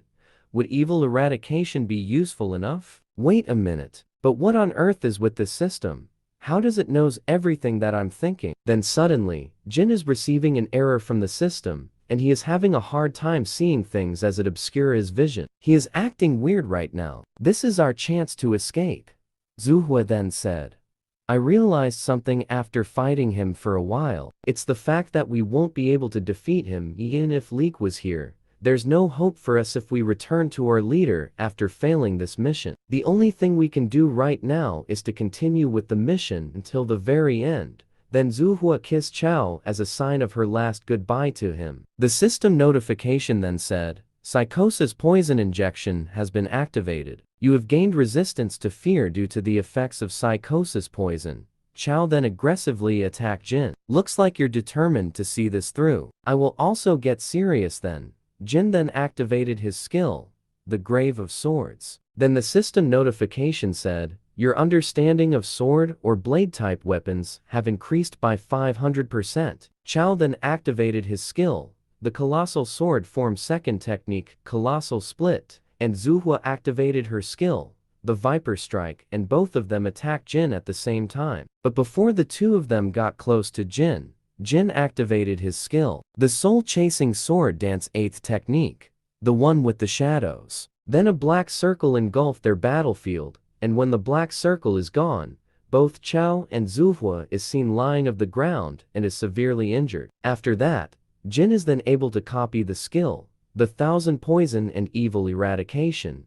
Jin casually walks out and said, "The 8th technique is indeed still tough for me to use. Looks like I will be aching all over tomorrow." That was how the attack of the Manhwa Guild ended. A quarter of the elven forest was burned down, and a lot of elves lost their lives. Teslin lost to Chao and suffered heavy injuries, but thanks to Sylvia who was by her side, she was able to keep him alive. Elder Penheim seemed to be in great shock, because he only gave orders but never come out of the house. Alice became the idol of the young elves, and for unknown reasons, the culture of enjoying alcohol became a trend. 8-star barrier, the Great Fortress, has been activated, and the 3-star barrier, the Dimensional Severance, has been activated. and the 3-star mystique manipulation has been activated. Jin reinforced the barrier of the elves so that there will be no more intruders that can go to where the elves are. This is really troublesome. Now, the Zhonghua guys probably won't be able to come in easily as well. And I hate people messing with what's mine. An attack squad consisting of 3 S rankers and 150 members got wiped out? That Jin guy is that strong? The amount of mana that Chao and the rest of the group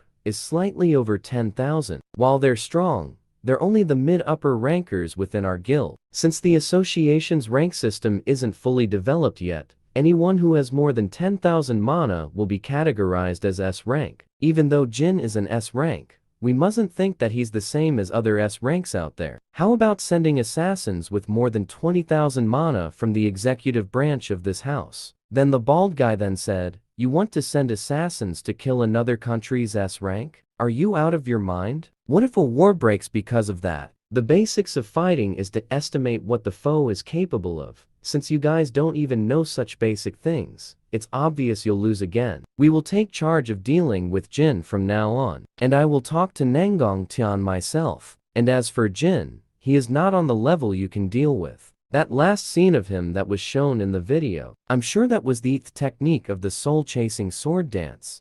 The soul-chasing sword art. That's rare even in the Murim. To think an outsider has mastered up to the 8th technique. I guess we still have a chance. We've had to endure many losses because of the ambush. Despite the sacrifices of the rangers, many of us died. However, we must go on in order to rebuild the mother forest, and so that the children of this forest can once again prosper. Continue with the Moonlight Festival. We will celebrate the lives of those that have gone and overcome our sadness. This is the ancient storage where the village's treasure are kept, and no one can enter without my permission. This is an instrument we called Descartes. Just playing it can amplify the effects you receive. This is a token of my thanks for having saved our forest. I will always remember you. I don't really care for a harp. If you're gonna give me a gift, then why not that one? The elder replied to him with, "You mean the pentagriths, molar, and canine? That's been passed down the bloodline from our ancestors. Our ancestors treated the injury of a god and received it as a gift. And I would give it to you, but even I, as the chief, don't even have the right to give it to someone. But according to the prophecy, it will find its rightful owner with time." Jin put some sleeping potion on the drinks that is going to be served on the festival so that he can secretly get the weapon of the elves. Jin went to the place where the treasure is located, but he is shocked that there was no barrier on it, and he easily got the weapons that he is searching for while all the elves are asleep. On the Tower of Trials, 3rd floor, Church of Hatred. We can't even enter the 10th floor without Unknown's permission. We're gonna miss out on all the relics that are available for only 10 days after the floor is open. Just dealing with Jin is enough. But to also have to deal with Unknown. I didn't think just 2 people could stir up things so badly. These idiots still don't even know that Jin is unknown. Just thinking about it makes my brain burn, and I will die if I reveal it. Suddenly, 2 unknown personality came to where the meeting of the Demonic Human Association is happening. The guy said, "Their blood tastes just as cheap as them." The girl replied to him with, "You need to fix your habit of trying to eat whatever you see. It's hard to find humans with good blood. These people, they were so fast, and I couldn't even see them. Just what are they?" Well then, shall we see what her blood tastes like? Then suddenly Lancelot showed up just before Melina was about to be killed by the 2 unknown people that showed up on their meeting. "Sorry to show up like this. Dear aristocrat of the noble knight, how can I help you?" The woman then said, "Finally, someone who can understand." 90 days after the elves' forest, the 6th floor was unlocked, the 7th floor was automatically unlocked, and small things began to happen in preparation for the next step. Just 1 more year. I need to graduate at least. Maybe the world will have ended by then. Suddenly, a system notification came in and said, "The long-awaited Veteran Corporation shareholders meeting will begin soon. Employees gather at the 1st floor by the Moon Lake by 14 o'clock. We'll do a short introduction first, and each one of you can report what happened. I'm Kim, a proxy guildmaster of the Black Crow Guild. And I've gotten information that Jang from the Dangan Guild 2nd Attack Squad has entered the 7th floor. According to the information, He's trying to find some kind of feather. The Tower of Trials 7th floor tundra. If you make it from the starting point to the end, the next floors opens up. But the 7th floor is infamous for requiring a lot of time and preparation for the raid due to its harsh environment. A feather? It must be the phoenix feather. Well, the blessing of flames would be really helpful when going through the 7th floor. I'm Takeshi from the Samurai Guild. It is an honor to be able to see you again. I've stolen the item that you wanted from the Temple of Medusa. I'm sure they're in a frenzy because of their national treasure disappearing. I don't have a use for this right now that I have the canine, but I guess I can trade it off for something useful later. I'm Andrea, in charge of the 5th floor. The organization of power is complete on the 5th floor. There are almost no player coming in the 5th floor, but I'm increasing our forces in case there are any. What do you mean that you are in charge of the 5th floor? Andrea here is the boss of the 5th floor, Andrea. Floor management must be a lot of work. This is Melina from the Demonic Human Association. So stop stalling and give me the report. There was an incident that happened on the Demonic Human Association meeting, and there was a higher floor organization that approached us. We're the blood relatives of the Decasus family who worship Amulam. If you help us, we will make sure that you obtain what you want. And I've heard that you need a relic from the 11th floor. How intriguing. Then can you please tell us what it is you want from us? A prisoner we had on the 1st floor ruins escaped, and you guys are gonna need to help us in catching the escapee. Those Decasus guys, they're one of the pieces of shakes that betrayed me. I will find them and tear them to pieces. We need to be careful for now. I don't have enough mana to fully embody your powers, and revealing ourselves to those guys is more dangerous for us than for them right now. And you're gonna have to refrain from coming out of the necklace for a bit. On the Tower of Trials 7th floor tundra, the Eastern Sea is also blocked, and there are too many glaciers for us to get through, and the temperature's too low and it's humid too, so it's hard to start a fire. On top of that, the supply route to the gate is invisible due to the snowstorm. Player Jin, what brings you here? Said by Jang. Jin replied to him with, I'm here to clear this floor, of course, and I see why you guys were struggling so hard. I'm telling you now, we don't need help. We can do this on our own just fine. I never said that I was helping you, so don't assume. And I'm just interested in the phoenix feather, and you guys just happen to be in my way. This place is our exclusive route. Are you saying you're gonna invade our territory? You talk really funny. Someone listening in might think the 7th floor is the Dangan Guild's property or something. Or you can try to stop me if you can. This is a person from the Dangan Guild's traces. But there is no body here. There is something going on here. It sure is nice to have an S-rank player around.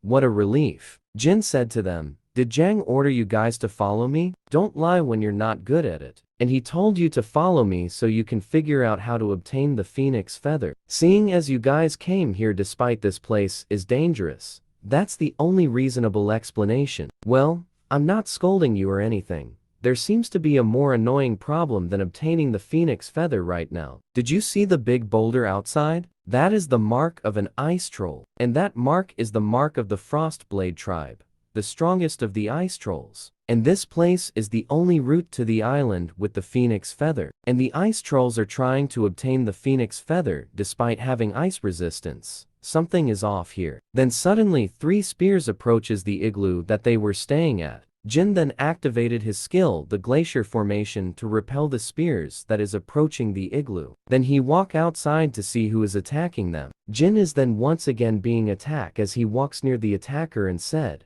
you should know by now that this won't work. I think you should come out. The attackers showed themselves and they are the vampires who came to visit the Demonic Human Association, and said, so you are Jin. Alice wants to come out of the ring to face those vampires who backstab her and put her into prison, but Jin calmed her. Then Jin activated his skill, Eye of Gluttony. There's big enough level difference that just looking at his stat window, using the Eye of Gluttony, and this skill uses up a lot of mana. And these copy condition requirements are hard, and each one has so many penalties. The copy condition is survive after saying 4 or more death flag worthy things. If successful, you can copy one of the opponent's skills. Each saying will temporarily lock one of your already possessed skills. You have accomplished the first death flag saying. The 1000 poison has been locked. Jin is then attacked by one of the ice trolls, but he is able to defend himself from the attack. While watching how Jin fight, the girl vampire said, "How can blood smell so sweet? I'm getting more and more interested in you. Jin, I heard a lot about you from the demonic humans. You're apparently pretty strong for a human. My name is Lerda Bershin. I'm affiliated with Decasus, and I'm Ophelia. I have the same affiliation as him. Is this all you're doing? Involving ice trolls and kidnapping humans? Straight to the point. And you don't seem surprised by us? Well, you can say it's a trap we created just for you. So I think you're right. A trap to ensnare someone skilled enough to notice unnatural events in tundra. The demonic humans told me the names of the people who made it out alive on the Hall of the Deprave. We're certain that one of those who made it out alive helped Alice von Ataraxia escape. And coincidentally, you're the first one to come to this place. I will tell you this now, but you shouldn't expect help from the other humans outside the forest. The demonic humans should be there to get rid of them soon. Let me ask you this. Where is Alice now? Jin replied to them with, I don't know who you're talking about. Well, I guess we have no choice. If you want to play dumb, then I will force you to remember her. Leorta then went to the back of Jin and activated his skill, the dark fighting spirit, to attack Jin from behind. But Jin blocked all the attack that Leorta releases to him with his weapon. While fighting Jin, she said to Leorta that he can't kill Jin and they need him alive. Leorta then activated his skill, the Blood Jade, in which blocks the sight of Jin for 30 seconds. Then he followed up his attack with his skill, the Blood Thorn, to further give damage to Jin. But Jin activated his skill, the Fire Element, to burn down the blood skill that has been blocking his sight, and said, "That's not gonna work well on me. I heard he's strong for a human, but he's not losing at all against Leorta. Is he the one who helped Alice escape? You guys told me an interesting fact first, so I will tell you guys one too. I already knew you guys would come find me, and I have a lot of places I can get information from." Back on the human settlement, the camp is being attacked by the demonic humans, but the group of Jin is there to defend it. Teresa buffs everyone on the battlefield, which gives them an upper hand since Teresa is using a divine power against the demonic humans. This disgusting feeling is divine power. But where could it come from? Leorta then activated his skill, the Blood Pool, and engulfed Jin with it. Both vampires are now in panic and said, "The divine power created a variable we didn't expect. We need to retreat for now and change the plan." Jin then casted his skill, the Fire Element, to negate the Blood Pool and said, "I thought I already said that won't work on me." While the two vampires are trying to run away, Jin then casted his skill, the Daylight, and attacked them with it. After firing the Daylight, Jin then asked himself if he got rid of the two vampires or not. A system notification then said, "You have accomplished the second death flag, and the Fire Element skill has been blocked." Teresa said, "Captain Zhang,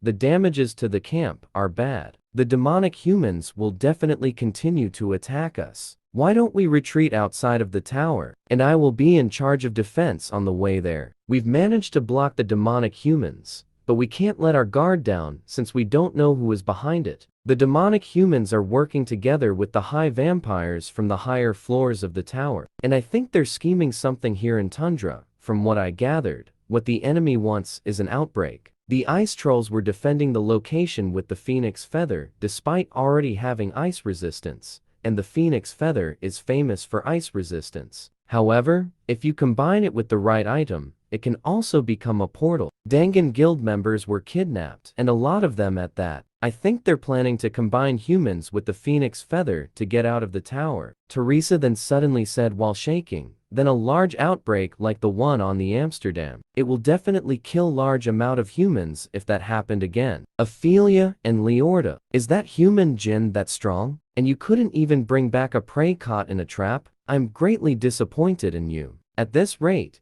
how will you catch the escapee?" There was an unexpected variable. The human Jin. He wasn't surprised when he saw us, and he was able to calmly respond to the skills that Leorta used against him as well. And one thing is clear, it was subtle, but when he was fighting Leorta, I sensed Alice von Ataraxia energy on him. Really? Then we may find her sooner than we expected. I feel a bit better now, It seems like a much stronger enemy have descended into the lower floor. Timin and Yianhua will stand by in the forest, and will use the drones to catch the demonic human's attention. Teresa and Stalker will separate from the group to fulfill their task.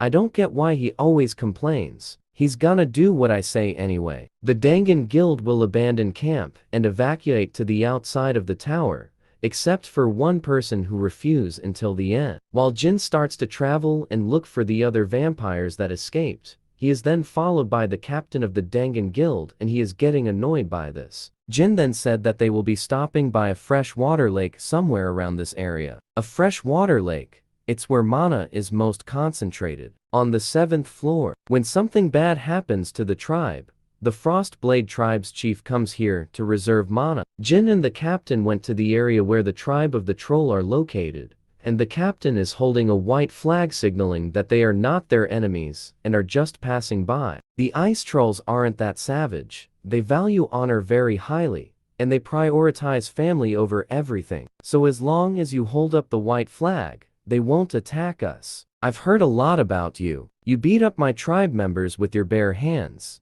You seem pretty strong. Why did you surrender so easily? Jin then took the flag from the captain and then throw it into the ground. I have no intention of actually surrendering. I only pretended to have done so in order to come here without fighting anyone. Are you saying you lied? Don't you know the honor of a warrior? How can you stand in front of me with such confidence after committing a dishonorable act? Meet your death with honor in order to wash away the dishonorable action. Following the old tradition, as I am the chieftain of this tribe, I am requesting you to a duel. Meanwhile in China, all those members with 3S ranks died in the Elven Forest. I don't think Jin is an opponent you can win against. How much more do you need to be embarrassed in order to learn? Don't involve yourself with him any longer. The chieftain then attacks Jin, but Jin blocked it, and then the chieftain followed it up with his skill. The chief's cry, which is a loud wave attack, but Jin activated his skill, the 2-star distortion barrier, in which repels the attack of the chieftain. Jin then casted his skill, the glacier formation, and attacked the chieftain from above, and the chieftain is caught off guard with this, and he is directly hit by the spell attack. While the chieftain is down on the ground, Jin then activated his skill, the Grave of Swords, and launched an attack to him. The chieftain took a direct hit from Jin's attack, in which caused his defeat. The chieftain acknowledges Jin's strength and begged for Jin to kill him as an act of honor. I don't know about honor, but I know a lot about ice troll traditions. Absolute obedience to the winner in a duel. It's an unbreakable and divine rule. And do you know what I thought of when I won against you? I thought that you're good enough to win against the demonic humans and the Decasus mosquitoes. So why are you obedient to them? I assume you are talking about Ophelia and Bershan. Not obedient to them because I lost in a duel. I lost to someone who was incomparably stronger than those two. That's why I'm obedient to them. His name is Michael, a high-class kin of the Decasus family. As long as he exists, I stand no chance against him. Even if our entire tribe were to fight alongside me, I know there's no hope for neither me nor my tribe, so at least grant me an honorable death. You said you're Calico, right? To hell with the honorable death thing. Let's do one thing together. I will help you take back a future for you and your tribe. But you have to obey me anyways, right? But first, I will have to leave that guy to you as a collateral. Isn't something off? The drones that are scouting are being detected by us continually. Isn't scouting supposed to be a discreet thing? What do you think, Sir Michael? You're pretty smart for a human. Ophelia, go to the freshwater lake. We haven't gotten any messages from the Frostblade tribe in a while. It seems Jin is bringing them to his side. I assume those drones are bait to distract us. Right after that, Michael then casted his skill, the climate reformation. Then a strong wind blew all the drones in, which destroyed them. Timan then informed Yenhua that all the drones were destroyed. Then Yenhua activated her skill, the heavenly flower cultivation, to ready herself, as she know that the enemy will soon arrive at their place. Timan then also ready himself up, and casted his skill, the Great Fortress skill, and calls upon the machine cores. While Ophelia is traveling to the freshwater lake, she then said, "Is he trying to take the phoenix feather using the ice trolls? That is pretty clever." Ophelia then arrived to where the trolls are, and she saw that the trolls and Jin are together. She then casted her skill, the Mana Storm, to attack Jin and the trolls. Her skill landed on the center of the tribe, and it obliterated the whole place and caused a huge explosion. Timin and Manhwa felt the impact of the explosion and is now wondering if Jin is okay. Jin then suddenly appeared behind Timin, in which startled him, and both were shocked as to how did he suddenly appeared to them. Ophelia has been outplayed, and the one that she attacked was just an illusion barrier. Right after that, Teresa showed up and said, "I won't kill you if you surrender now." At the same time, Manhwa then charges straight to where the demonic humans are located. The black mages then casted their skill, the dark projective body, and attack her with their dark magic. While Manhwa approaches the demonic humans, Timin backs her up with numerous missiles that came from his mechanical summons. But the dark magician activated their mana shield to protect them from the long-range attack of Timin. After the smoke clears up, Manhwa is about to land to where the group of dark magicians are. On the other side, Ophelia is having a hard time fighting Teresa, since divine power is the weakness of vampires. Teresa continuously attacks Ophelia with her divine power, and Ophelia now doesn't know what to do anymore. While defending,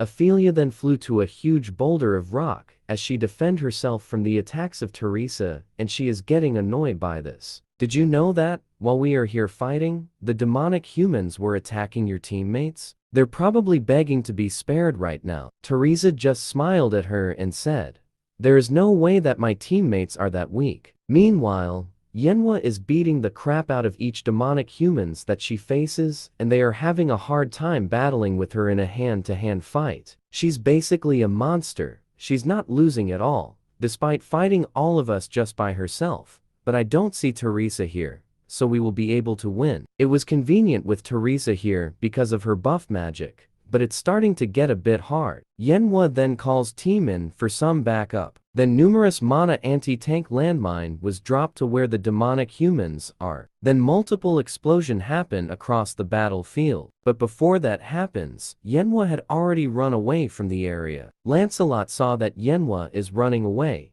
so he ordered his troops to quickly follow her and not let her escape. Michael then ordered Lancelot for his men to stop the chase as it is a trap, and they will be killed if they continue the chase. So the men then stop chasing Manhwa and get back to their spot. Jin then noticed that something is not right here, so he then ordered Manhwa and Timin to get back to the ridge. Then a powerful magical spell has been casted, and it destroyed the place where they used to hide. Luckily, they were able to escape in time, but the demonic humans saw them, and so the chase has begun. Manhwa and Timin are having a hard time running on the snow, and soon the demonic humans were able to catch up to them. As soon as Lancelot and his men got close to the three of them, Lancelot then noticed that Unknown is waiting for them. A few hours before Unknown showed up, the base of Nangoon was suddenly attacked. Nangoon is shocked to see that Unknown is right in front of him. He then took out a piece of paper and said,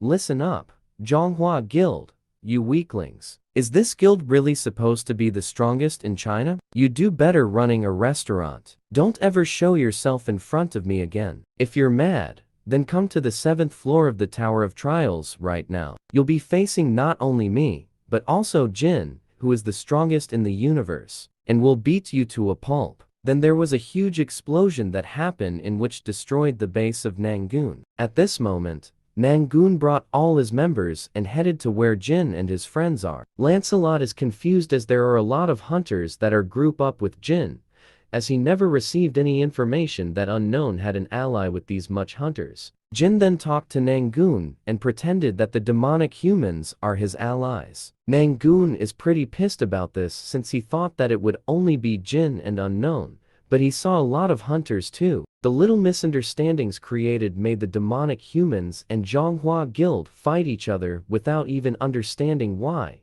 and that was enough to turn the tables of the battlefield. And the one who made the last laugh was our MC. While the demonic humans and the group of Nangoon fought each other, Jin and his friends have already run away from the scene. Jin and his friends arrive at a secret location that only Jin knows of, and they are shocked to see that there are trolls in the area. No need to be nervous. They were being controlled by the vampires, and now, they are cooperating with us in return for us freeing them. Jin then saw Teresa as she is being helped by the trolls kids on her bandages and said, "Sorry Jin, I ended up losing to Ophelia. I guess capturing her alive was too hard. But good work anyway Teresa." Jin then gathered them up to explain his plan and said, "The enemy will head toward the island with the phoenix feather to get out of the tower. Thankfully, we're in a more advantageous location than them. We need to prepare a lot of things before they get here." Yenhua and Timin are clueless on what kind of preparation Jin is talking about. More reinforcement arrive and the slaves of Jin also arrive at the scene.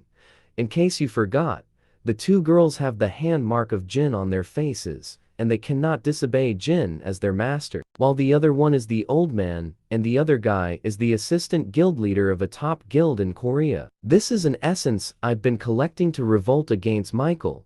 It's a precious item we obtained by risking building a camp in the freshwater lake valley. The fact that I'm giving this to you signifies my complete trust in you. This is an essence event that usually occurs when you subjugate other tribes. But I guess it's happening in this manner this time. I decided to give you my full trust after seeing you fight for us. Let's make sure we don't regret anything in this war, so that we won't be slaves anymore. Everyone is then briefed once again on where they will go, and what will they have to do there. And after that, everyone went to their designated place. Jin then went to his designated location and exposed himself. And then Michael saw him and approached him. "I heard you made the demonic human fight other humans and convinced Calico to become your ally. You seem quite clever, so why did you do something so foolish?" Jin then brought out the mana essence and used it to increase his mana, but he only have 2 hours before the effect of this item runs out. Jin then tried to use the Eye of Gluttony, but it is ineffective against Michael as the level gap is way too high. "You must be Michael. I assume you're trying to leave the tower by using the phoenix feather. You realized? That is impressive. Makes sense that you were able to help Alice escape. There is no point in playing dumb. We're certain that you're the one who helped Alice escape. Where is she right now? If you tell me where she is, I will let you live." Jin then said to Michael, "What I don't get is why you want to get out of the tower." Michael then activated his skill called Blood Wayport, in which have a large AoE, and said, "The reason is Blood Wayport.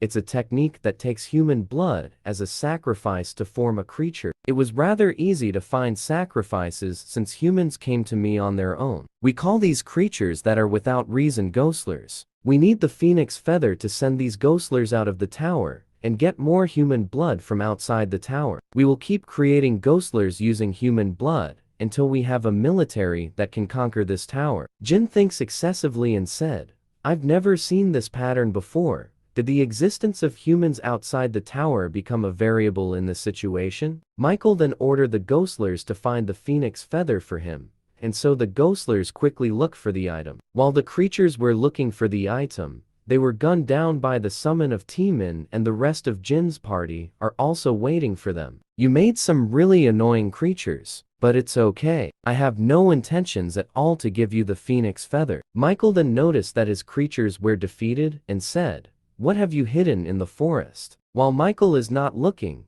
Jin then casted his skill the Daylight and attacked Michael with it. Michael then summoned a huge hand that is made of blood to block the attack of Jin. Michael is furious about the cheap shot that Jin made and said, "I'll beat you up until you beg for me to kill you." The other members of Jin's group is also facing the ghostlers, and they are having a hard time fighting the ghostler since their combat level is way lower than the rest of Jin's group. Why are they so many? No one said anything about this during the briefing. Uni, how's it looking on your side? Gramps is doing really well against the monsters because their types are a good matchup for him. But I think we'll still need like 20 minutes. Teresa is surrounded by the ghostlers, and one of them manages to sneak on the back of Teresa and bit her shoulder. Teresa then activated her skill, the Sacred Explosion, in which cause a huge AoE divine damage to her enemies nearby. After that, all the ghostlers that surrounded her melted, but she lost significant amount of mana upon activating her skill. At the same time, Jin then started to approach as Michael,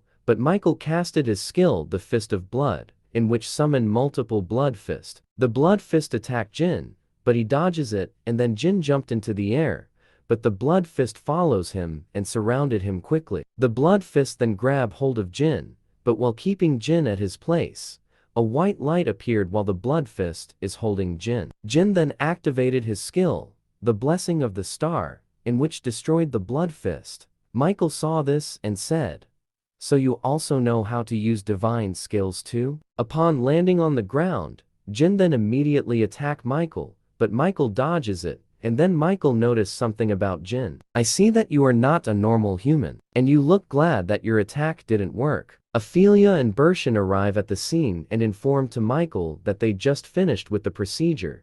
Michael then ordered them both to unsheath their swords and they will attack Jin all together.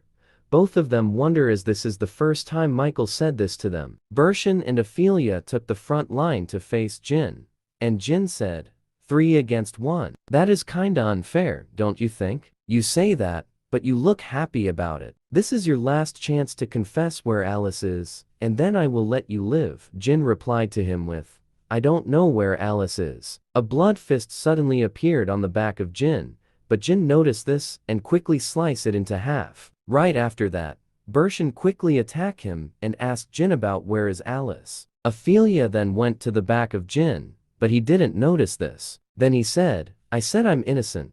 How many times do I have to tell you that I don't know?" Then, a blood fist appeared on the side of Jin and attacked him. Jin is then hit by the attack and flew from the impact. Jin manages to gain his posture back before landing. Then Michael said, "I guess I will have to keep beating you up until you tell me where Alice is." The three of them continuously gang up on Jin, and Jin continued to defend himself and endure all the attacks that are coming for him. At the same time, Jin's friend are finally finished with their preparations. A strong level 4 barrier with a large AoE has been set up, which is called the Present World Restraints has been casted, and the group of Michael is shocked about this spell barrier, and Michael is wondering when and how did Jin created such a powerful barrier. You all keep saying Alice this and Alice that. Do you all miss her that much? I hope you guys can settle things smoothly.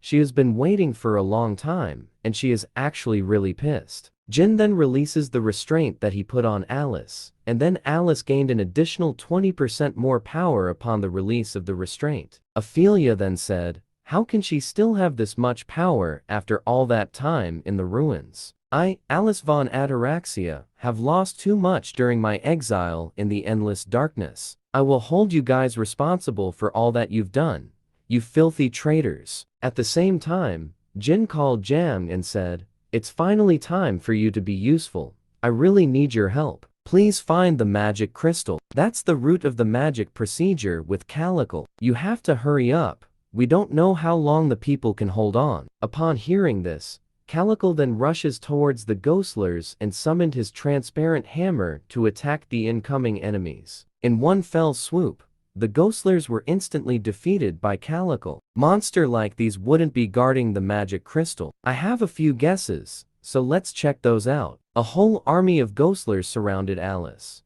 but Alice flew into the air to keep some distance from them. Alice then activated her skill called Blood Sphere and summoned a huge sword called Judgment. Then right after that, the Judgment sword was dropped to where the whole army of Ghostlers are. Upon landing, the impact of the attack can be felt from a distance, and Timin and Yenhua said, "What the hell is that? This is coming from where Jin is.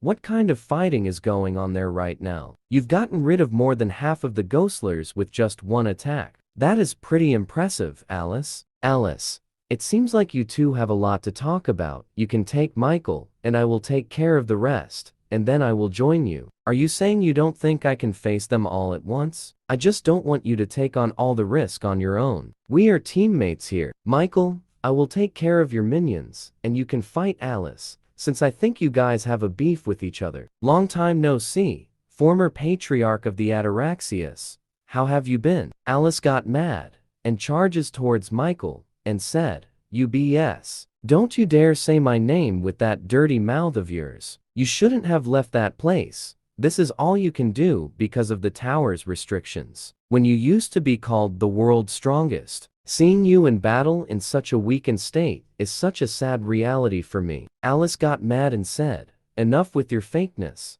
I can still win against you." She then casted her skill, the blood explosion and attack Michael. Michael was hit directly with the attack, but he is unhurt and said, "You're like this now because you strived after a foolish goal like that. You have the power to reach a much higher position, so why do you risk everything for some meaningless peace and balance? That was the problem with you. It is my turn now, Miss Alice. Please take a look at how much I've grown. We have left you alive because we wanted information, but since Alice is here, there is no need for you to be kept alive. Is that so? Then I will show you my real power too. What I've shown you until now was only 20% of what I am really capable of." A system notification suddenly came and said, "Mana blood-sucking was successfully copied," which allows the user to steal an opponent's mana for every successful attack. I kept you alive and took all the beatings to get this skill, the mana blood-sucking, a skill you must copy no matter what. If you come across vampires, Jin then combined the mana blood-sucking and the blessing of the star, and he is able to create a new skill called soul blood-sucking, in which allows the user to steal mana when attacking an opponent and steal a hidden stats called spirit per hit. Ophelia then said, "This energy is the mana blood-sucking. That's a skill that only vampires can use. How can he use it?" Bershin then said, "That's not an ordinary mana bloodsucker. It's been combined with divine power." Jin then quickly attacked Bershin to try out his new skill. Upon hitting Bershin, Jin gained 0.3 mana, and he also gained 0.01 spirit due to the effect of the soul bloodsucking. The spirit?